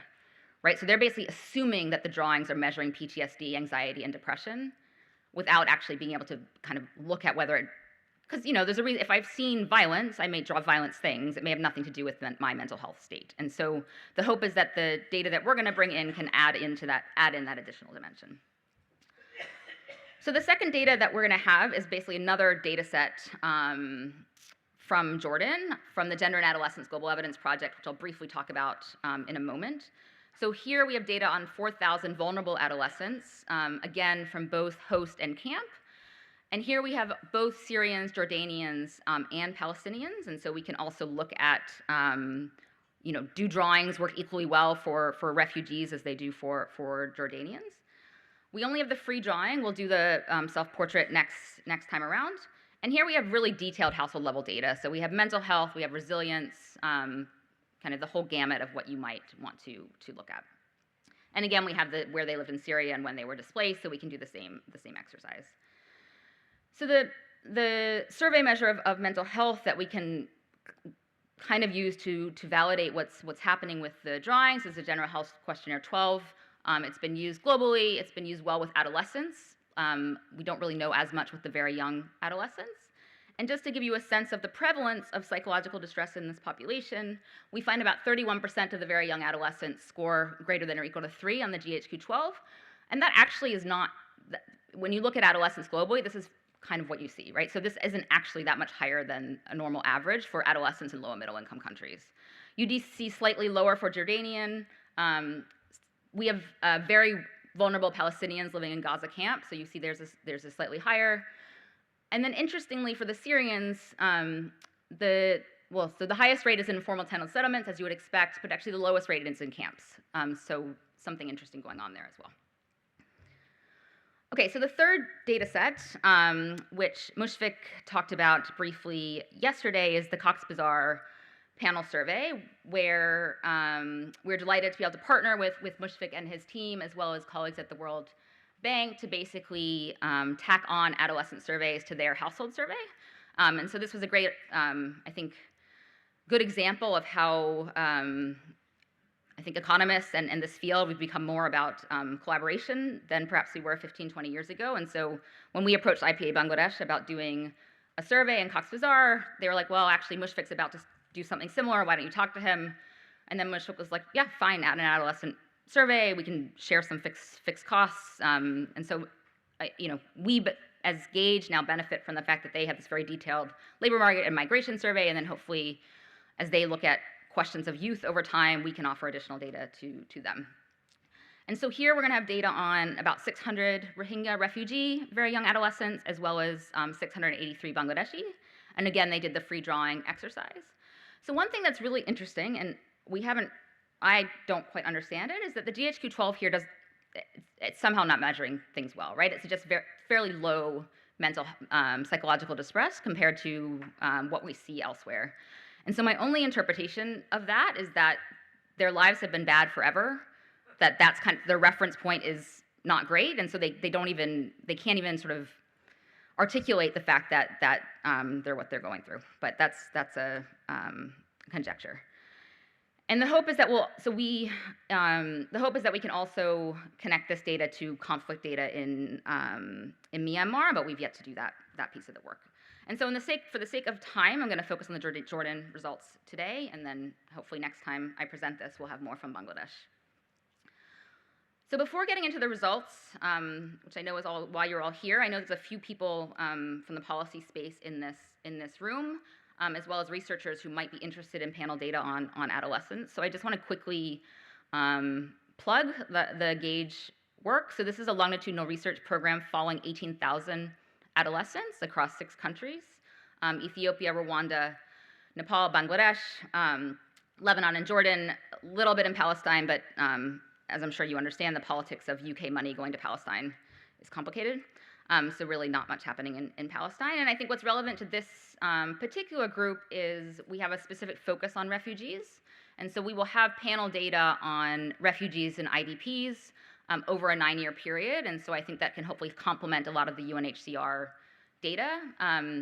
And for some of these, for example, the data in Jordan, we obviously also have their UNHCR numbers, right? So there's ways that this data could ultimately be linked to all that administrative data as well. So I won't go through this, but lots of different measures for adolescents across a lot of different areas. We have embedded randomized control trials in different countries. So there's a lot here. So for any of you who are interested in adolescents, longitudinal data, we're looking to partner as broadly as possible to get as much use out of this data. Okay. And then finally, just before I move on, for the policy folks in the room, GAGE is very committed to engaging with policymakers. We've had great collaborations with Teresa from UNHCR in Bangladesh. And are spitting out a lot of different policy briefs in the refugee space. And so just wanted to flag that. Okay, so what you're actually here for me to talk about. So what I want to start to tackle today is to try and understand, is exposure to trauma associated with adverse mental health, both as measured in these drawings and as measured through the GHQ-12, right? Are they giving me something consistent? What are some potential moderators? So for example, length of time in country, right? Does the association of trauma with mental health dissipate over time? Does it dissipate if I'm integrated into the host communities? And then I'd like to also think of some other factors, so family support and other things that we might think about that may help mitigate that exposure over time. Second, I want to look at how well do these coded drawings correlate with the GHQ-12, right? So both of these are going to have noise. I don't necessarily think the GHQ-12 is great for this population. The drawing coding is going to be measurement error there, but it'd still be useful for you to know that they seem to be capturing some common construct. And then third, I want to see whether I can use machine learning to uncover specific drawing features. So are there certain components of those 12, 15 that I listed that seem to be particularly predictive of whether or not you were exposed to trauma in the past? And the idea there is that if a UNHCR administrator on the ground can ask a kid to draw a drawing for 10 minutes, see A, B, and C, and be like, this is a high-risk kid, that could be a really low-cost way to get some of the high-risk individuals to care in a setting with limited resources. So how do we code this for now? So for the drawings, they're just simply a 1-0 for each characteristic, and then I just create basically a sum and standardize it, so a standardized index of those things. I think there's lots of different ways we can tackle this, and so it'd be great to get feedback on how we might want to move forward. GHQ-12, I have both continuous measure as well as a binary indicator for whether you suffer from psychological distress based on the literature. I have an exposure to conflict, which is basically the total number of battle-related deaths that occurred in your governorate of origin prior to your departure from Syria. And then I have a set of controls, but your usual suspects, so gender, age, household size, acid index, etc. Okay, so this is the first data set. So remember, this is the data set where I don't have mental health for a mental health scale. I just have the drawing codes, and I have your exposure to conflict. And I decided it was the second day and near the end of the day, so I'm also not going to show regression tables. I'm just going to summarize the results. So we find that exposure to conflict is positively associated with anxiety, depression, and PTSD in the drawings. A 1 standard deviation increase in exposure is associated with a 0.136 standard deviation increase in PTSD. It's insignificant for anxiety and depression, but goes in the right direction. And it's significant at the 95% level. We also find that reintegration is associated with a different reduction in anxiety, depression, and PTSD. And so as adolescents living in host communities, the association is diminished, and there's a, you're going to tell me, of course, people in host and camp are different people. Yes, and so we can do our best to try and match these types of households to try and convince you that that's a causal story. It also seems that for more recent arrivals, so those that have arrived in the last 3 years, the magnitude and significance of this association is much stronger. And so it's those that have arrived within the last 3 years, the associated exposure to conflict is 0.65 standard deviations for depression and 0.949 for PTSD. And so this gives some suggestion that maybe these drawings are measuring something meaningful. So that's really our next question, is are they really doing anything meaningful? So now I'm going to move to my other Jordan data set, different ages, different distribution. But once again, we find that for each standard deviation increase in that drawing score is associated with a 0.212 increase in the GHQ-12, significant at almost less than 1 percentile. And we see similar for PTSD and anxiety. And so this gives me some confidence that these drawings are measuring something. But what I notice in the data is it appears very strong for boys, right? And so I'm wondering if there's something about gender that influences the validity of this method, right? So would a girl ever draw people with guns, monsters, aggressive figures? I don't know, right? And so it may be the case that for free drawings for girls, we need to think a little bit differently about what codes we might need. But it seems to be working really well for boys. In addition, in this, again, totally separate data set, we once again find that this previous exposure to trauma is significantly associated with the drawing codes. So that kind of seems to hold in this separate data set. We also find that the exposure to violence is associated with a significant increase in the GHQ-12, right? So what I'm hoping to convince you here is that with these two different data sets, the addition of the mental health measure, that these drawings are capturing something meaningful, right? They do seem to be illustrating something about your psychosocial well-being. So how can we move beyond this? So, you know, these are simple associations. They're kind of fun to look at, but how can we perhaps build in more sophisticated statistical tools to be able to provide something a little bit more useful to policymakers? And so I sort of feel like I'm too old to learn new things, but I'm trying. So how might machine learning contribute? So the main way that machine learning is potentially going to help us here is that it can help us really figure out what to include in the regression and really help us identify what really has the explanatory power, right? And so it's going to give me a tool that hopefully is going to help disentangle those 10 different characteristics of the drawings. And perhaps give me some evidence of what is it that's really explaining this exposure to trauma. So what does machine learning do? For those of you that know this, this is obvious to you, but I'm still learning, so I need to write it all out. So basically, we're trying to reduce the number of variables that sort of we claim to have explanatory power in a statistical relationship. We're going to use a lasso method to start, and basically to figure out, you know, what are the drawing characteristics that are most highly correlated with the outcomes in our data. And so we're going to run a regression with controls with all those drawing characteristics and see what the lasso spits out. So again, this is very preliminary. We've only done it with the first data set. We use the five-fold validation, and basically we're looking at whether which things seem to be associated with this exposure to violence. And really what jumps out from the entire thing and sort of the main messages of this table is that the aggressive action figures seem to be the key thing that is associated with trauma. So basically, if you draw an aggressive action figure, you're 16 percentage points more likely to have experienced violence in your home country. And so, as we build this database and as we build this evidence, if this is true, that's really an easy thing for you to look at a drawing and see. Okay, so clearly this is very, very preliminary, but and we're working through how to approach this moving forward. So I'm looking forward to your questions and comments of where to go. But this is our general plan. Is we've sort of done some kind of data mining, descriptive work, but I think we really need now to step back and kind of come up with a serious analytical plan. We need to finish hand-coding all the drawings and creating the indices, and then hopefully with Mushfiq and others help construct this exposure to conflict measure for the Rohingya analysis as well.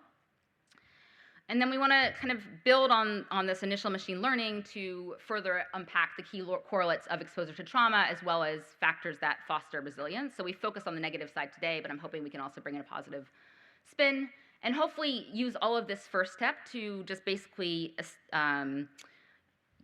establish a proof of concept that drawings can be used as a way to identify young adolescents who are exposed to significant trauma and are at potential risk of mental health disorders. Where we'd like to go from there is working with our computer scientists colleague at UC San Diego is to actually move beyond us using our subjective minds to code these drawings, but actually use these crowdsourcing platforms where basically you put it on this platform and all sorts of different people can code these drawings. This gives you not only a much larger database, but also helps you get at inter-rater reliability, right? Or is everyone coding these drawings the same way? These coders are not going to know your research question. They're not going to be in any way biased to that front. As I was mentioning to Jeff, we could recruit coders from the country of interest to input into this. And then hopefully this would basically, kind of the human coding would complement this computer vision algorithm, right? So there's these cool techniques in computer science where we can actually scan these drawings. They can pick out the key elements without any human interference. So by combining the kind of human piece with the computer algorithm, ideally come up with some conclusions of sort of what these drawings ultimately hold. So just to conclude, so drawings may, I think this, at least my experience with this work so far has suggested drawings may be a useful tool in the toolbox in identifying young adolescents with mental health needs, particularly in low-resource settings with limited mental health services. The correlations seem particularly strong with PTSD as opposed to anxiety and depression, and so it may be the case that this is actually particularly salient in refugee and IDP settings. I think it's a cool potential additional measurement option for people working with young kids, and maybe a way similar to Bruce's work to look at broader impacts of policies and interventions on resilience, health, self-efficacy, hope, etc. And then I think this is of academic interest, but the hope is that actually we may be able to improve our ability to use these drawings as a policy tool, and we hope to kind of pursue this work over the next year or so to see how far we can get. So appreciate your time. Thank you.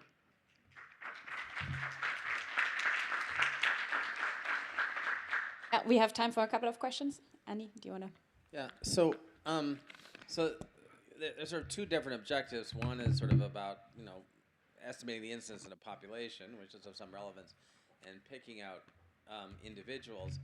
I guess I'm not sure there's. What do we know about sort of the individual reliability? It seems like you would need to do sort of multiple pictures for the same kid and see to what extent that happens out. You could well imagine you do a pretty good job across populations, but actually do a pretty poor job for any particular kid. I'm wondering what you've done to kind of think about that, or what you might do. Good question. I guess first and foremost, we're going to do another drawing at the next panel. That's not perfectly answering your question. Yeah, so I guess that in the ideal world, what we would basically be able to do is take the drawings, rank the kids based on those drawings, and then basically compare that to our predicted of who suffers from psychological distress, and basically see how well do we predict, let's say, the top 20% of kids, something like that. But welcome to any suggestions. But that would be the idea.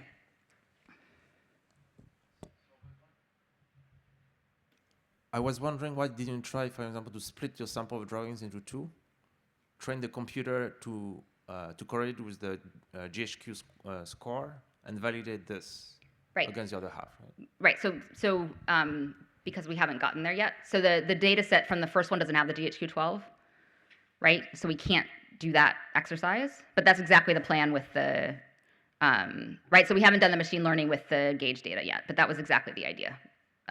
And also does the data from Jordan also then predict the data from Bangladesh, right? So that's exactly the plan. Yeah, Mushfiq.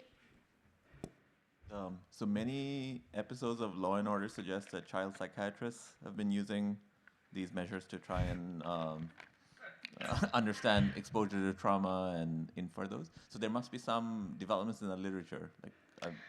Yeah, so it's all in a clinical setting, right? So there's nothing happening in a field setting per se. And I will admit that I'm just getting immersed into that literature and need to go further. But that's sort of where the characteristics we've picked out are coming from. But yes, I'm aware that I need to become more familiar with that literature to better inform these questions. Yeah. Okay, last question. Yeah, initially you said that even this scale, GHQ scale, isn't perfect because younger adolescents do not understand it perfectly. So it seems like it's very difficult exercise because even on the left-hand side, you don't even have a good measure of. So I was wondering whether, I know that in the behavioral literature, people measure cortisol or stress in the saliva or blood pressure. Or is there any, like in this mental health literature, any biometric, measure of that you could use or? Yeah, so this is the challenge in mental health because people even argue that the psychological evaluations are not even a gold standard, right? So yeah, it's interesting, and I haven't quite figured out how this relates to what we're doing, but there's a really interesting new work by faculty at Berkeley with David Cutler and Sendel, where basically have a similar issue. So they basically, the traditional health methods of assessing whether an X-ray measures pain were based on methods that were done with a solely white population in the past. And so the doctor would basically look at that X-ray and sort of underpredict pain of African Americans.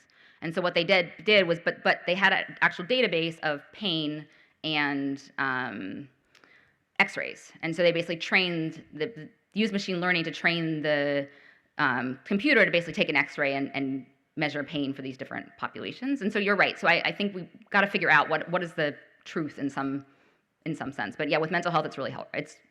There is no gold standard. Cortisol is also hugely problematic. So I don't think that'll improve where we are. Okay, thank you so much, Sarah. And we're hearing from Semih next.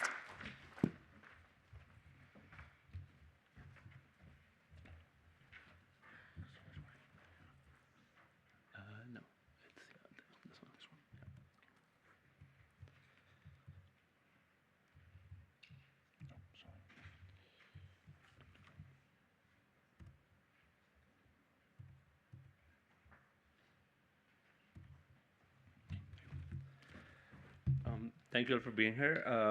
My name is Semih Siddiqui. I'm a graduate student at UC San Diego, and I'm here to present joint work with Prashant, who unfortunately couldn't be here, and Francis, who is here, and I'll be talking about marriage outcomes of displaced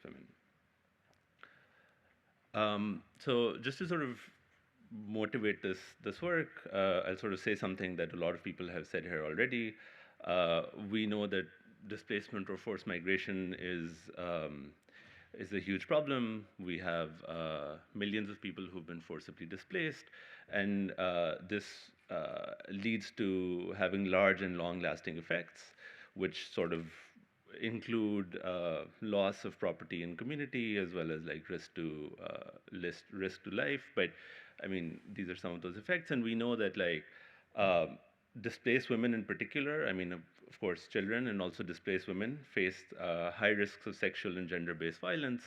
An example of this is a lot of the qualitative work that's done in sort of documenting the large amount of violence and violence targeted towards women during the partition of India in 1947.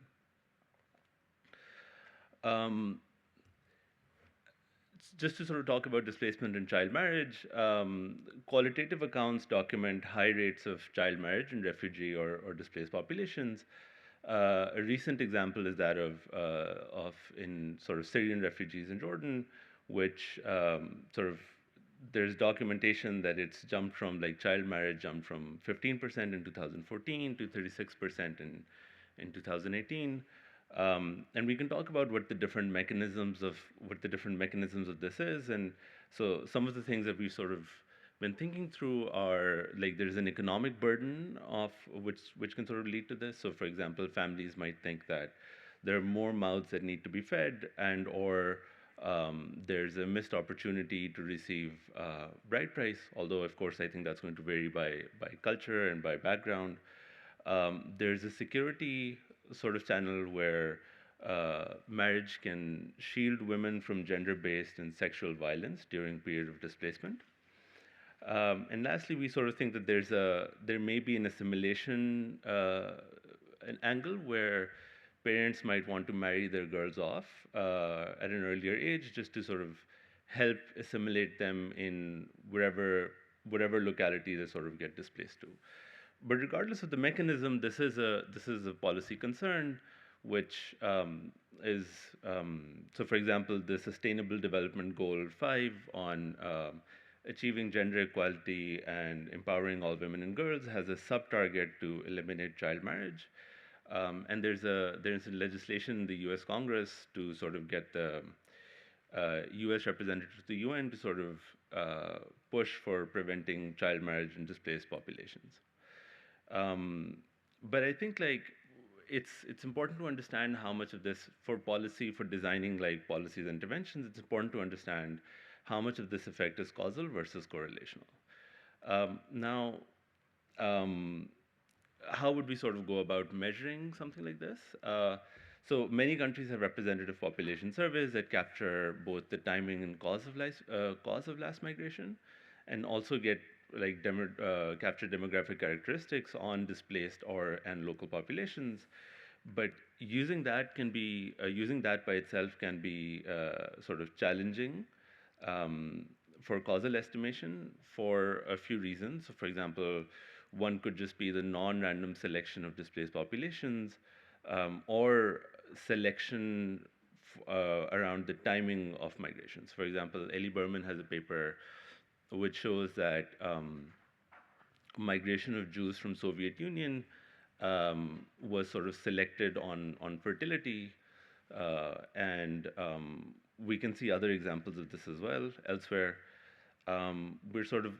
Other reasons also include that we're unable to capture temporary displacements or multiple displacements. So for example, some people, once they sort of displaced or forcibly migrated, they then can displace in the country where they migrate to, and we don't always have clean data on this.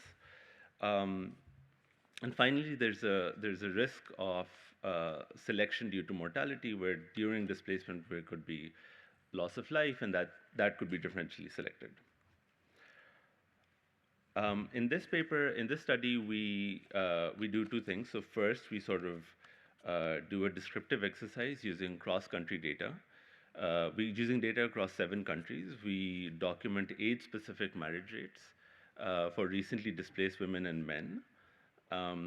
This sort of shows us the association between displacement and early marriage for women, but not for men. And then second, we dive into a specific case, which was the migration and forced displacement during the partition of India in 1947, to try and causally estimate the effect of displacement on marriage age.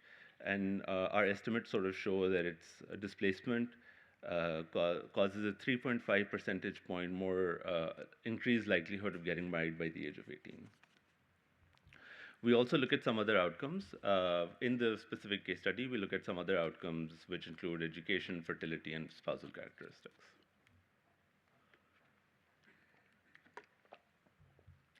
So for the cross-country analysis, we use our data from IPUMS, which is IPUMS International, which is publicly accessible.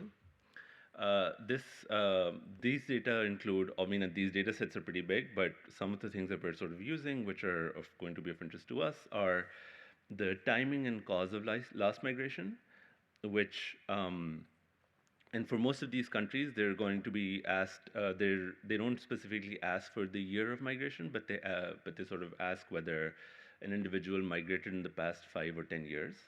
And they also ask for the reason of last migration. So these include natural disasters, conflict, marriage, or employment needs. And finally, we also going to use marital status to ask respondents if they were married at the time of the survey. And here's the list of countries for which we use this data. And if you ask me questions about specifically what the displacement event for each of these are, I'm not going to be familiar, but like I can look into it later.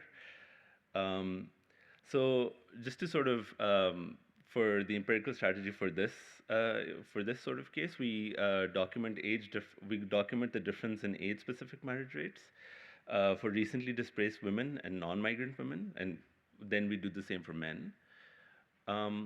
For all these data sets, we sort of select our sample for individuals between the ages of 10 and 40 at the time of the survey, and then define recently displaced as those individuals who migrated in the past 5 years due to conflict or natural disaster. So we're not, if somebody was voluntarily displaced due to employment or marriage, we're not sort of considering them in our sort of quote-unquote treatment sample. And then we define non-migrants as those who sort of have not been migrated or sort of are native to the destination. This is our empirical specification, which is a simple difference in difference, where I just sort of want to point out that in this case, and this is going to be different for the case when we get into the partition, married is basically asking at the time of survey whether one is married or not. This definition is going to be different for when we get into the India case. Okay. So here's what the sort of results look like, and this sort of shows that. So our base category here is women aged 38, and we can sort of see that child marriage sort of really jumps out at us. So between the ages of 16 to 20, although I guess 19 and 20 isn't sort of classified as child marriage, but from the ages of 16 to 19, we sort of see that effects range from 20 to 35%. These are a little noisy just because there is a lot of variation in our data, but we can sort of clearly see that there's high incidence of child marriage. Whereas this trend does not, like, we don't see that if we only look at men. So there's not much difference in the marriage age of men between younger displaced and non-displaced men relative to older displaced and non-displaced men. The non-displaced population, are they sort of the ones who live in areas where there are lots of displaced people, or are they sort of a national sample? I guess I'm sort of interested in the question about, is it a marriage market effect generally versus, versus something specific to the immigrant population? So you could be differentially sampling area in the two subpopulations, and it would be nice, I think, to see sort of use the same area, have area fixed effects or something. Yeah, so we're adding country year fixed effects, but within country, I think we're not. Yeah. But that's a good point. We can do that in our subsequent work. But I think that the right counterfactual is the origin country population, not the host country population, because here you are taking what you call non-migrants are people in the host country, right? Not in the origin country. Yes, but. So this analysis has a mix of, when we say displaced people, it's a mix of IDPs or refugees. I think what you're saying makes more sense for a refugee subsample, where they're coming from a separate country altogether. But I guess one could make an argument where for IDPs, where the right counterfactual could be people in the destination. But regardless, we're sort of we're not making, like, this, I think, is just an association. We're not saying anything, we're not saying that this is a causal effect right now, in this specific case. I just think that you could add simply descriptively to that graph the marriage rate of the origin country population just to compare. I think it's you know. Okay, yeah, we can look for that. Yeah, thank you. Sorry, I just want to ask a question. It might be a stupid question, but I'm just wondering if it's a registered marriage or if it's religious marriage, and if so, I mean, I'm just wondering if the different countries have the same laws with regards to marriage on the age of it. So we're not getting into the. This is self-reported marriage. So these are from. But I guess these are from administrative surveys. So unless people are misreporting, but I'm not sure. So it doesn't say get into whether it's into the type of marriage in some sense. Like this is just self-report on whether you're married or not. It's just a 0-1, but then we can't sort of get into what the characteristic of the marriage is per se. I mean, yeah. Okay.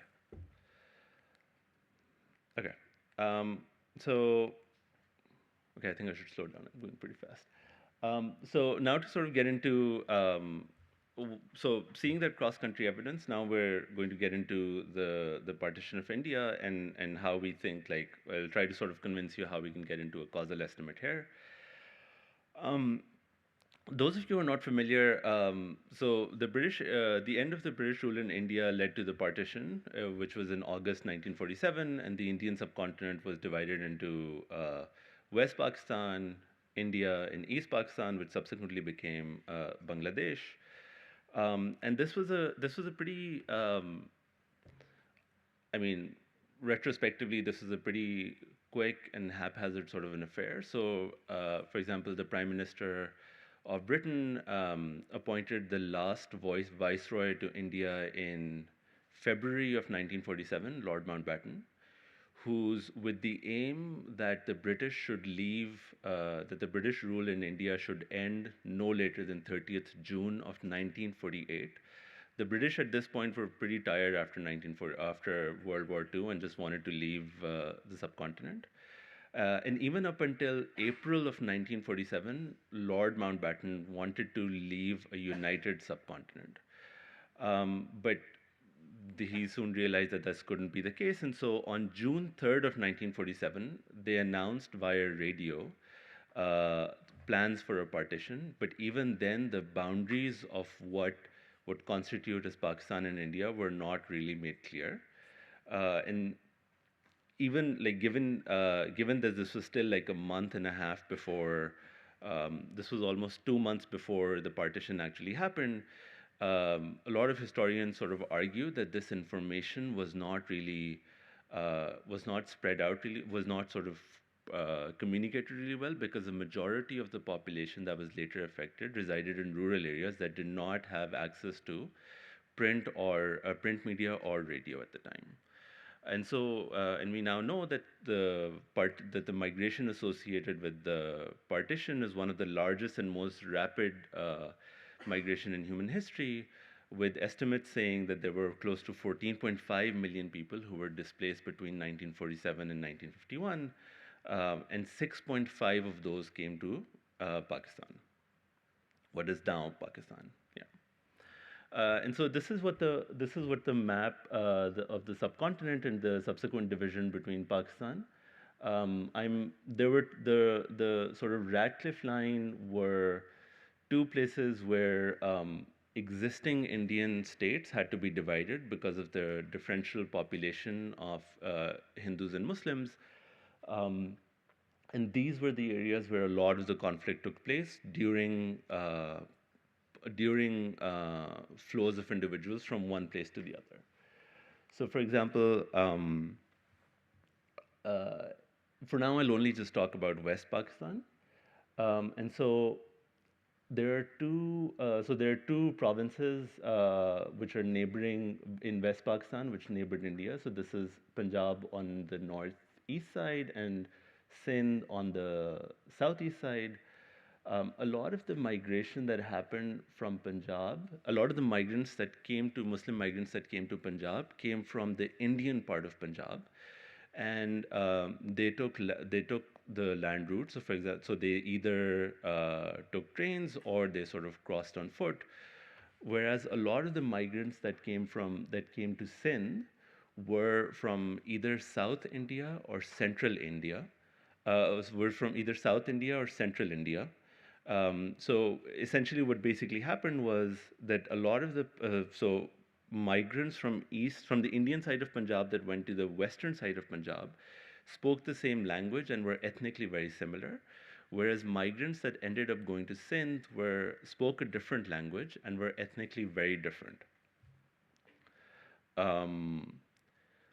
So a lot of the migrants that went to Sindh were actually more educated versus relative to the native Muslim population of Sindh. So just for this analysis, which I'll also sort of say later on as well, we'll only be focusing on migration that happened to Punjab. Okay, and so this sort of scenario gives us a unique opportunity to sort of identify these effects, because almost all Muslims from neighboring Indian states migrated in a very short amount of time. So this just plots the year of migration for the data that we have, and you can see there's a huge spike in 1947. Almost 70% of the migration that we see here happened between 1947 and 1949. There are spikes afterwards as well, but we don't know. We can't differentiate whether those are migrants from those are later migrants from India to Pakistan, or whether these are migrants who sort of came to Pakistan first and then subsequently migrated again within Pakistan. And also, given that people did not know, this sort of came as a shock, this plan and migration itself, the age at the time of age of individuals at the time of partition cannot be manipulated. So it's a random shock there, which allows us to employ a difference in difference strategy by comparing young displaced women to older displaced women whose demographic characteristics were fixed at the time of partition. Specifically marriage, because for this population, women by the age of 28 are very likely to have been married. So you'll see later on that by the age of 30, almost 98% of women are married already. And by also taking into account the non-displaced women who provide the counterfactual age cohort demographic trend. So our identifying assumption here is that displaced and non-displaced women have the same age cohort trends in the outcomes that we'll be looking at. The data that we use for this exercise is the 1973 Housing, Economic and Demographic Survey from Pakistan. This is a nationally representative survey which is available on IPUMS International.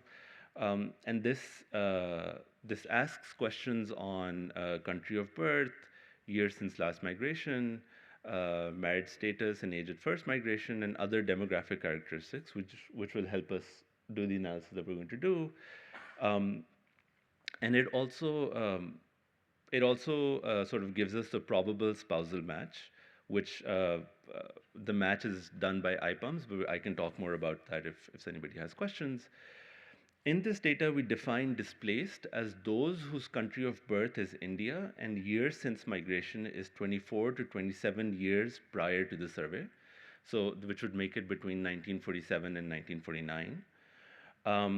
Again, as I mentioned before, we're not able to identify displaced people who subsequently migrated again. So, for example, somebody who came in 1947, but then within Pakistan, they migrated once more, we can't sort of distinguish them.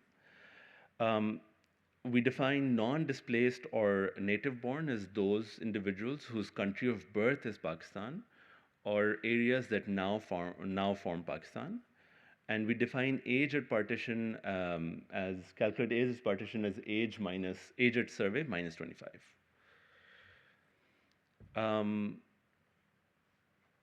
We restrict our analysis sample. As I said before, to women living in Punjab at the time of enumeration. and to women who are either ages 10 to 17, or whom we classify as young, or 30 to 32 at the time of partition.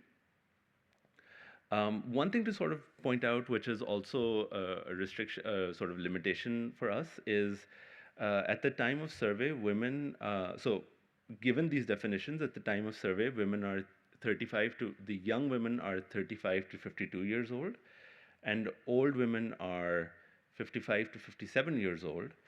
And according to the World Bank, the life expectancy of women in 1973 is 54 years. So we're really at like the edge of the data that we can, the sort of control sample that we can use in our analysis, which yeah, we can get to in a bit. And so we employ a very simple difference in difference specification where we define young as I sort of mentioned before, and displace as an indicator for whether the female was displaced from India at the time of partition or not. And before I get into results, I just wanted to show you that this does satisfy parallel trends. The very little data that we have for older women at the time of partition, we sort of plot the difference in marriage rate with the base of women who are 30 years old, and we can sort of see that parallel trends is satisfied.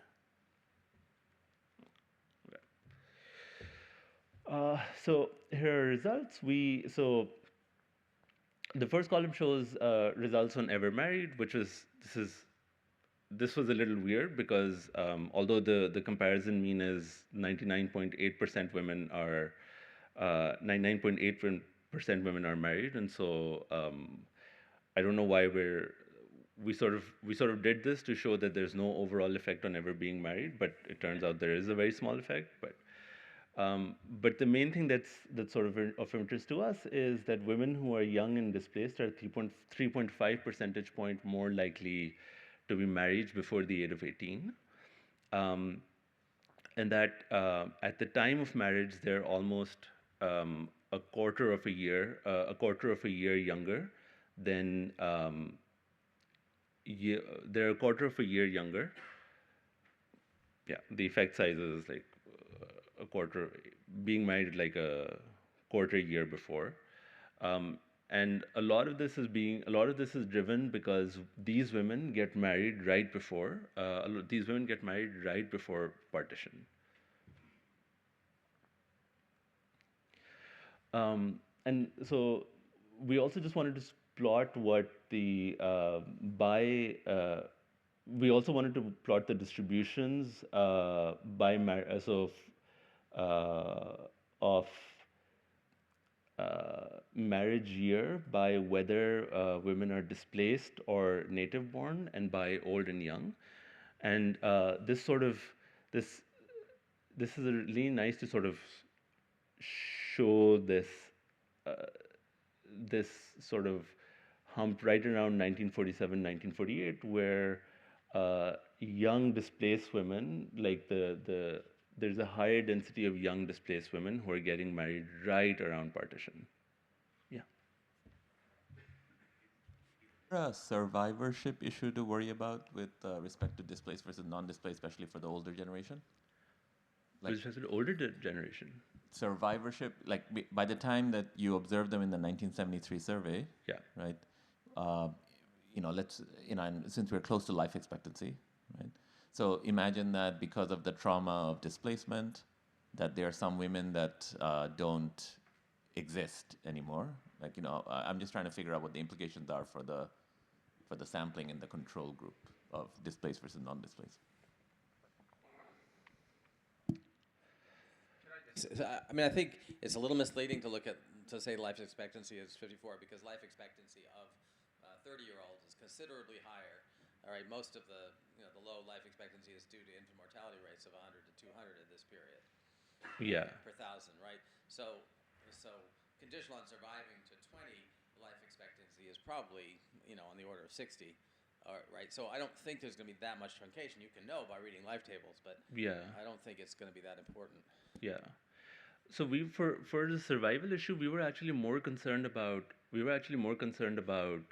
surviving during migration. So one of the things that, for example, could have happened is the younger women who aren't married might be differentially sort of subjugated to violence or targeted for violence, and they have a lesser survival rate. The analysis that we've sort of done in looking at profiles and just like looking at the distribution of women in the different age bins doesn't sort of point to that. But we hadn't like really thought about that. But sorry, one other thing is it strange that the younger cohort is marrying much earlier than the older cohort in general? Like if you look at the young coefficient. Because in general, I thought in South Asia, as in people are getting married later and later, you know. So, I mean, I think, but I think this is also, I mean, I don't know how so I know that afterwards, subsequently, like after 1955 onwards, we know that like that trend is going up. But I think like just around partition, because everything was changing, Yeah, maybe all you should do is try to validate this with other data sources and see if this is a special case, or if so, why. Okay. Yeah. Thank you.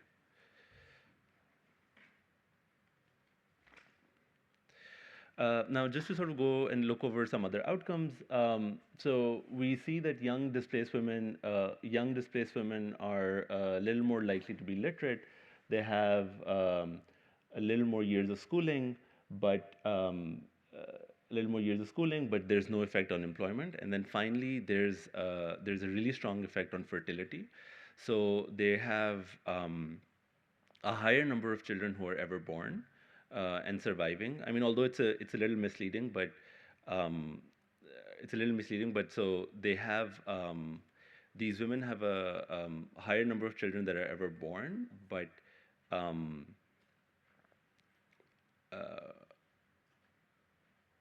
I think because of the comparison, because of the mean number, even though the children surviving number is higher, and I think that's because of the comparison number, but let me just sort of move ahead in the interest of time. The years of schooling and education results are interesting, and they sort of coincide with recent literature. A paper by Sasha Becker, which looks at the Polish refugees from post-World War II, when the Polish boundary was sort of redrawn, and they also find a similar effect on education, where migrants invest in human capital relative to locals.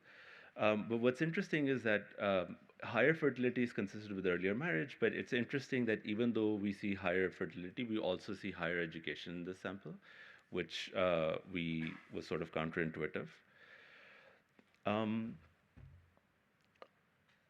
Finally, for looking at outcomes of spouses, the only thing that I think that is of interest that I want to point out that the only thing that I sort of want to point out is that younger displaced women are not more, so they're getting married to men who are born in Pakistan, but I think it's not an economically significant number. And that sort of gives us that sort of makes us think that they're off the mechanisms that I sort of spoke about earlier. It doesn't seem to be the case that this is like the effects that we're seeing are from like an assimilation hypothesis, because a lot of the migrant women are getting married to migrant men. But we sort of think that this is being driven by an economic insecurity hypothesis, which we're trying to sort of use the rest of the data that we have to try and disentangle that effect. Yeah. One of the things that this partly, one of the explanations for why you see this young goes back to what I said earlier, that there is a general equilibrium effect, that it probably is the case that when there's conflict, and we generally know this is true, that you're losing more young men than you're losing young women, right? So among the people sitting in displaced population overall, there's an excess supply of women, relative to men, and under some circumstances that can lead to earlier marriage, as they worry about availability of spouses. But then wouldn't we see, wouldn't we see an effect on the age difference there? On the age, well, the age difference, so that means that they're going together, so that, husbands is falling. It's not so obvious, right, because, there's one thing about matching age distributions, there's another thing, if being forward-looking, you're worried about the number of young men running out, and therefore you want to make sure. Yeah. Right? I mean, that could also be a potential mechanism, but I think, like, one of the reasons why we sort of think it's why we think it's the security hypothesis is like really plausible is because a lot of these marriages are happening before partition. So of the women who are sort of getting married, there's a 5% point. I mean, younger displaced women are getting married before partition, before moving into Pakistan. This is Muslim population, right? Yes. So the incidence of multiple marriages in our region? So we couldn't, in our data, the baseline value of multiple marriages is really low. And so we couldn't really get an effect there. But I think the other reason that that's really difficult to do is because when IPUMS does this spousal matching, there is some error in there. And so I think that the data on multiple marriages within a household is a little noisy. So, but we couldn't find anything when we saw that. Okay. So just to conclude, increased child marriage risk among displaced population is sort of well documented, and we in this paper we try to sort of show how much of this is we try and show that this is a causal effect of displacement and not just a correlational, something that we see correlationally, we don't have enough information to try and do any welfare sort of analysis or do say anything about well-being of women who are getting married earlier, because it could just be that that's the right thing to do, and the counterfactual is just that does something to your lowers your survival rate. And it seems like these effects are driven by economic and security concerns.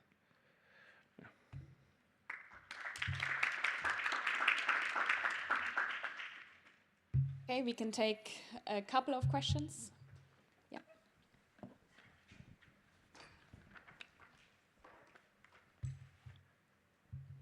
I'm just curious, was there any bright price in this marriages? Because it's also like an economic Exactly. So what we're trying to do is we're trying to get raw data from the Bureau of Statistics and try and see if we can match people's family names to different practices. So because bride price is one and then dowry is another, sort of. You both observe bride price and dowry because. No, we don't observe that in the data.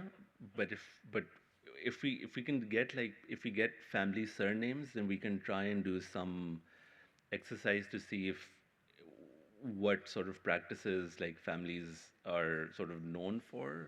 If we get like ethnic backgrounds, then we can try and do something like this. But right now we can't say anything. Because I think, I don't know bride price, but I think dowries are kind of registered in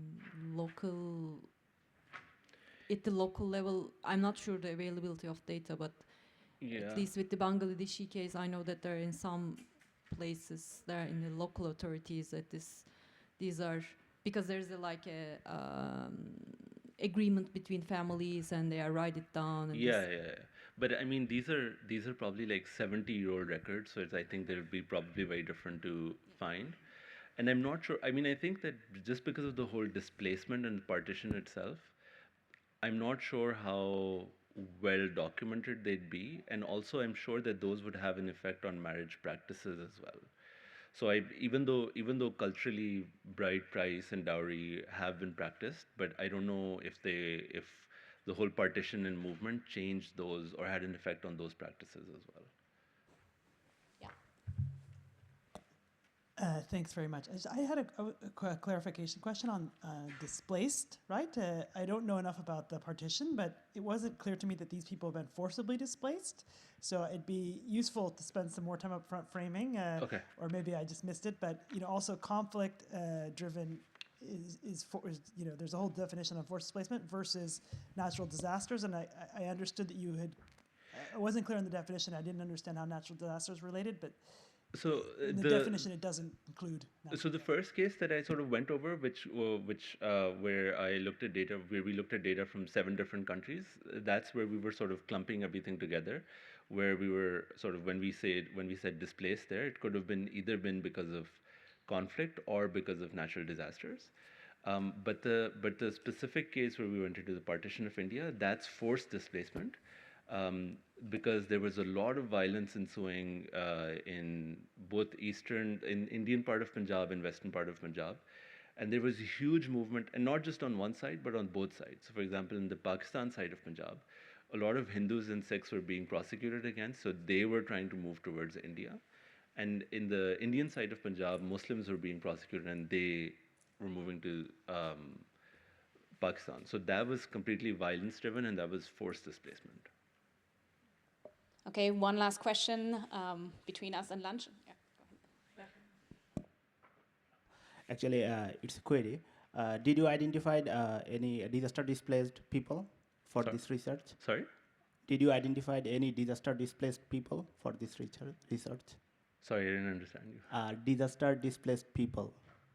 Displaced people? Disaster displaced people. No.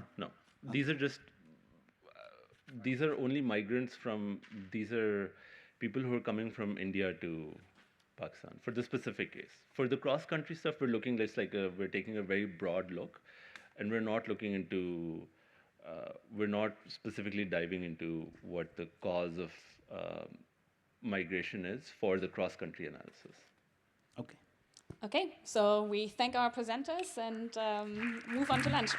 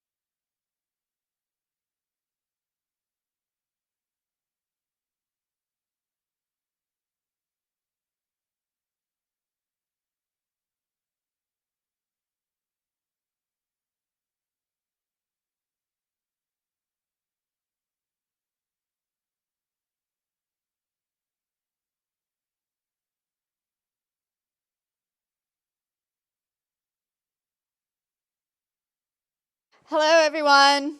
Hi. We're trying to make sure we stick to schedule so we get you out in Copenhagen when it's hopefully still at least a little bit of daylight. So this is our final session. Before the wrap-up and takeaways, we're going to talk about experience from history in high-income areas. And our first talk is on previous exposure to immigration and attitude towards refugees.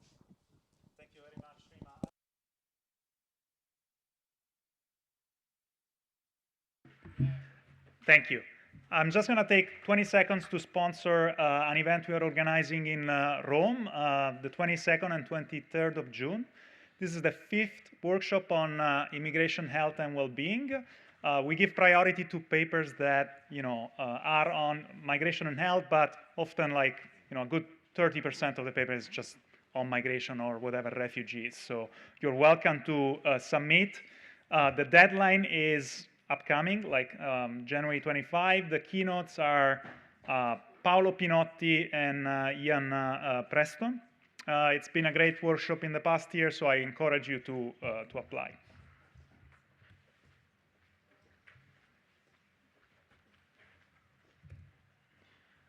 Okay, so this is joint work with Rania Gileb and Luca Stella. It is still coming up, so we really appreciate all your comments in this. I'm going to basically step back to where we start with Ola's presentation yesterday morning. So we all know that migration and refugees issues have been at the top of people priorities.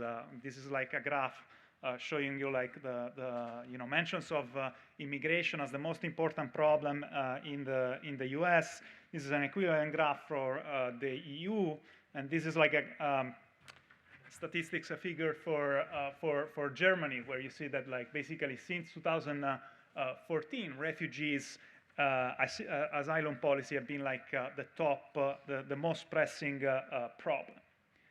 We also are aware, going back to the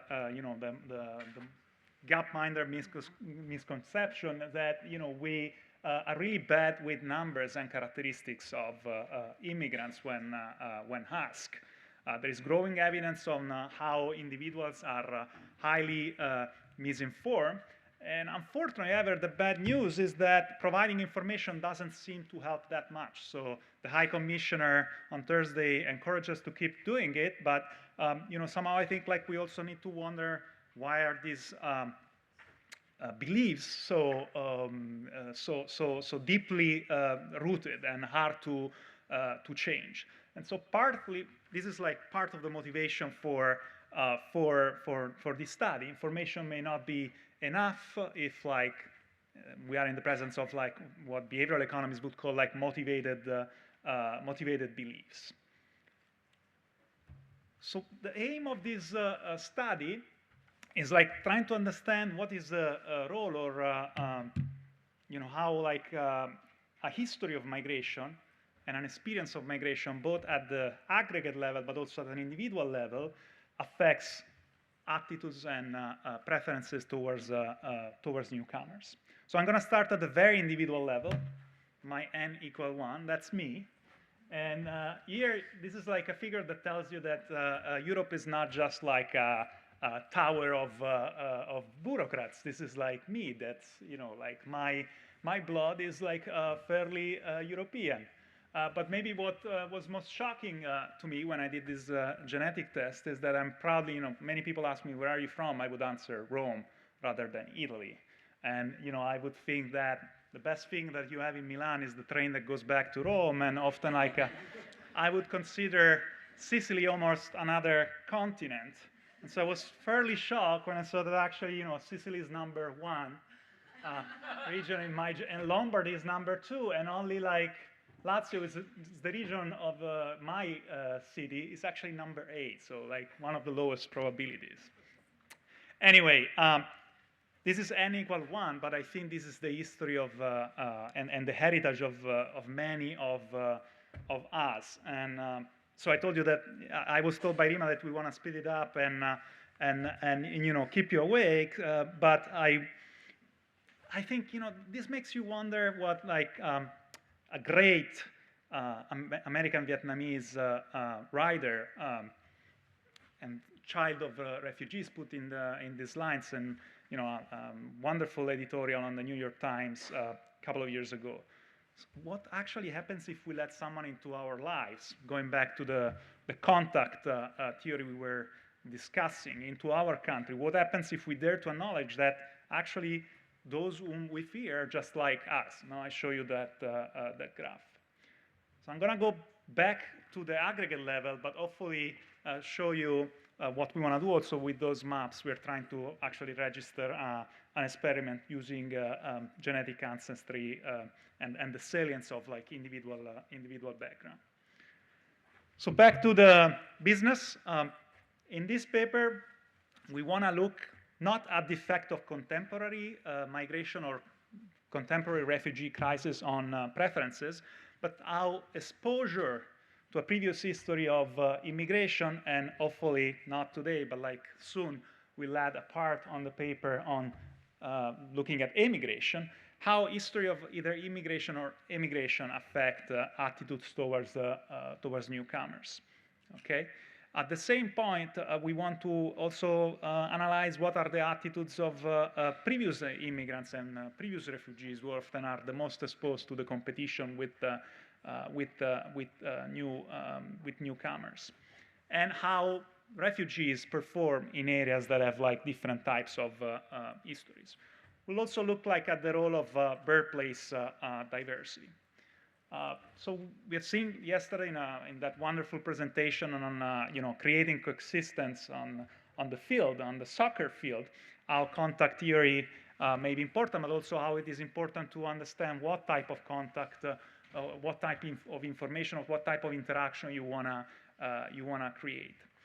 There are two main theories out there that have been developed by social scientists to understand the formation of attitudes, group threat theory and contact theory. They clearly have different predictions about what would be the role and effect of previous exposure to migration on current attitudes. So somehow this is also a way to test indirectly the long run effect, if you want, of contacts and interaction. Our focus is Germany. It's a natural case study, one, because it's a country that has gone through like several waves of immigration since the end of like the Second World War, but also, as you know, is the largest receiver of Syrian refugees.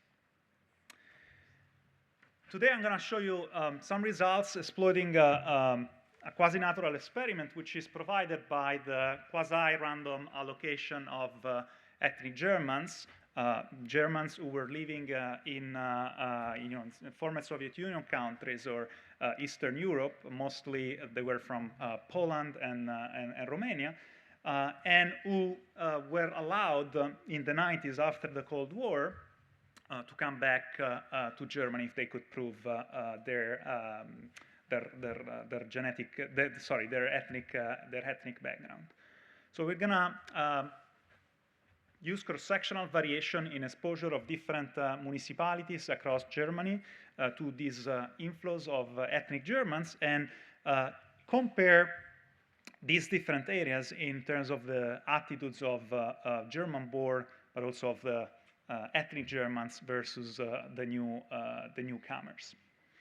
We'll also exploit the longitudinal dimension of one of our data set to look at like how the different dispersion of refugees across municipalities between 2015 and 2016 affected the attitudes of German-born, and like I said, we'll look at birthplace diversity as well.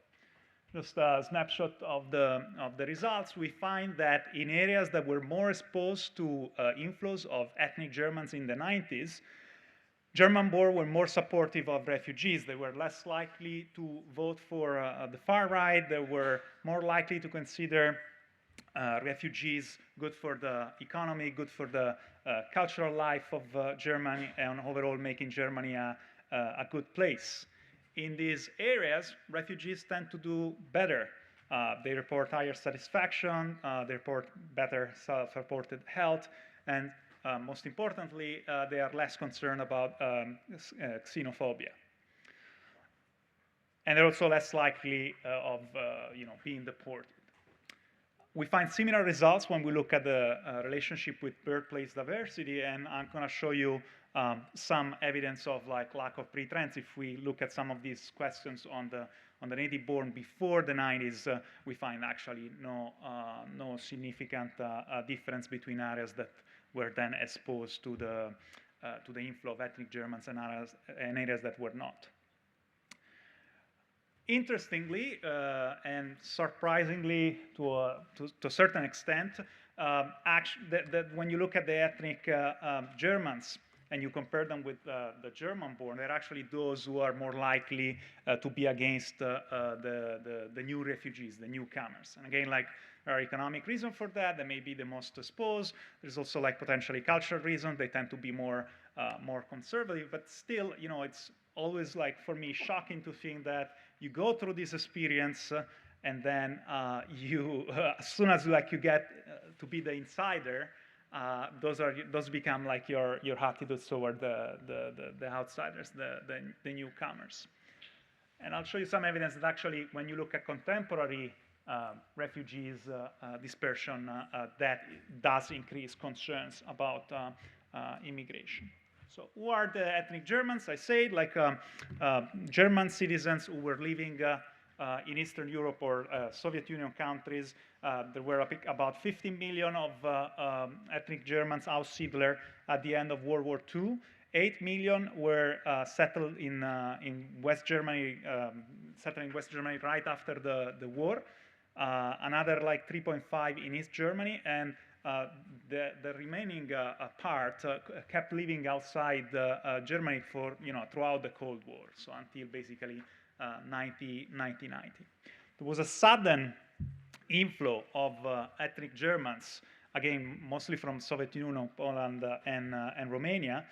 In the 90s, 400,000 ethnic Germans came back, and to obviously govern this process, the government then introduced a quota. Okay, so only 225,000 ethnic Germans per year could enter the country.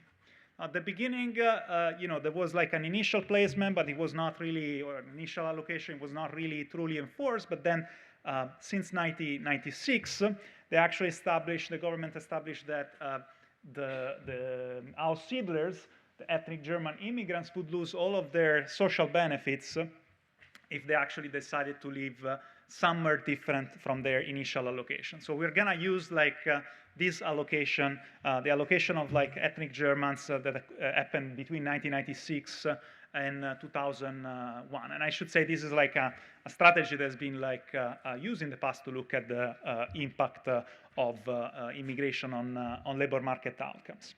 So there was high compliance after 1996 with the initial allocation, and we will exploit this quasi-experimental variation.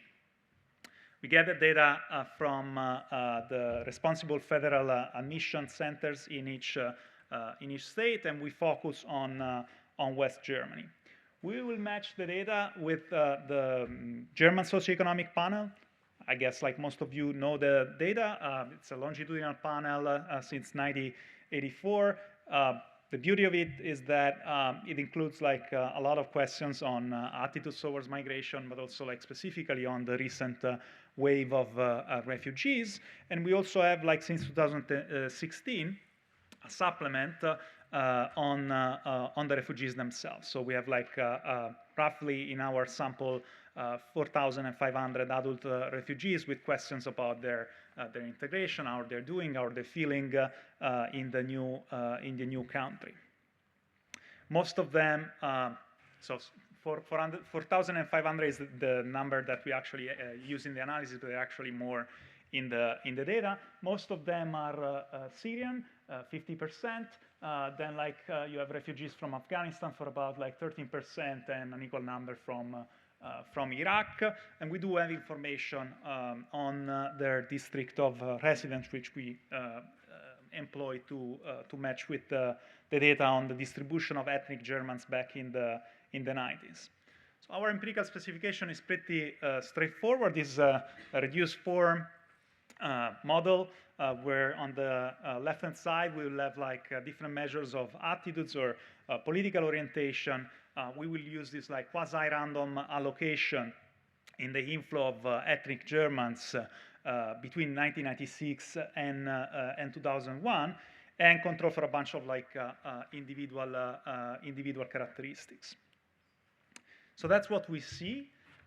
So these are in logs, and so basically like a 10% increase in the inflow of ethnic Germans in a given municipalities increase the likelihood of native-born to respond that refugees are good for the economy by roughly 1.5, 1.6, 1.7%. Similar numbers for the likelihood of improving cultural life and making Germany a better place. You can also do an IV, which is like what was used previously to look at the impact on wages by Albrecht-Leeds, where your X becomes actually the number of foreign-born, and you just like use the ethnic Germans as an instrument for that. You get like very similar numbers. We also have questions on whether they think that the refugee would bring, and again, like I should specify, this is like clearly the questions are focused on the current refugee crisis, okay? So in the 2015. Will the refugees like bring more opportunities in the short term or more opportunities in the long term? You see like they are clearly rational, like they seem to understand that the opportunities, if they will come in the, it will take time, they will come in the long run. And again, like this is just saying that areas that have been, I should have been clear on that, again, like native-born who live in areas that were exposed to like these like larger inflows of ethnic Germans during the 90s are more likely to believe that there will be long-run positive returns from refugees. They're also more likely to make donations. There's some small evidence that they are also less likely to vote for far-right wing parties, but again, like the number is fairly small, and so I wouldn't take too much out of this table. This is the results I mentioned earlier on. When we actually look at refugees and compare refugees living in areas with a history versus like less of a history of previous migration, they are more likely to report higher life satisfaction, good health, less likely to be worried about xenophobia. However, again, when we compare Aussiedlers to German-born, the Aussiedlers, and this is like throughout the nation, so we're not interacting with the inflow, they are definitely less likely to think that refugees are good for the economy, for cultural life, and make Germany a better place. Okay, so again, like this, like suggests that there could be like this insider-outsider dynamic taking place, and I'll get back to that towards the end of the presentation, because this is like kind of where we're heading. They're also more likely to vote far-right-wing parties. That's a balancing test I mentioned before. We take all the questions that we have on attitudes and political orientation before 1990. We find no evidence of correlation with the ethnic German inflow. Here we use a dichotomic variable, or if you use the continuous, it would be pretty much the same. Nothing comes out significant. We then look at the interaction of the timing of the crisis, so between like 2015 and 2016, and the exposure to the number of refugees arriving to each municipality. And when we do that, if you look at the column 2 and column 3, what you see is that, if anything, again, like the coefficients are not statistically different, but German-born tend to be more concerned if they happen to be exposed to a larger inflow of refugees when we look at current immigration into their municipalities. So if there is a contact theory, it probably takes time for that to happen and develop.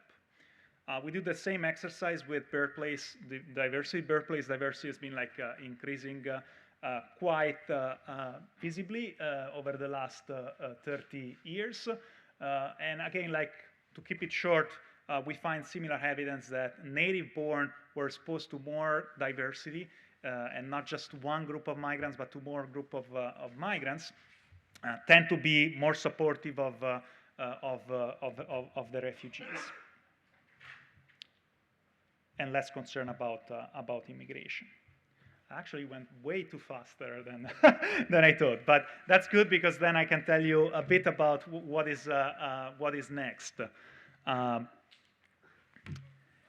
So that's I think the most exciting part of our project is what is coming next. So the first thing we want to do is actually to collect data on past history of like immigration, particularly from a country like Italy that has like a long story of migration to South America and then to the US, and however like dramatically rising anti-immigration sentiment. And so we have data on the municipalities from which like migrants to the US taking the boat to the US were coming. And so we're trying to look at the relationship, again, it's going to be cross-sectional, but like the relationship between his history of immigration and political orientation of municipalities in Italy nowadays.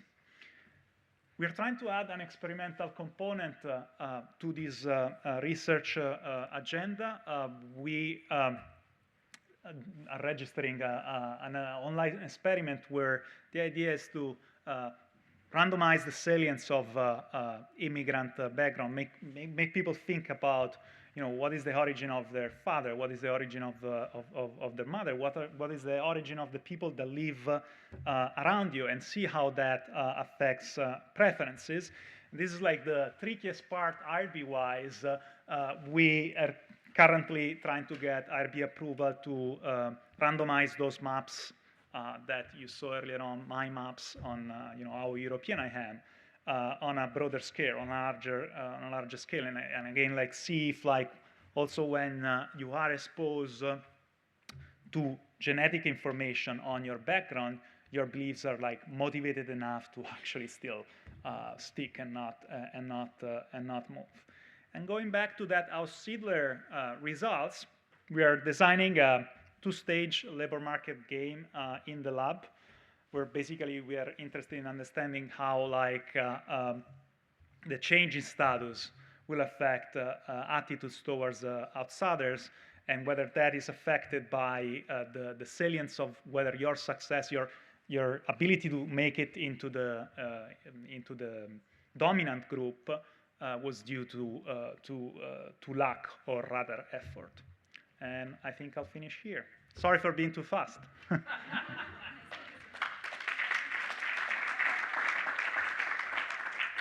Yeah, you finished 7 minutes early.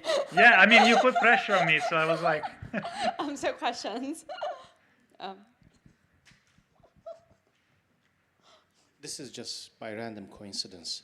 Our next door neighbors are actually ethnic Germans from Romania, but they have this fascinating story that Ceausescu had made a deal with the German government during the communist regime, and every time he would get into basically financial trouble, the German government would pay 4,000 Deutschmarks per person. He would basically let out every year certain number of ethnic Germans.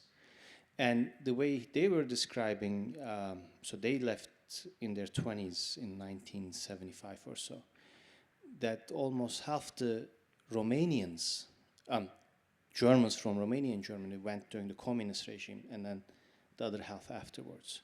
Can you tell in the data when they arrived in Germany? Yes. Okay. Yes, they have that. I think they have that information. Yes. And does that make a difference?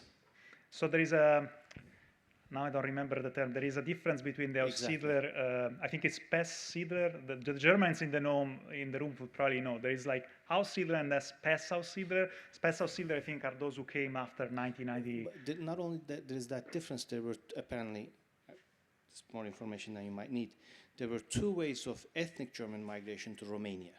One earlier, one later. Got it. And the ones Ceausescu let out was one of the groups. They were actually, their degree of assimilation in Romania was different also. We do have the year of immigration. Yeah, so that might be. Yeah, that is interesting. Yeah. So when I ask Swedish friends why Sweden is such an open attitude towards migration, they say that in the 60s and 70s, Sweden has known a very successful wave of immigration. And maybe that explains also why they currently are open to new migrants. And I wonder if that's also going on in your data, that the migration in the 90s, because of they speak German, they integrate relatively easy in the society. Short run and long run. Sorry? So the paper by Glitz actually, it's one of the few papers finding a negative effect, but they focus on the short run. So if anything, the short run effect on labor market outcomes of the ethnic Germans in the 90s was negative. But in the long run, there is no evidence of negative effects. There is evidence of increase in crime. There is a ITSA working paper also on that. Oh, so on the short run, it also increased crime, apparently. In the short run. Yeah, okay. this inflow. So I think there is this trade-off somehow. So is it then unrelated to the economic success of past waves? Where does then the open attitude come from? If it's not related to the negative or positive success of the immigrants. No, I take your point, and I think it is related. It's just like what is interesting to me is that the positive effects of this wave it took a while before actually you could see them, right? So it makes sense that you would see an effect now. I don't think people would have thought maybe the same in the early 90s. And actually, that's something we can check easily. But even for the current wave, it may take much longer to integrate in the German economy and society compared to the wave of ethnic Germans who probably integrated quite fast because they spoke the language. So it maybe take Germany many more years compared to the wave of the 90s. It could be. What we're saying here is just like this previous exposure, if anything, makes you more likely to support them. Even if you may be right, it may take much longer for them to integrate. Sorry, yeah. Last word. It may be myopic from some Germans then.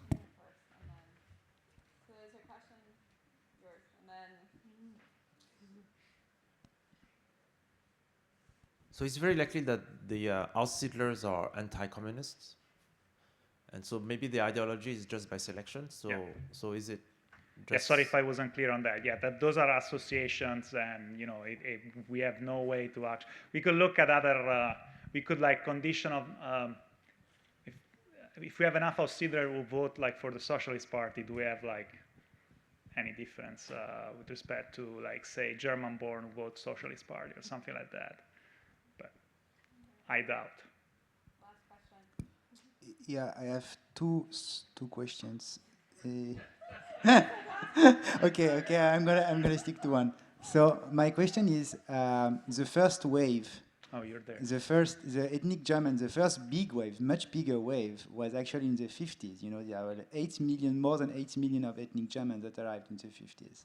So, and I would suspect that the host region that received lots of first wave ethnic Germans are pretty much the same, or at least it's very much correlated with the second wave in the 90s. And if it is the case, you have some sort of composition problem, which is interesting by itself, because then in your sample, in the regions that receive a lot of second wave ethnic Germans, you have a lot of first generation, second generation, third generation descendants of the refugees themselves. And that could potentially explain why you find positive effect of attitudes on that region. So it's super, No, that is possible. The only reason why, and we could still look at it, but of course the allocation of the first wave was not random, right? So that's the main the main issue.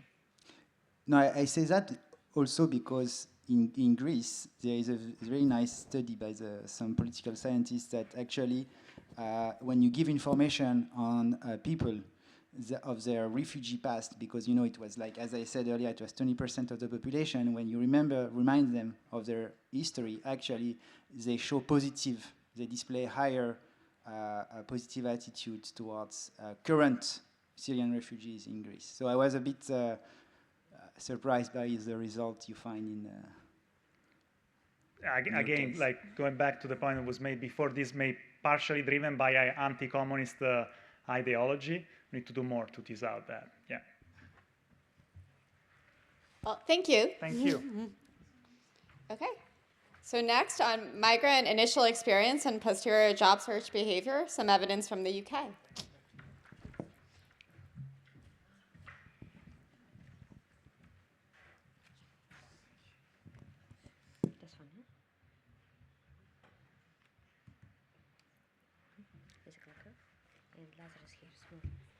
Okay, thank you very much. Thank you all for being here and for staying for the last session. This is joint work with Isabel Roos, who is in the room here, and Carlos, both at the University of Oxford.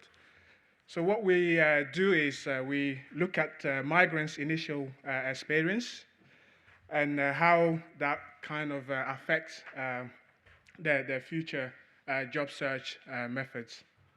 And you can think of this being motivated by the fact, as has been said in this conference, a lot of refugees stay in the host country for quite a long time. So I'm going to start straight away with a graph showing you differences in labor market outcome.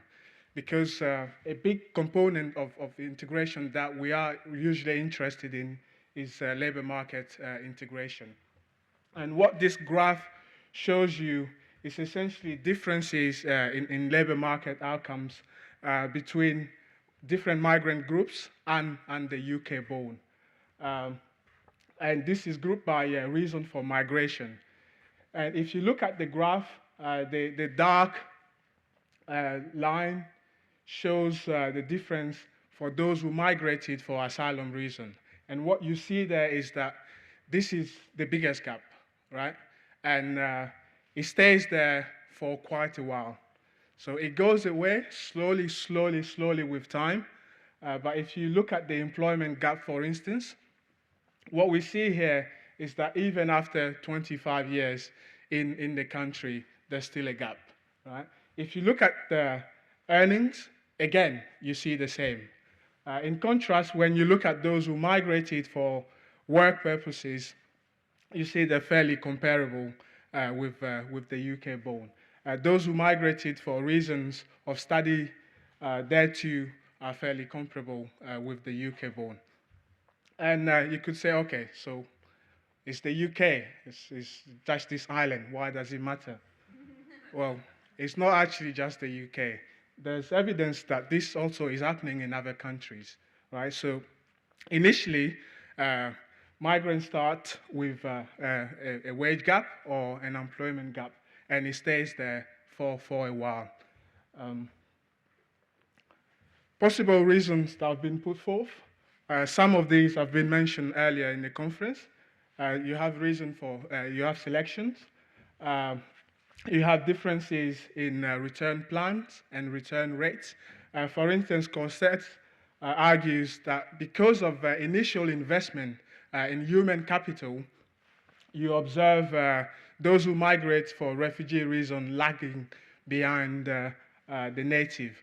But with time, they catch up in the case of the US. In fact, they catch up and they overtake other migrants. Osea and colleagues, including me, put forth health as one possible reason why we might observe these gaps. There's also an argument that the waiting time, the time that it takes for people to transition from the asylum statute to refugee statute, also affects labor market outcomes, and also the dispersal policy. The dispersal policy, as most of you would be aware of, is this policy whereby the host country disperses asylum seekers across its different regions. So here in this paper, we look at one other explanation, and that's job search methods. Why job search methods? We believe that job search methods, in a sense, contain some information, right?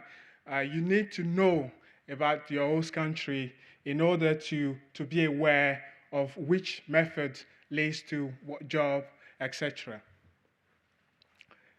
In fact, there's an argument that if you're really looking at the integration of migrants in the labor market, what you ought to be looking at is how they look for jobs rather than the earning gaps. Because these earning gaps essentially reveal, of course, it reveals some bargaining power, etc. But it also reveals some lack of information about the labor market in general.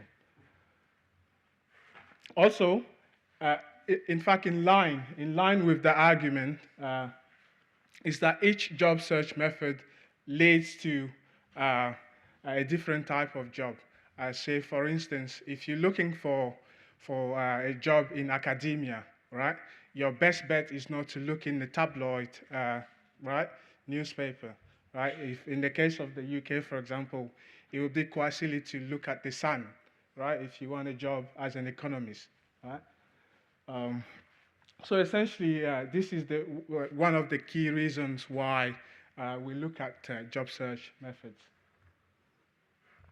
So here, what I'll show you in the presentation is that there are, you'll see that there's actually quite a large difference between not just those who migrate for asylum reason and the UK born, but also those who migrate for asylum reasons and other groups of migrants in terms of how they look for jobs. And I'll show you some tentative evidence that actually the type of job search they use to look for a job is not the most efficient. And we argue here that this has to do a lot with waiting time and also access to network of compatriots during the initial years in the UK. So what do we use? We use the UK Labour Force Survey. We use a restricted version of the data. And the advantage of that data is that respondents actually tell you why they've come to the UK. Right? Some of you might say, okay, but would they actually reveal this information properly? There's been study on the issue, and it shows that the correlation is really, really high in terms of responses you see in the survey and what you see in our data. The sample is limited to those between the age of 21 and 64. And for migrants, we restrict the sample to those who migrated to the UK at the age of 16 or more. Job seekers gives you detail about the type of job methods they use to look for jobs, which we aggregate into groups. I'll show these to you later. So to give you a brief overview of the sample about 87% is made up of UK born, and the rest is made up of foreign born. Of the foreign born, only about 11% of the sample is made up of people who migrated to the UK for asylum reason. The dominant category is those who migrated for family reasons. And in terms of job search methods, these are the 6 groups that we have. Essentially five groups, because the other group embodies anything else, essentially. What we focus on is the use of public agency. And these public agencies are mostly what's known in the UK as job centres. They're public organisations financed by the state. And you go there, you have computers, you have advisors, you can look for a job yourself on those computers, or you can be assisted by an advisor. It also includes career offices and job clubs. And we also look at, we also focus on ads. Ads essentially are any sort of advertisements in newspapers, online, etc. So in terms of the distribution of main job search, maybe I should point out here that you have two groups. You have the main method of job search, and you have the use of any given method. What we focus on is the main method of job search. So what this table shows you is in the second row, you have the distribution for the UK born, and in the rows that follow, you have differences with UK born. And what you see here, somewhat expectedly, you see that the main method of job search is responding to ads. Public agency, the use of public agencies is the second most common method. For foreign-born in general, you see that they're more likely to use network meaning friends, family, relative, etc. But they're much less likely to use ads as a job search method. The story is different, however, when you go down the table. You see that those who migrate for asylum reason are much less likely to use ads as a main job search method. So here already you kind of see the stark difference between them and the UK born. Right? And also, if you move to the left, you see they're much more likely to use public agency as their main job search method. In fact, it's about 40%. So 40% of them will tell you that they use public agency as their main job search method. And this is where we'll focus on a bit. We'll argue that this is due to, at least to a large extent, to interaction with state organizations. So this here, the main reason for having this table is to, again, show you that even within foreign-born in general, you see some differences there. And the differences are quite stark for asylum migrants.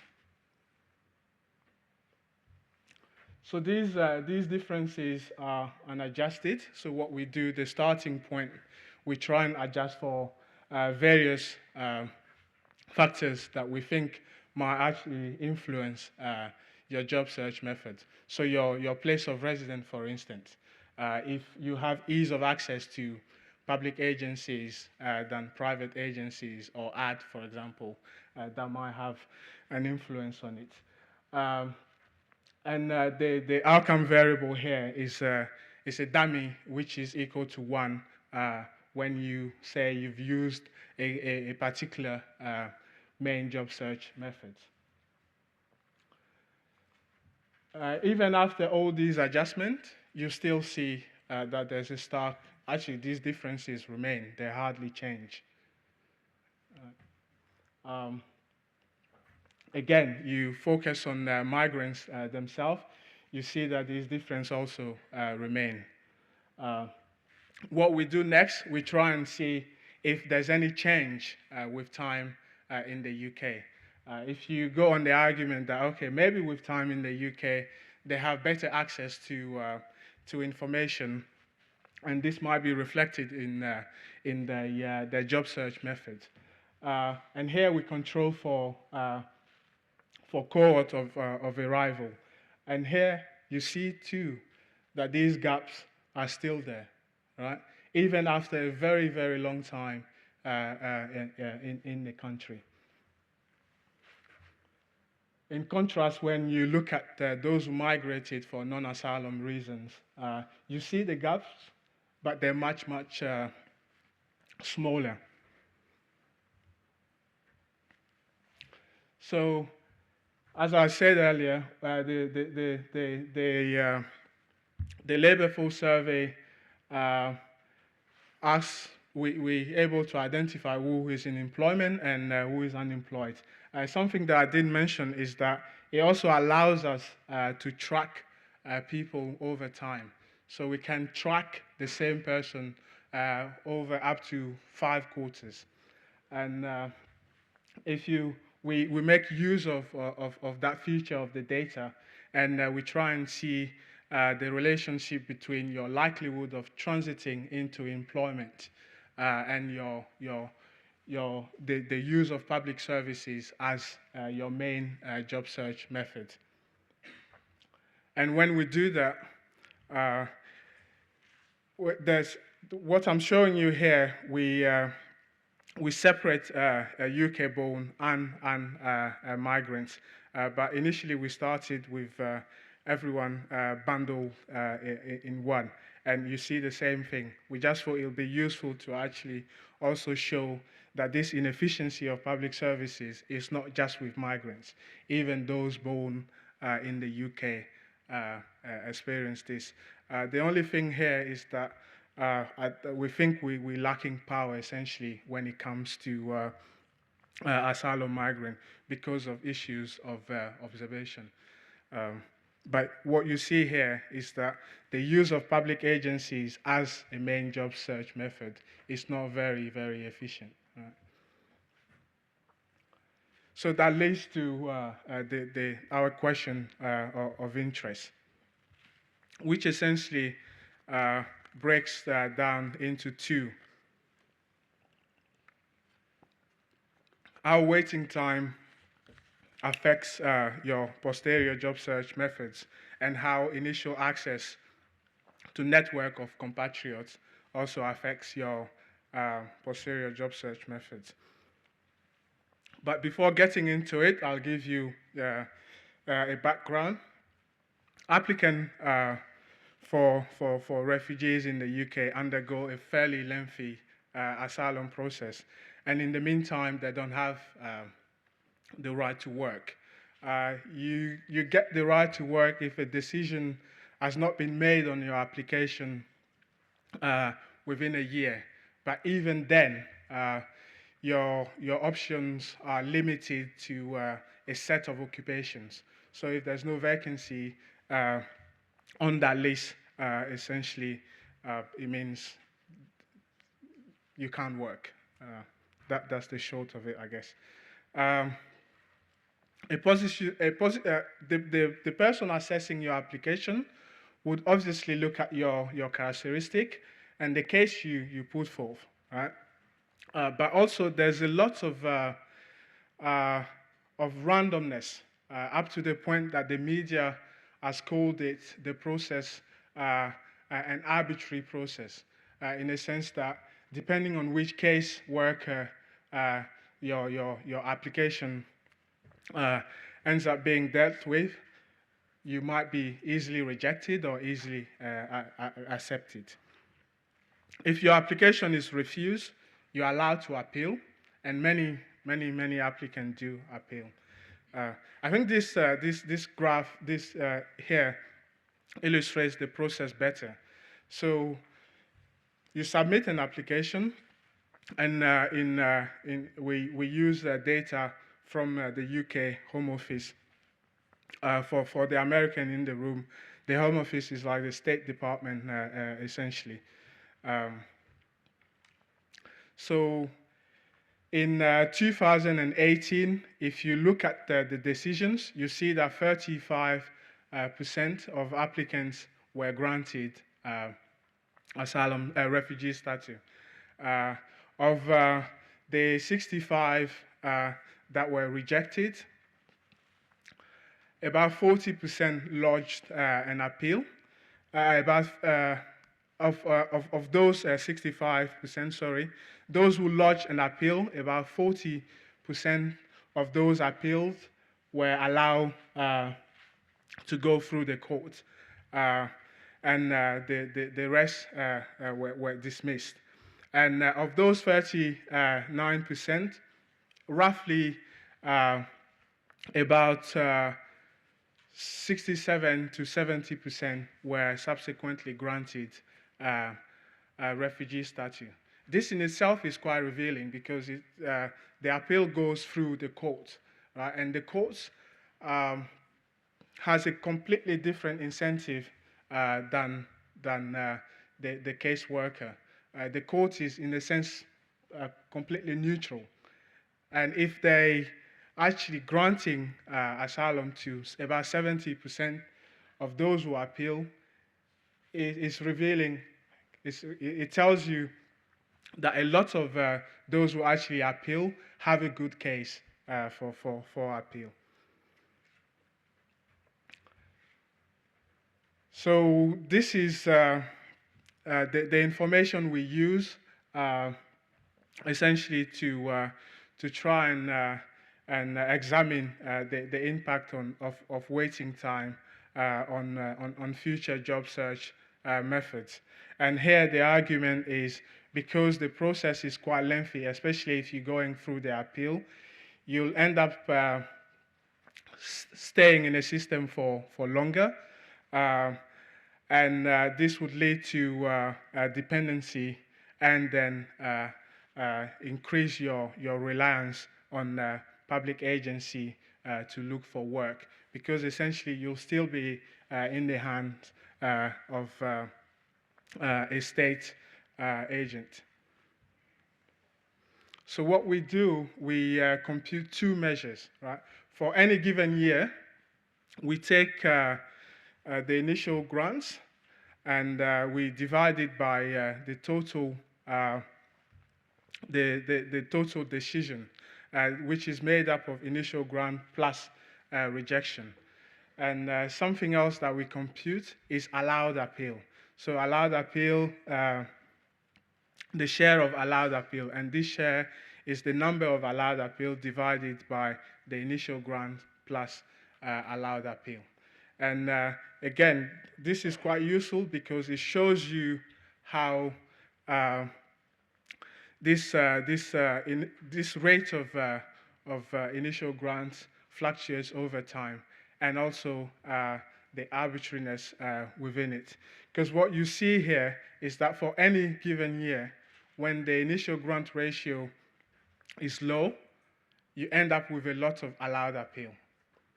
So people end up having a strong case to appeal against the initial decision of the Home Office.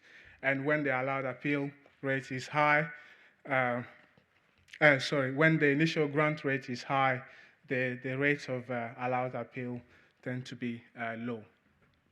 So this is essentially where we get the variation we use to examine how waiting time affects your use of public agencies as your main job search method.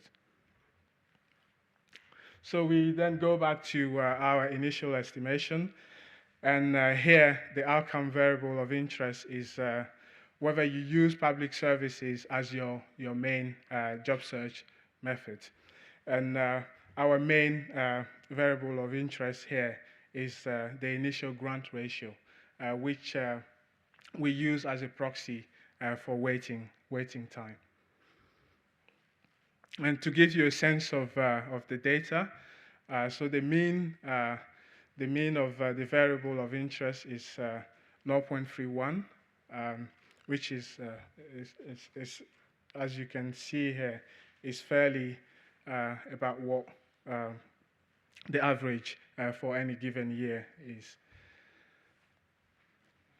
And when we run the regression, what we find is that if in a given year the initial grant ratio goes up by, say, 10 percentage point, your likelihood of using a public agency as your main job search method much later in life goes down by 4 percentage points. So this initial grant ratio, I should mention, comes from your year of arrival. So is the initial grant ratio the year you arrived in the UK, which is the year we assume that you apply for asylum. And the use of job search method is what we observe in the data today. And for ad is completely the opposite. So the higher the initial grant ratio the year you arrive was, the more likely you are to use ads as your main job search method. We run a placebo exercise using non-asylum migrants. The basis of the argument being that the asylum system is unrelated to these migrants, so you shouldn't really see any effect there, and so and you don't, which is reassuring. So the next thing we do is we then turn to access to network of compatriots.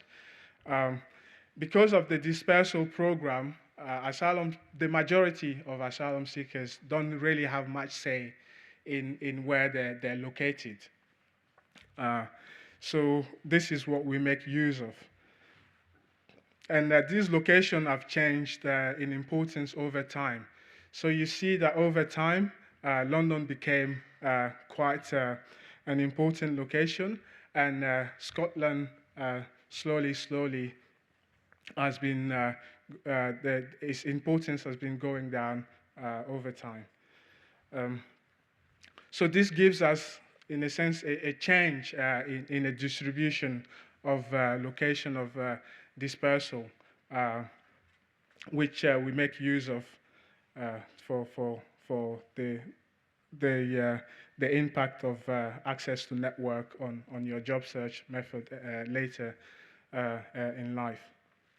Here, maybe I should mention that the share of those that can actually afford their own accommodation is really, really low. So the majority of people end up being housed by the state.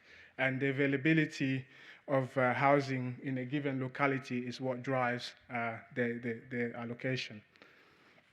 So we use that information to construct an index.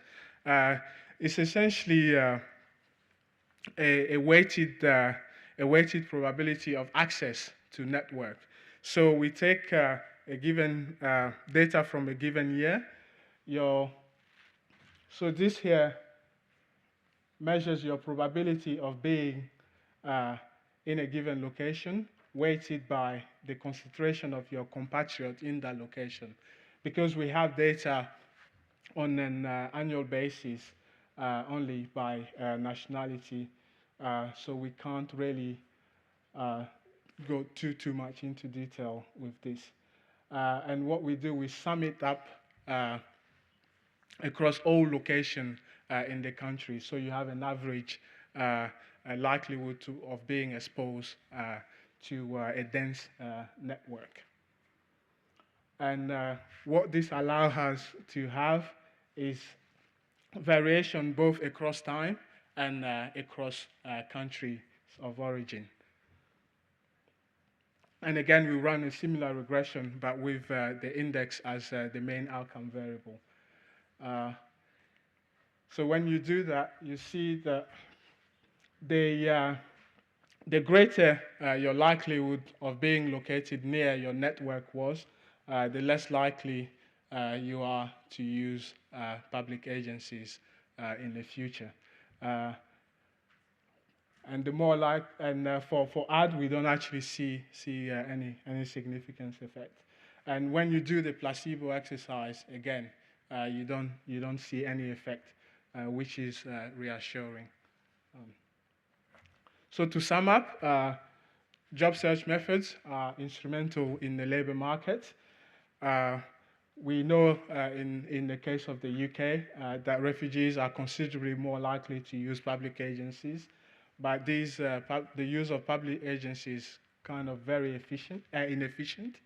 And what we've tried to show you in here is that closeness to compatriots of network reduces the likelihood of using public agencies as your main job search method, and so does shorter duration of stay in the hand of local authorities, essentially. So yeah, thank you.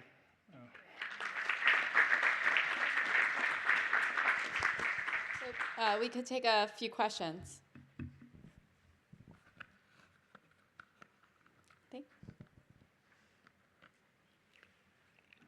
Hi. So one of the common challenges with working with job search data and trying to identify different job search strategies is that there's a lot of variation. It's very noisy because on one hand you can have strategies, but you don't necessarily have effort measures. So I was wondering how your team reconciled this. We discussed about this, but really there's not much we could do here because we can't really observe efforts in the data that we have. Yeah.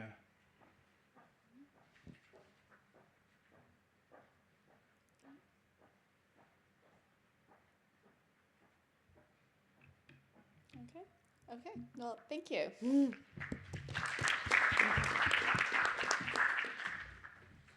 Okay, and our final talk, fanning the flames of hate, social media, and hate crimes.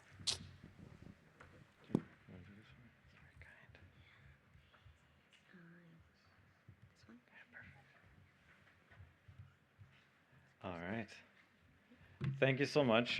So wonderful. Good afternoon, everybody. I'm going to be your closing act, not only for the day, but also the conference. So let me just take the opportunity and say thank you to the organizers, not only for including the paper on the program, but also for putting together this really interesting event. I've certainly learned a lot.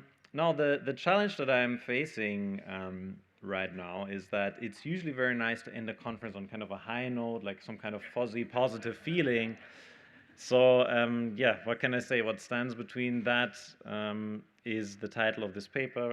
Anything with fanning the flames of hate in it is going to have problems conveying that message, right?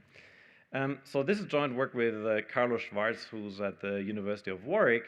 And yeah, broadly, as the title suggests, what we're interested in is kind of what is the potential role of social media in understanding attacks on refugees in particular, but we think this is also relevant kind of more broadly for understanding ethnic tensions, ethnic violence, or hate crimes.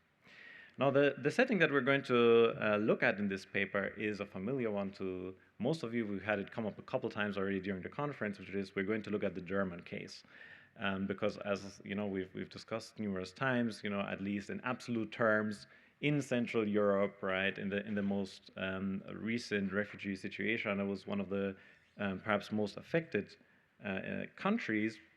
But what maybe is not so obvious to and what some of you may not know to a similar extent is that one of the unfortunate things that kind of went hand in hand with this was the occurrence of many anti-refugee incidents in Germany. Okay, so to just give you kind of a broad sense of this, between 2015 and early 2017, that's going to be the period that we're looking at. On average, you had between 25 and 30 cases of anti-refugee incidents, be that Nazi graffitis on refugee homes, be that cases of arson, be that cases of outright assault on people that either were refugees or were mistaken to be refugees. And just to give you kind of a sense of, you know, what does the geography of this look like, I'm showing here the map with those more than 3,000 incidents during the period that we're going to be looking at.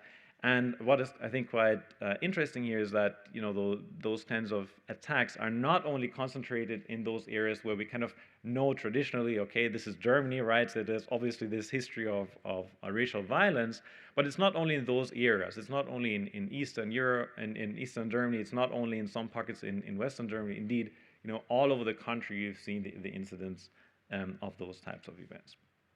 And so essentially what we're after in this paper is we're trying to ask, okay, what is the potential of social media in this? How should we think about that? And of course, you know, in the media, this has received some attention. You know, for example, in the case of the Rohingya genocide, as it's often referred to, we've had reporting about WhatsApp in India and so on.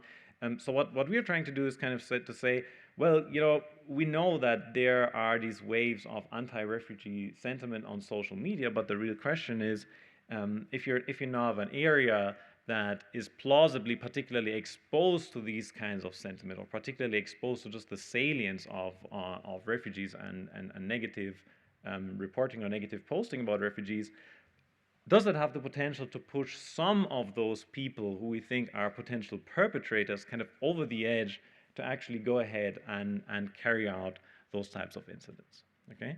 So the problem that we're going to run into here, of course, is that whatever happens online, whatever happens on social media, of course, kind of co-moves or moves broadly in line with what we see on the ground, what we see in the real world.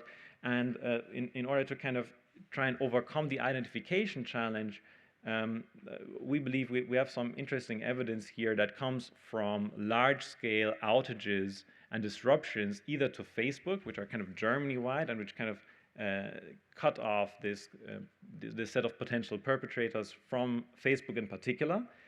But we also have relatively frequent internet outages in Germany. Now, I should say a word up front about that.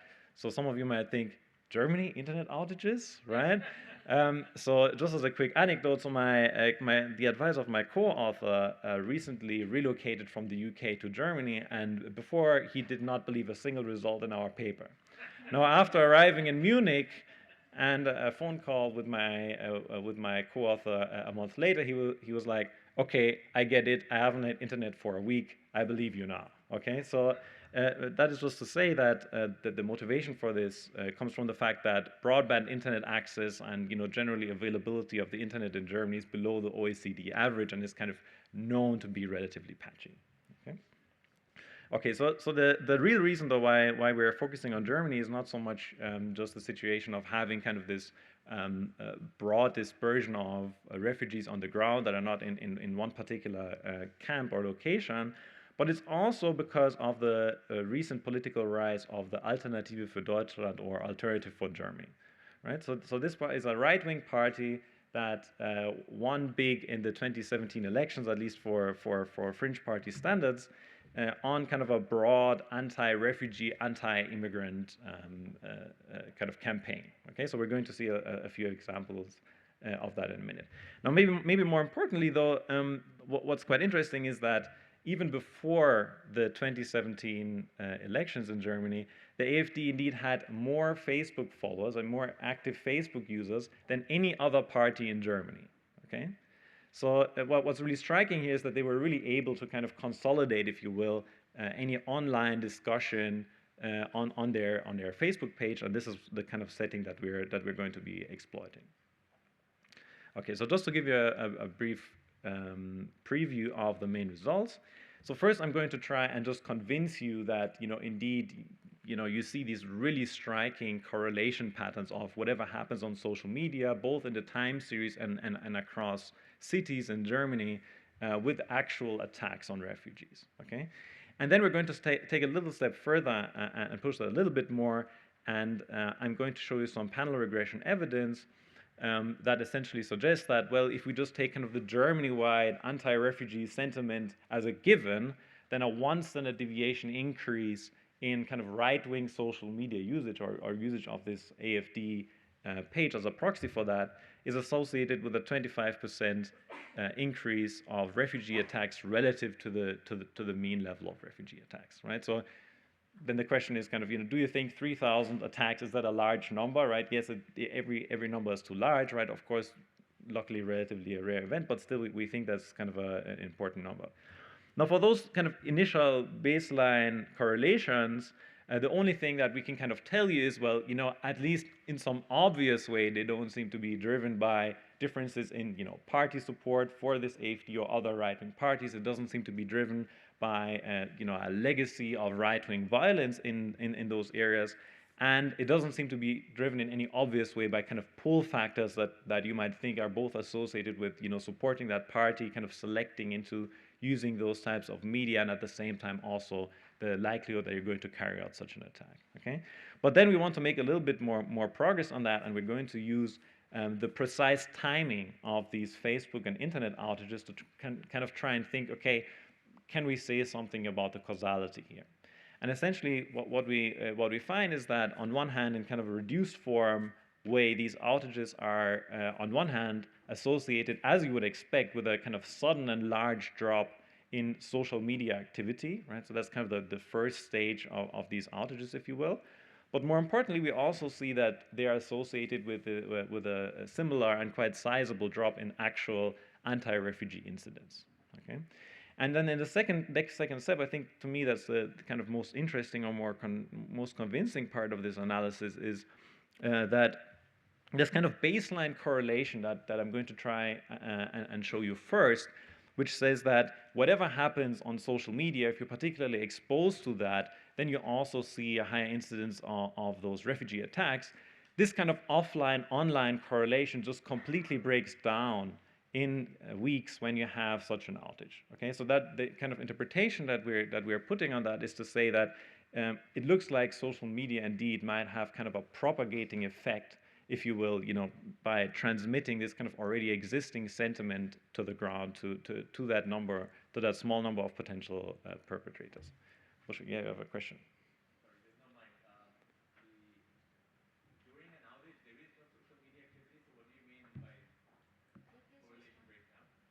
Let's get to that when we get there, I suggest.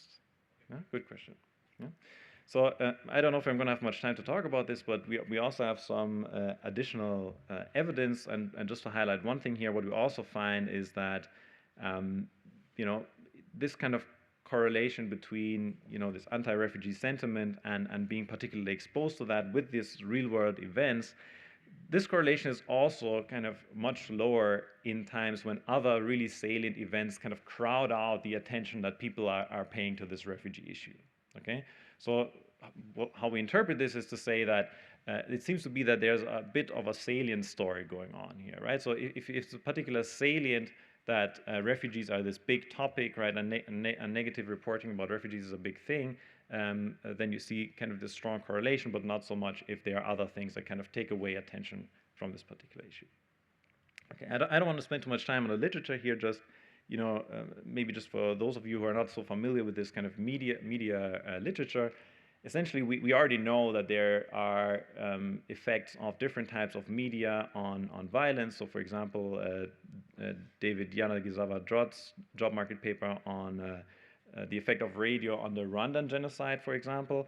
We know that media can be persuasive more broadly, and there's another literature kind of on culture and cultural norms, on inter-ethnic relationships and violence and so on. What we're really adding here, we think we're really the first, or one of the first studies that really try to systematically investigate what is the effect, or we try to get at a kind of a causal effect of social media on kind of violent outcomes.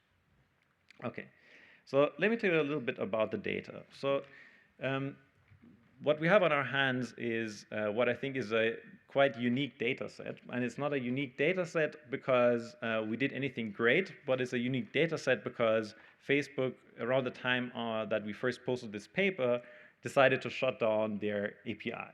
Okay? So basically, if you wanted to replicate this study now, you simply couldn't do it because at least the last time we checked a couple of weeks ago, you simply wouldn't be able to pull this kind of information. So what is it that we got? Well, for this period of 2015 to early 2017, we essentially went to the Facebook page of this AfD party, which at the time had more than 300,000 followers. Now it's around 500,000.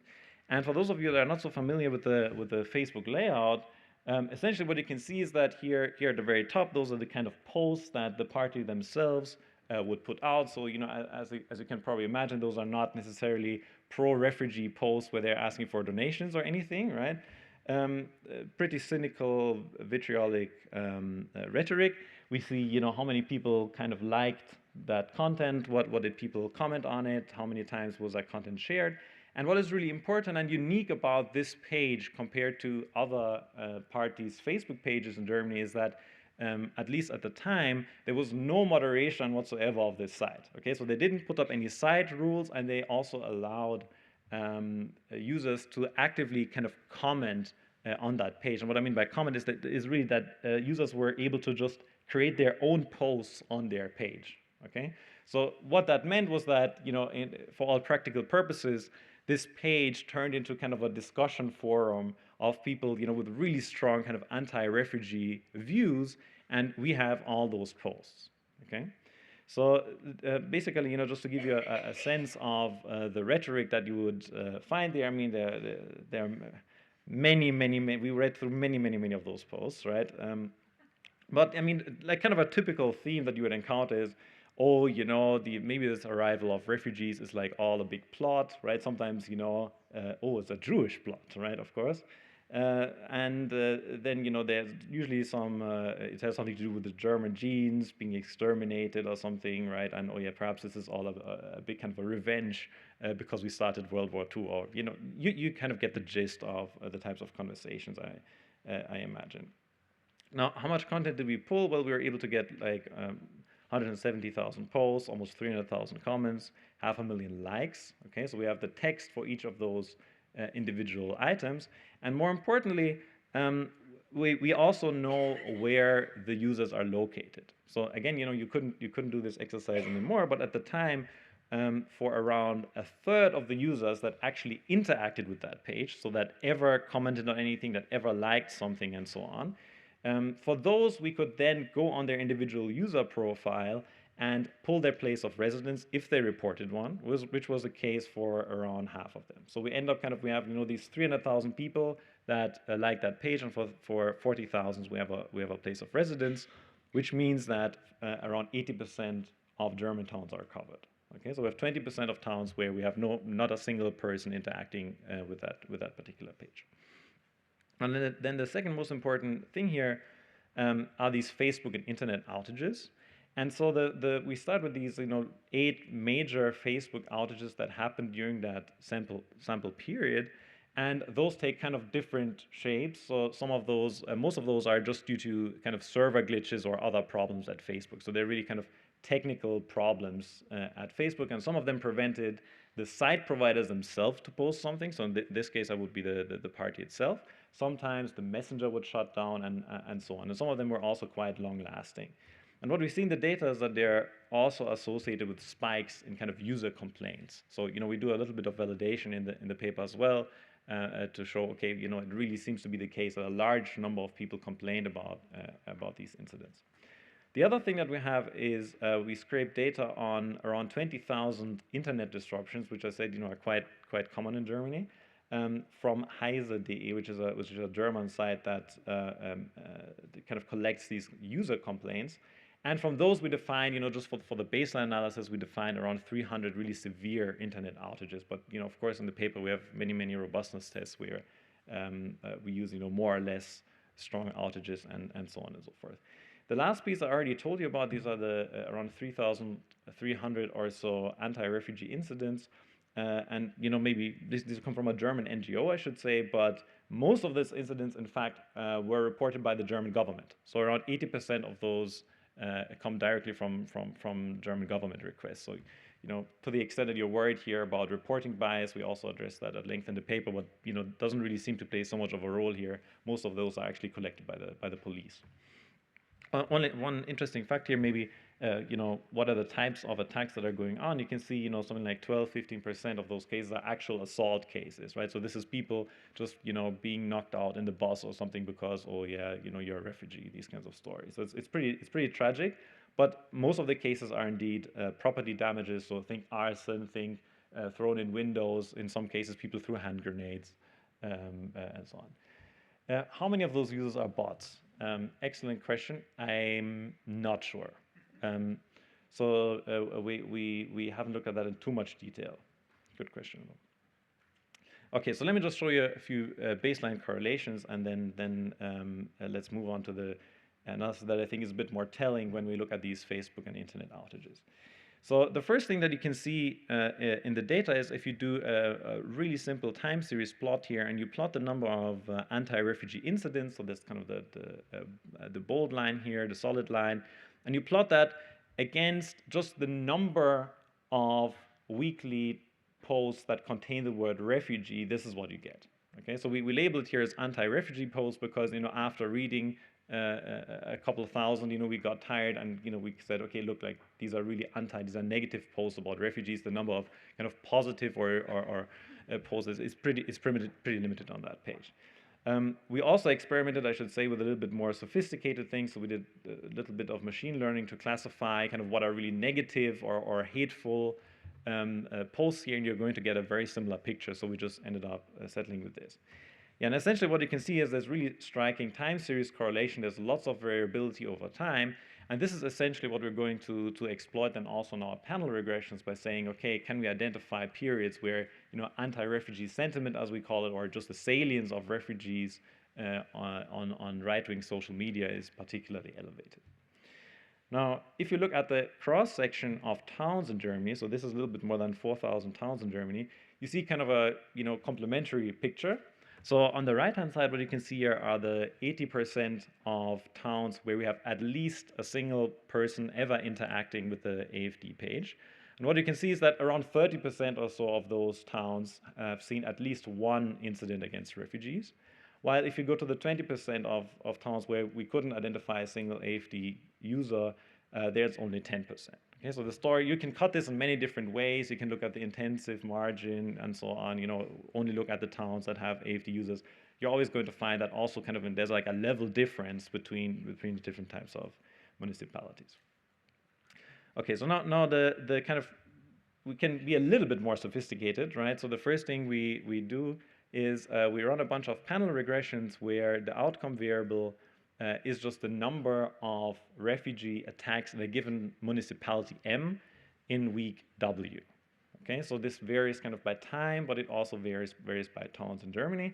And in the baseline here, we just scale that number over the actual number of asylum seekers in that town. But, you know, if you're worried about that, you can do this in logs. You can scale it over population. That's not really instrumental. And then essentially what we're interested in is, you know, we know in the time series, kind of these attacks, you know, seem to move together with this measure of refugee posts. In the cross-section, we know the areas where we have many people liking this site. They are also the areas where we see many of those attacks.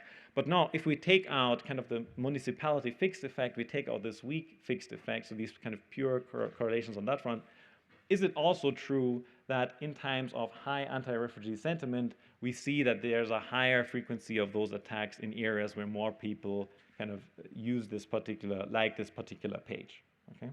So, of course, you know, you might be worried, well, you know, that's not exactly random, right? So for starters, right, this page is going to be much more popular in areas where more people vote for the party, right? It might be much more popular in areas with a history of right-wing violence and so on.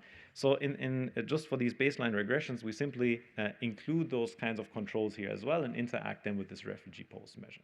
Right? So there's nothing causal here. This is just kind of to give us a sense, okay, you know, is it also true that, you know, this sentiment really seems to matter differentially in areas where we have more of these AFD users? And essentially, this picture here essentially tells the whole story. So what I'm plotting here on the x-axis is the number of refugee posts in a given week. Okay, so this, remember, this only varies by week. These are Germany-wide posts, and, you know, for all practical purposes, just, you know, don't worry about those being somehow driven by one municipality. We do a bunch of that in the paper. That's not the case. And on the y-axis, you see the actual incidence of refugee attacks on the local level. Okay, and then we split this by whether you're above or below the median of this ratio of AFD Facebook users to population. Right? So what we call here high and low Facebook users, essentially. But think about this as right-wing Facebook usage. And essentially, you know, what we see here is that Well, in all municipalities, it's true, which we kind of saw in the time series, right, that these polls and the actual attacks move together, but the slope of this correlation is much stronger in areas that have high Facebook usage. Okay, so that's just the first indication that seems to be the case that, indeed this kind of local Facebook usage also seems to matter. Question? Yeah, just clarification. You can account or you control for the fact that maybe in high Facebook usage municipality just receive higher share of refugee in the population, right? Exactly. Do you control for that? Exactly. So in fact, this year is actually scaled over the number of refugees, but you can also control for it. That's actually what we're doing here Doesn't matter. Yeah, exactly. So that's what we're doing in the table here, which is just a table version of this graph, right? So this says here this baseline coefficient in column 1 says if you fix this anti-refugee sentiment proxy that we have at its mean, a 1 standard deviation increase in the fraction of AFD users to population is associated with 25% more refugee attacks relative to the mean. Okay, and if you control for the presence of refugees, if you control for different party dynamics, if you control for different proxies for the history of right-wing violence and so on, none of those things really do much to that quantity. Okay, but still, keep in mind these are just correlations, right? So of course, as you rightly said, right, there are a million factors that you might be worried about, right? So if it's true that we have this time series correlation where, if refugees are kind of very salient in Germany, that then we also see many local attacks, then you could come up with many stories and many explanations, right, that would explain kind of a differential correlation with local refugee attacks, right? Presence of refugees, all of this is measured with noise, right? So that's just one very obvious problem. So what we're trying to do is essentially, take this here seriously and say, okay, what happens now if we have shocks that really plausibly cut off people from social media, okay? And the first set of shocks, we're going to use these Facebook outages, and those have the big advantage that they're really specific to Facebook, okay? So here, we have with 8 of those shocks, 8 weeks out of 111, right? Where really we know that there were large-scale disruptions and people were complaining about it, right?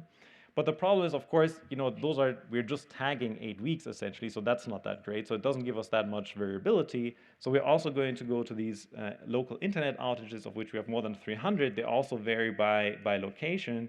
But the problem there, of course, is that you might come up with alternative stories, through how can internet outages possibly also affect these refugee incidents through other channels.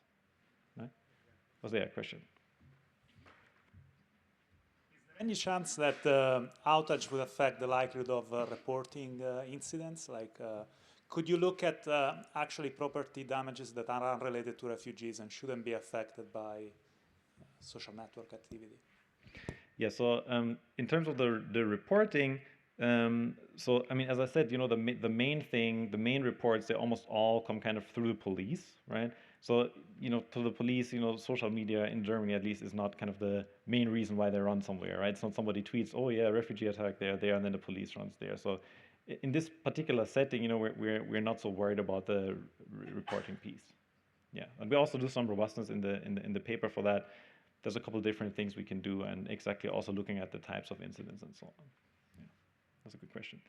Okay, so what do we do? Well, we essentially take the same specification, but we do 2 things. So first, that's not shown here. First, we're kind of doing just the event study, what happens if you have a Facebook outage or you have an internet outage, and we look at nothing else, just in kind of in reduced form, right? What happens to the incidence of anti-refugee attacks? And then we're kind of saturating this model that we had before, and what we're asking is, okay, we already seen that this beta coefficient here was positive earlier, right? So when anti-refugee sentiment is high, we see more attacks in areas with many AFD users. But then we ask, well, what happens to that kind of correlation? What happens to that beta coefficient in times of a major outage? Okay, so that essentially says, well, now if we know that people are cut off from the internet, right, we also should think that this kind of online sentiment or this anti-refugee sentiment on social media should no longer play a role for the incidence of those attacks, and that's exactly what we're going to test.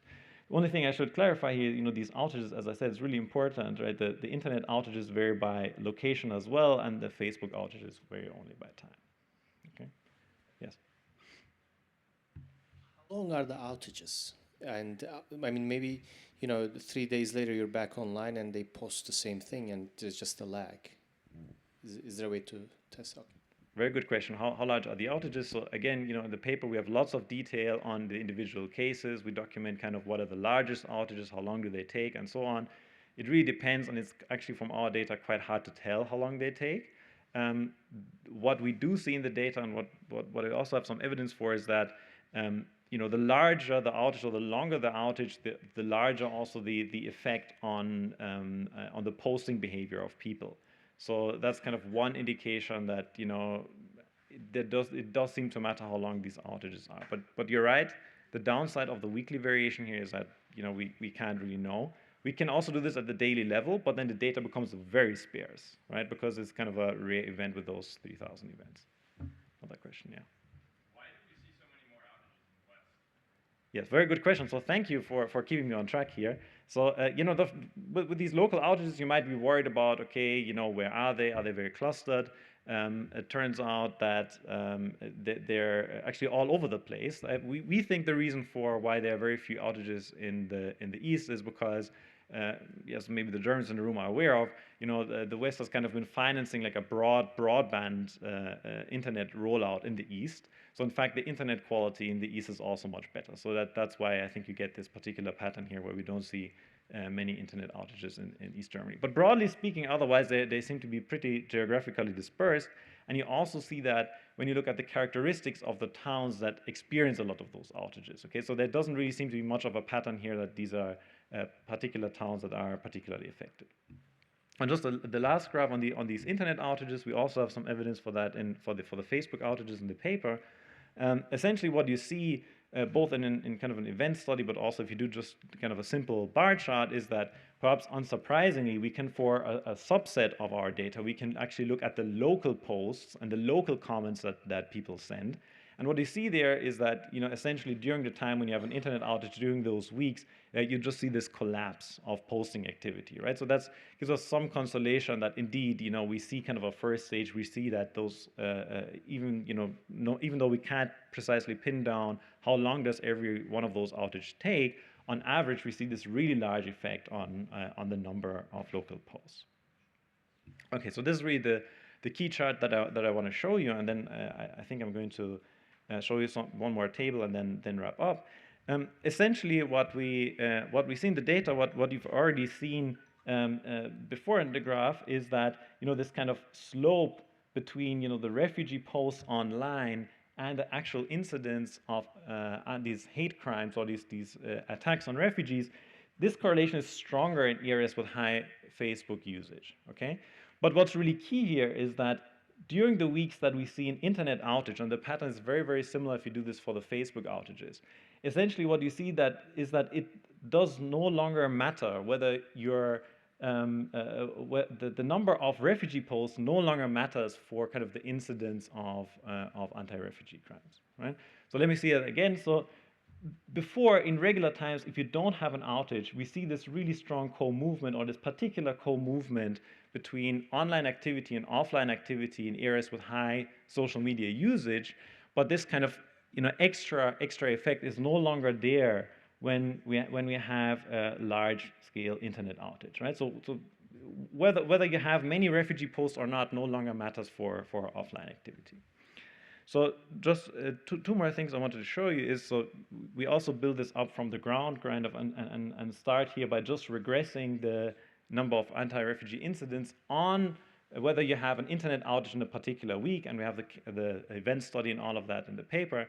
And we indeed see that when you have an internet outage, then you also see fewer anti-refugee incidents in that area. And when we look at this kind of triple interaction term with the outage, so this is just the same result as in this graph here. What this here says is that yes, on average, there's this really strong co-movement, but not when you have a large-scale internet outage. And that's also true when we kind of try and hold constant other potential internet challenges. Okay? So kind of channels that might affect refugee incidents otherwise.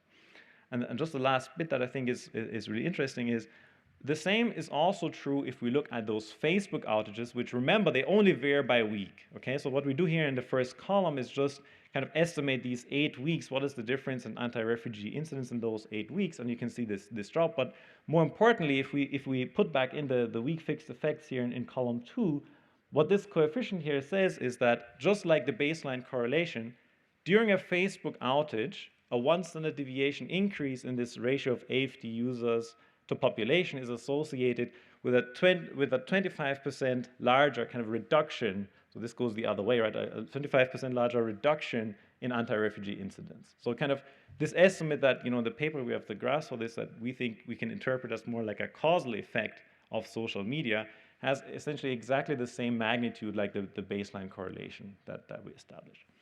So let me just conclude. So, I hope I convinced you that there's like this really robust correlation between social media content and anti-refugee incidents in Germany. We believe that we have some evidence here from these Facebook and internet outages that suggests that at least some of this might be causal. However, there are, of course, like with every study, but there are a couple of wrinkles. So 2 limitations that I think are important is, first, we're using this really high frequency variation. So what that means is that we can't really differentiate if there's kind of a level shift. Are there now more hate crimes because of social media or anything that anyone has ever posted? Or is it just shifted around over time, right? And the second one is that the causality here really is limited to those outages, which, there might be other concerns about those. And these Bartik type correlations that I've shown before, they're subject to caveats, right? So just as a pointer, we have another paper where we try to overcome those challenges, where we look at the US case and we look at the kind of quasi-random element of the Twitter rollout early when it was founded, and we look at how did anti-Muslim hate crimes and other measures of xenophobia move around the presidential campaign of Donald Trump. So thank you very much. Thank you. Okay, we probably have time for 2 or 3 questions. So Andy?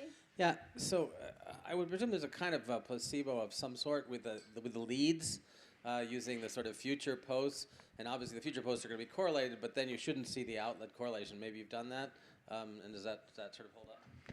So we did that, and it is kind of as you expect. It works. The reason why we don't particularly like that is exactly because you say, this measure, this kind of time series measure is so highly correlated over time that, even we were shocked that it works, okay? Because, because of the autocorrelation alone, you're going to get a lot of persistence in that. But yeah, we did that and it does work.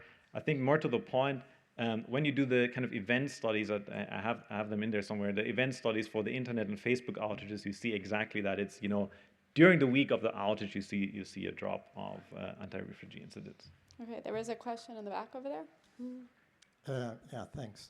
So the first thing that came to mind when I started the presentation is the direction of causality is, whether, you have an event and then people, it's galvanized and they start posting stuff, right? So I was going to expect some sort of time model, grandeur model that, somehow is going to help you with that.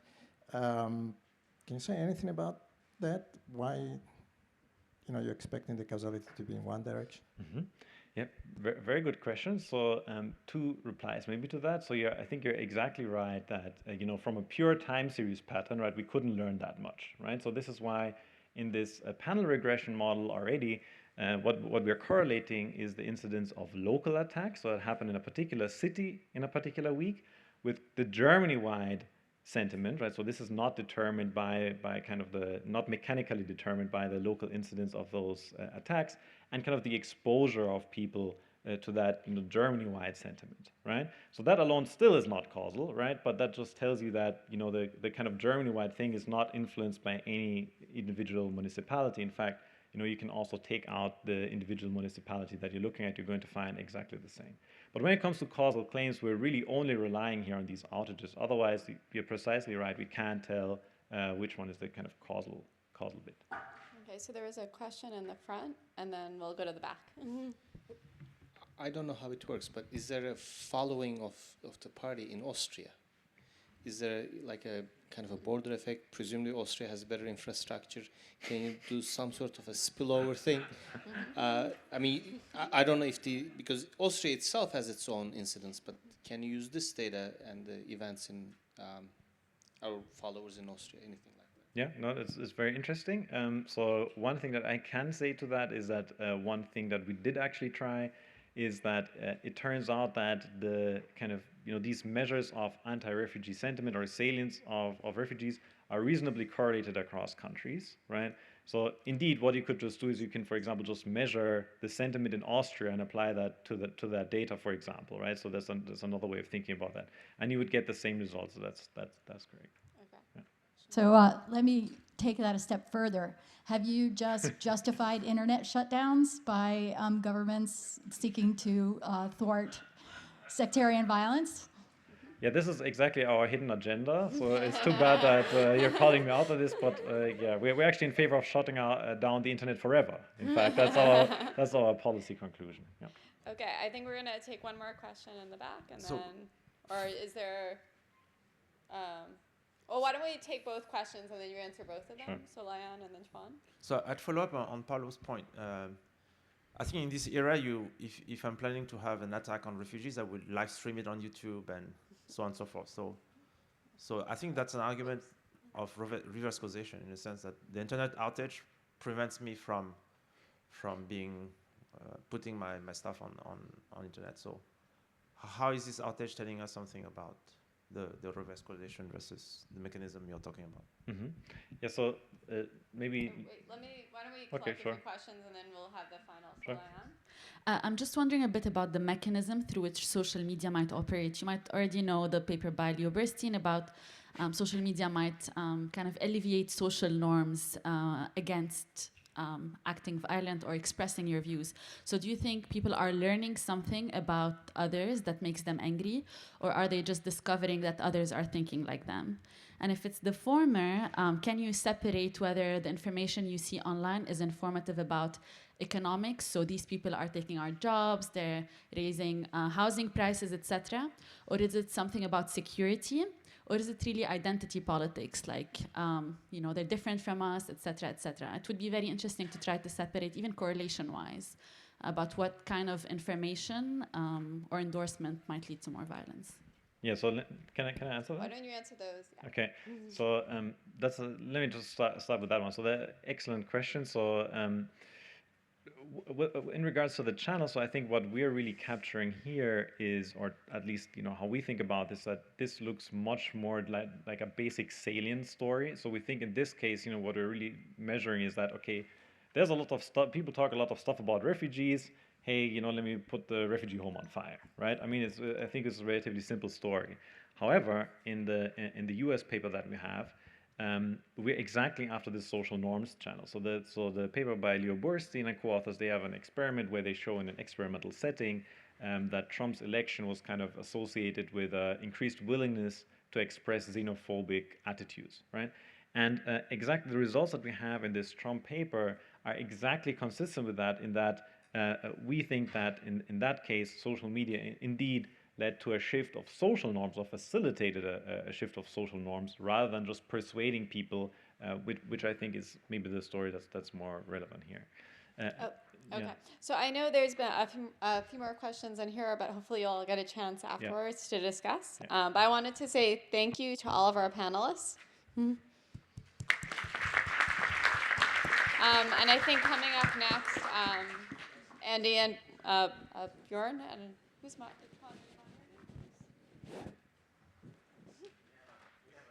You don't have a moderator. Maybe I'll keep the time. I thought Chwan was asking you questions. Or no? Okay. Okay. Oh, let me get out of your way.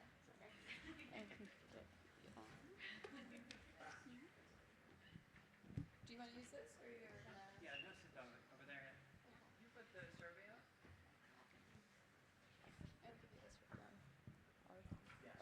Or yeah. If you have you guys as well.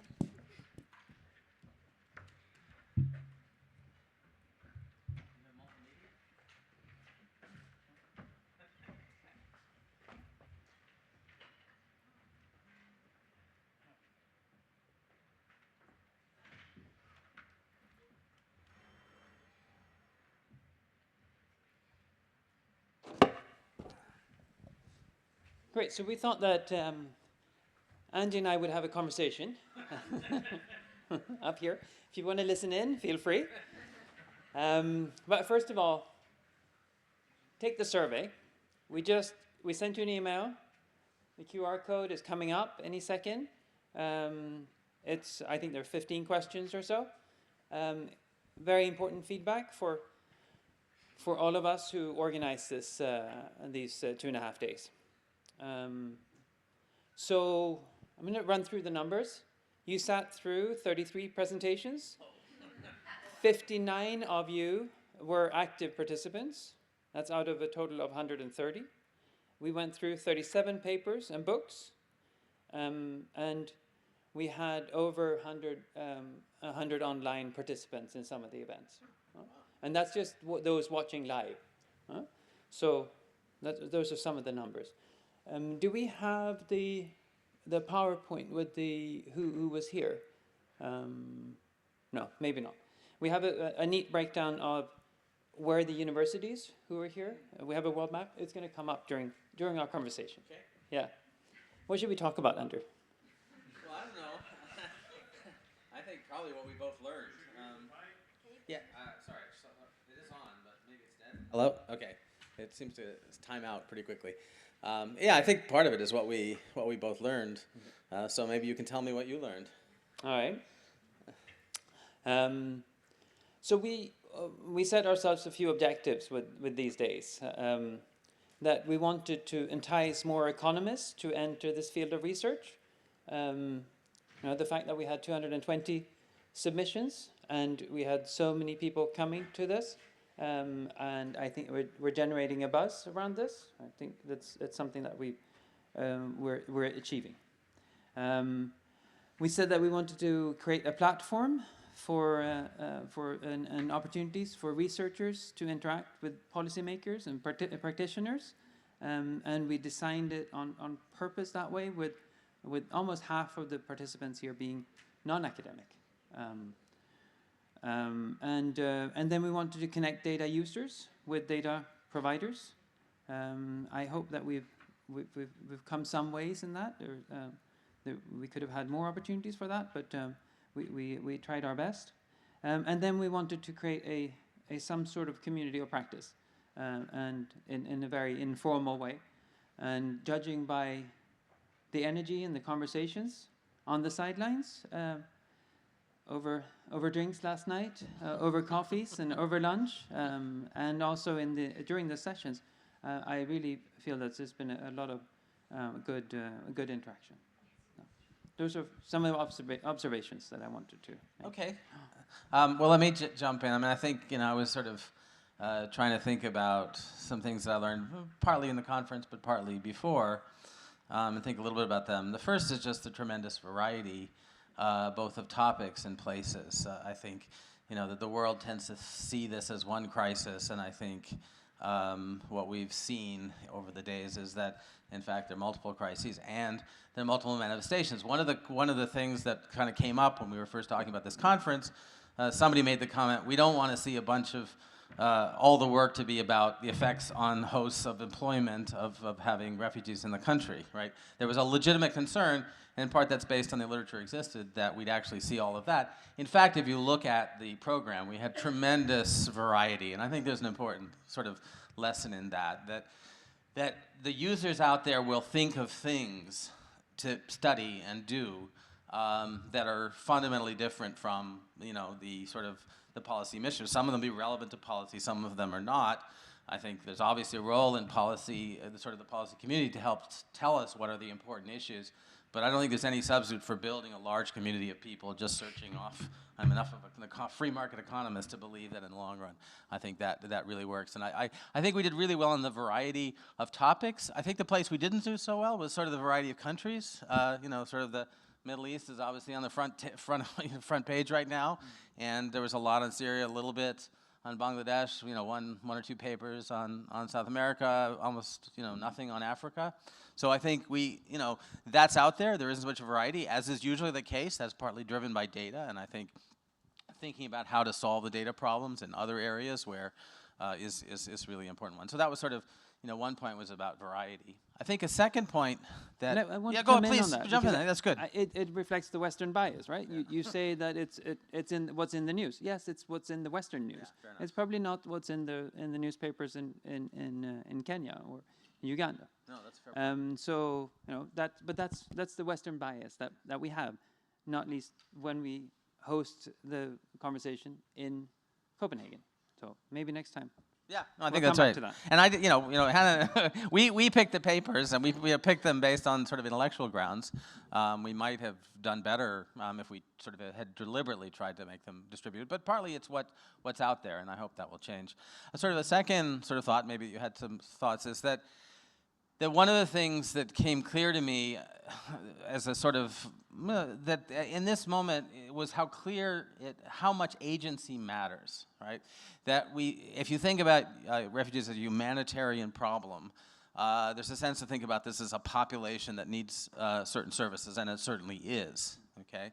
But I think what came out of a lot of these talks is that that in fact increasingly refugees are making a lot of their own choices, and that affects how we should respond to them. And I think that also points to possible areas where the data could be enriched. I think questions. We sort of learned that typically the data come in the form of cases, but how people are actually living on the ground can be quite different, okay? The households they live in, and it's not always easy to map from the case files into who's living with whom, but who's living with whom is fundamentally important in terms of welfare, in terms of poverty measurement, and in one case in terms of the kinds of grants that people got. And so that's kind of an example of agency. Another thing that is going to really matter if you think about this from the perspective of the individual is people's access to savings, credit, and transfers, right? The ability to, say, move into another community and rent a house is going to be fundamentally affected by savings. And that's, again, something that's not part of the standard roster of things that would be collected. It's a hard thing to collect. People don't want to tell you how much they have in their pocket for good reason. But I think that once you sort of recognize and once you are thinking about people being distributed more broadly in the community and thinking about integrating sort of concern about refugees with a broader population, you need to think in terms of the agency of individuals, and that's what I think many of us in this room are really good at studying. So maybe you have some thoughts on that, or? I want to, in terms of what we have looked at. So we have this Western bias, but there's been a lot of these papers have been about refugees, and much less on IDPs or on stateless people. And again, I think it's driven by data. The data on those two groups is much weaker than they are on refugees for a host of reasons. But it's something to keep in mind as we go forward. And I think for a next iteration of this, it may be worth bringing in people from other fields who are more who do use different research methodologies that are less reliant on the kind of data that you need for your work as economists. And I think there's a lot to be learned from how they do their work, and also for this community. So that's something that I'm thinking of going forward. Okay, that seems very good. So I guess a third thing that sort of sort of jumped out at me in the course of our conversation is how really important the question of how long someone's going to be a refugee, that we've had different kinds of examples and so forth, and it's not something that it's easy to know, right? It's not something you can concretely measure because we don't know the future.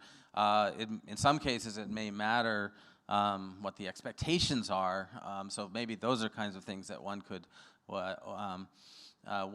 learn about.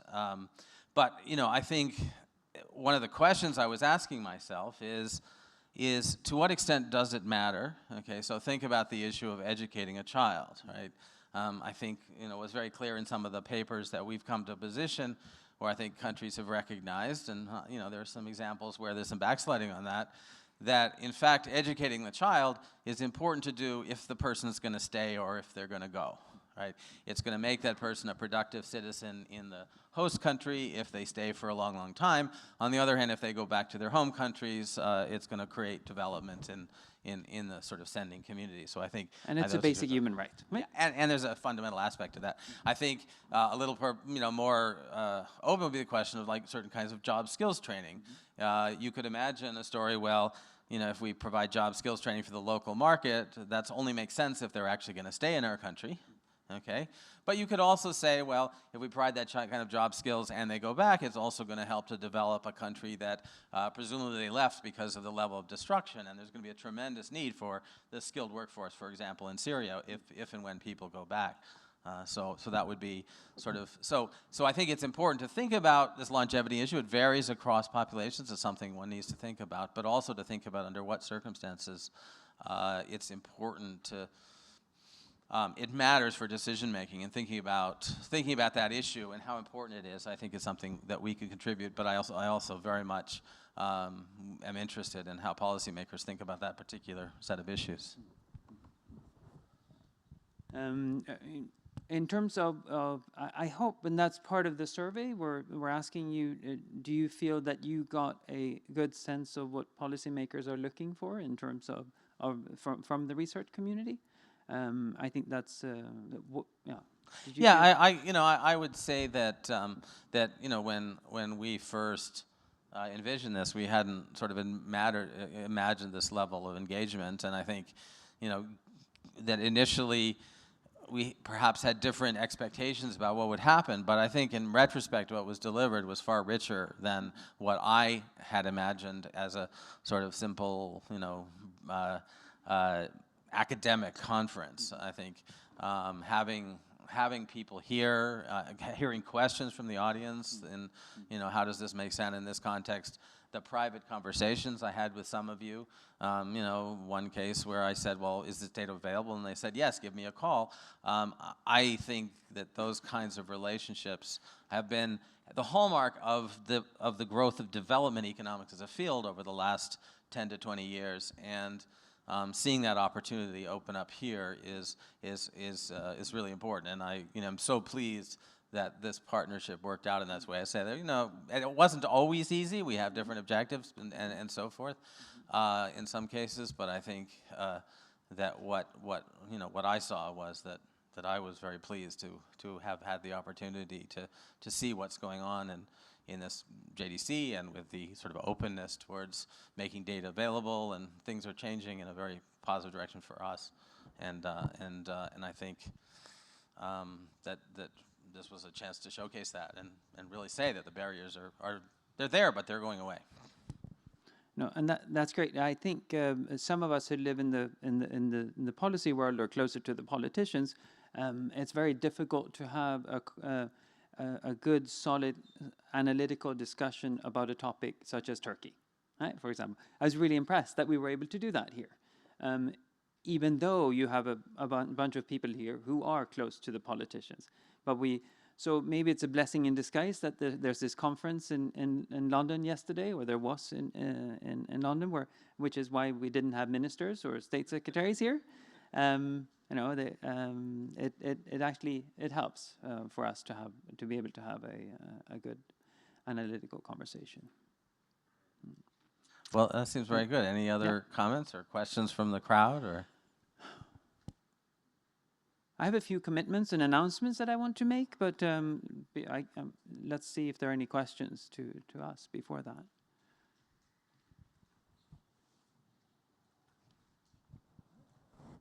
Yeah. Go ahead.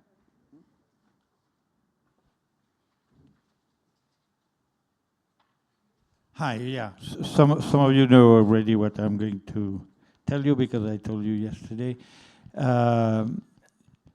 The fact that the agenda, the research agenda that is supported by this data collection and offer exercise, in order to, as Bjorn just said, provide what the policymakers are looking for, is a polite way of saying there is some censorship in the type of issues that we can address, which is what personally I've been doing for 20 years, which is to point out the role of government in creating refugees, internally displaced populations, and more generally civil war, this kind of thing.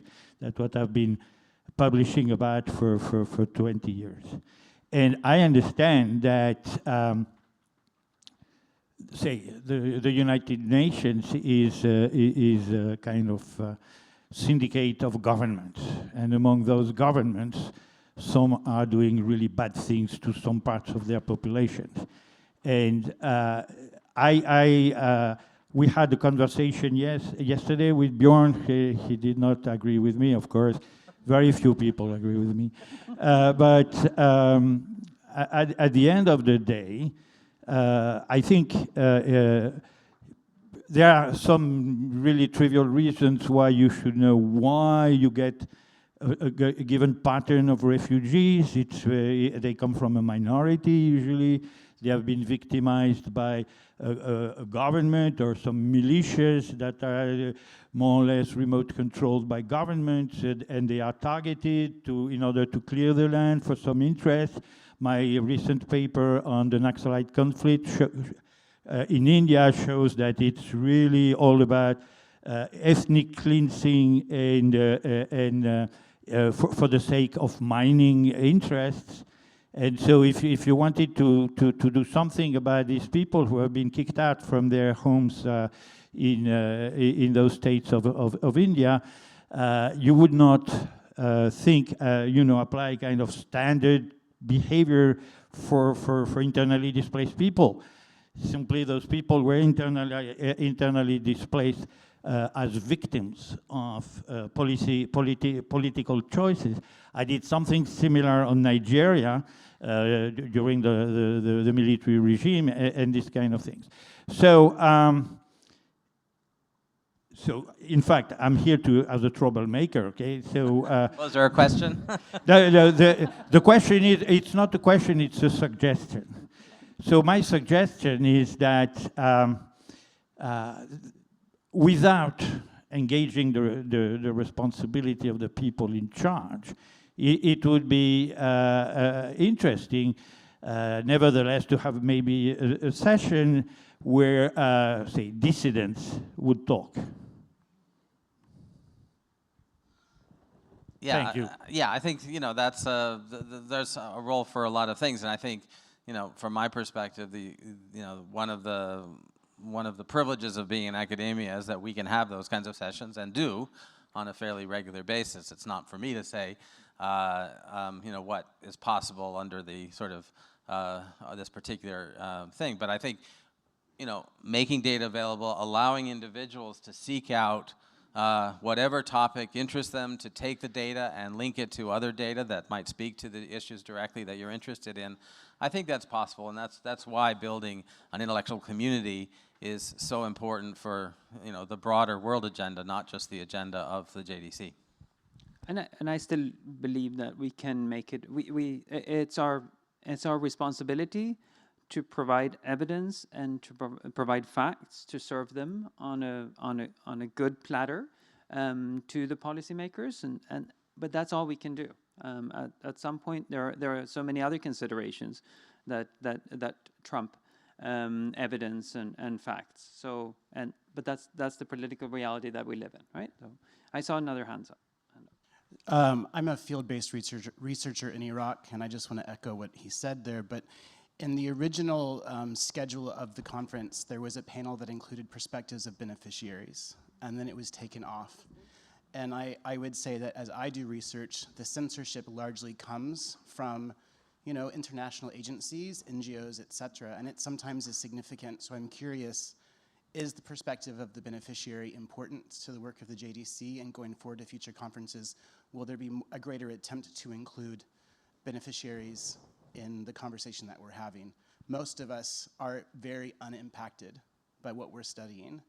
And when you're an academic, you don't really need to be on the field. So you don't really see what's actually happening. Some of us are, but I'm just saying that it's quite easy for that to be censored. So I'm just curious if that's an important part of this conversation. Tuan was waving his hand. He wants to save me from this question. Yes, so I'd like to weigh in because I'm responsible for removing that session, and not on the basis of censorship. We had always a tension between making it a very academic conference, which was the initial objective, and opening up and making it a conference on refugees in general. And Bjorn was the one who suggested to have that session, and I said, we can have beneficiaries inside the conference and giving a kind of a check on the ground, on the field to presenters, but we really insisted to have an academic conference. In this case, this is the right instrument. So this is not where censorship has been happening. I think what is important is this is a research conference, and we want to build a community of researchers, and slowly, and this is what we did, the first session on policy was the first contact of researchers with policymakers. And as we go, we will have opportunities to open up the eyes of researchers to other real life issues. But I think if we wanted to do too many things at the same time, we will not achieve the first thing, which is establishing a reputation of academic quality. That was the overarching goal of this first one. I didn't mean that was censorship, but just accountability. But also there are researchers that are displaced people. I know that Columbia University, the Research Center in Jordan, has a fellowship right now for displaced scholars. So there is a possibility of including high-level scholars who are personally affected by these issues. That's, anyway, but thank you. And it's partly what the survey is about also, so please take the survey seriously and provide suggestions for a next iteration of this. Can I, before I make the few points I want to end with from my side, just show you these, since we've prepared the slides, and I think they're quite useful to look at. Regional representation here, the balance between academia and international organizations, quite a few governments, and a few civil society representatives. Yes, you see the Western bias. There's no hiding that, right? Here's the. This is where I think where you guys come from, where the participants come from. Yeah. But it's not. It could be worse. Could be worse. And we have. I really appreciate those of you who have come such a long way to join us here. It's a major effort, and their visa problems and everything. No, absolutely. I think that's a good point. These are the academic institutions that are represented here, and in some cases where the also staff from the international organizations where they are based. But I think, so as Thomas pointed out, there's still a lot of white males up here, and yes. If we move to a different location, it may look a little bit different on stage. Hopefully, it would. I do find that the accents and the names are much more interesting than what meets the eye. So I do think that there is greater diversity here than one looking out at the audience think. Was there another slide that I had? Oh, no, that's it. Yeah. So we. So alluded to already, we're thinking that this wouldn't be a unique event, and we'll see what you think, if this should be something recurring and how often it should come back. Is it something that you want to do once a year, every 18 months, every 2 years? So, and do you think that we should hold it in at Brown University the next time, or should we go to Nairobi or be in Addis or in Amman? So please take the survey and express your preferences there. And if in your answers, would it have any impact on your attendance? So there was one thing that I wanted to mention. Second is that and now I'm putting my joint data center hat on. We will be, as part of our work program, which we hope will be approved in 2 weeks' time, we hope to launch a fellowship program which is targeted for young researchers from, and I will insist, the Global South, for the lack of a better name. We will also have a visiting scholar program for more senior researchers. So we're not talking huge numbers, but we will be able to offer a few of those. We will, as part of our commitment from the JDC, will continue to develop our monthly literature review. I hope some of you have picked up the postcard. If you haven't signed up for the literature review that we send out once a month, please do so. It's a database that's building. We currently have more than 300 articles that are summarized in half a page, and with the appropriate links to the original article. And it's an easy way, and it's categorized in, I think, 11 or 12 categories, so you can easily do word searches and find the topic that you're particularly interested in. We also will make the commitment to push for making all existing relevant data sets out there, sitting with institutions or elsewhere, public, or at least available to researchers such as yourself. We will work hard. You heard the High Commissioner's his stand on this, very, very supportive, and we will help UNHCR to do their homework. As I mentioned, I think ICRC is thinking along the same lines, so we'll see where we are next time we meet, but hopefully we will be, if not there, we'll be closer to that point. And final offer, as somebody said, we're not the Copenhagen Economic Association. This is not, we're not going to meet once a year and then you don't hear from us. From the JDC, we think this has been a fantastic opportunity for us to meet you, and please stay engaged from tomorrow. I hope you've met many of the colleagues in the center as you've moved around these days. Drop us a line, contact us via the forthcoming website, Twitter, whatever means you have. We are there to help you, to guide you in the right directions if we can help you with that. If you have questions about how to approach policymakers, or we can hopefully advise. And put in the survey any suggestions you think that we can be helpful for you. Andrew, that's it. What I had. I have a few thank yous that I want to make, but yeah. Yeah, no, I think that really matters. I want to thank you. I think this wouldn't have happened without your leadership, and it's been a real great opportunity, I think, for all of us to be here. And the facility was magnificent. The conference went off very well. We had a lot of stuff in there, and we're all exhausted, but we'll go home very fulfilled.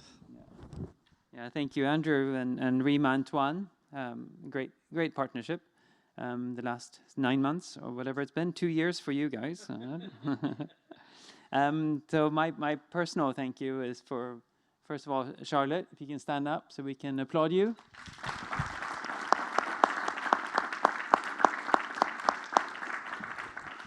We were talking about a compensation day, and I suggested Friday and said, can I have Monday? I need my sleep. I've been working tirelessly. And Agnes, thank you also.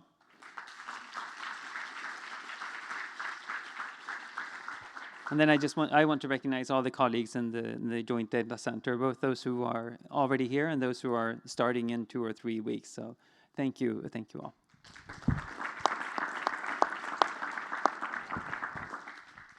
So with that, perhaps, should we bring it to a close? All right, so adjourned. Thank you.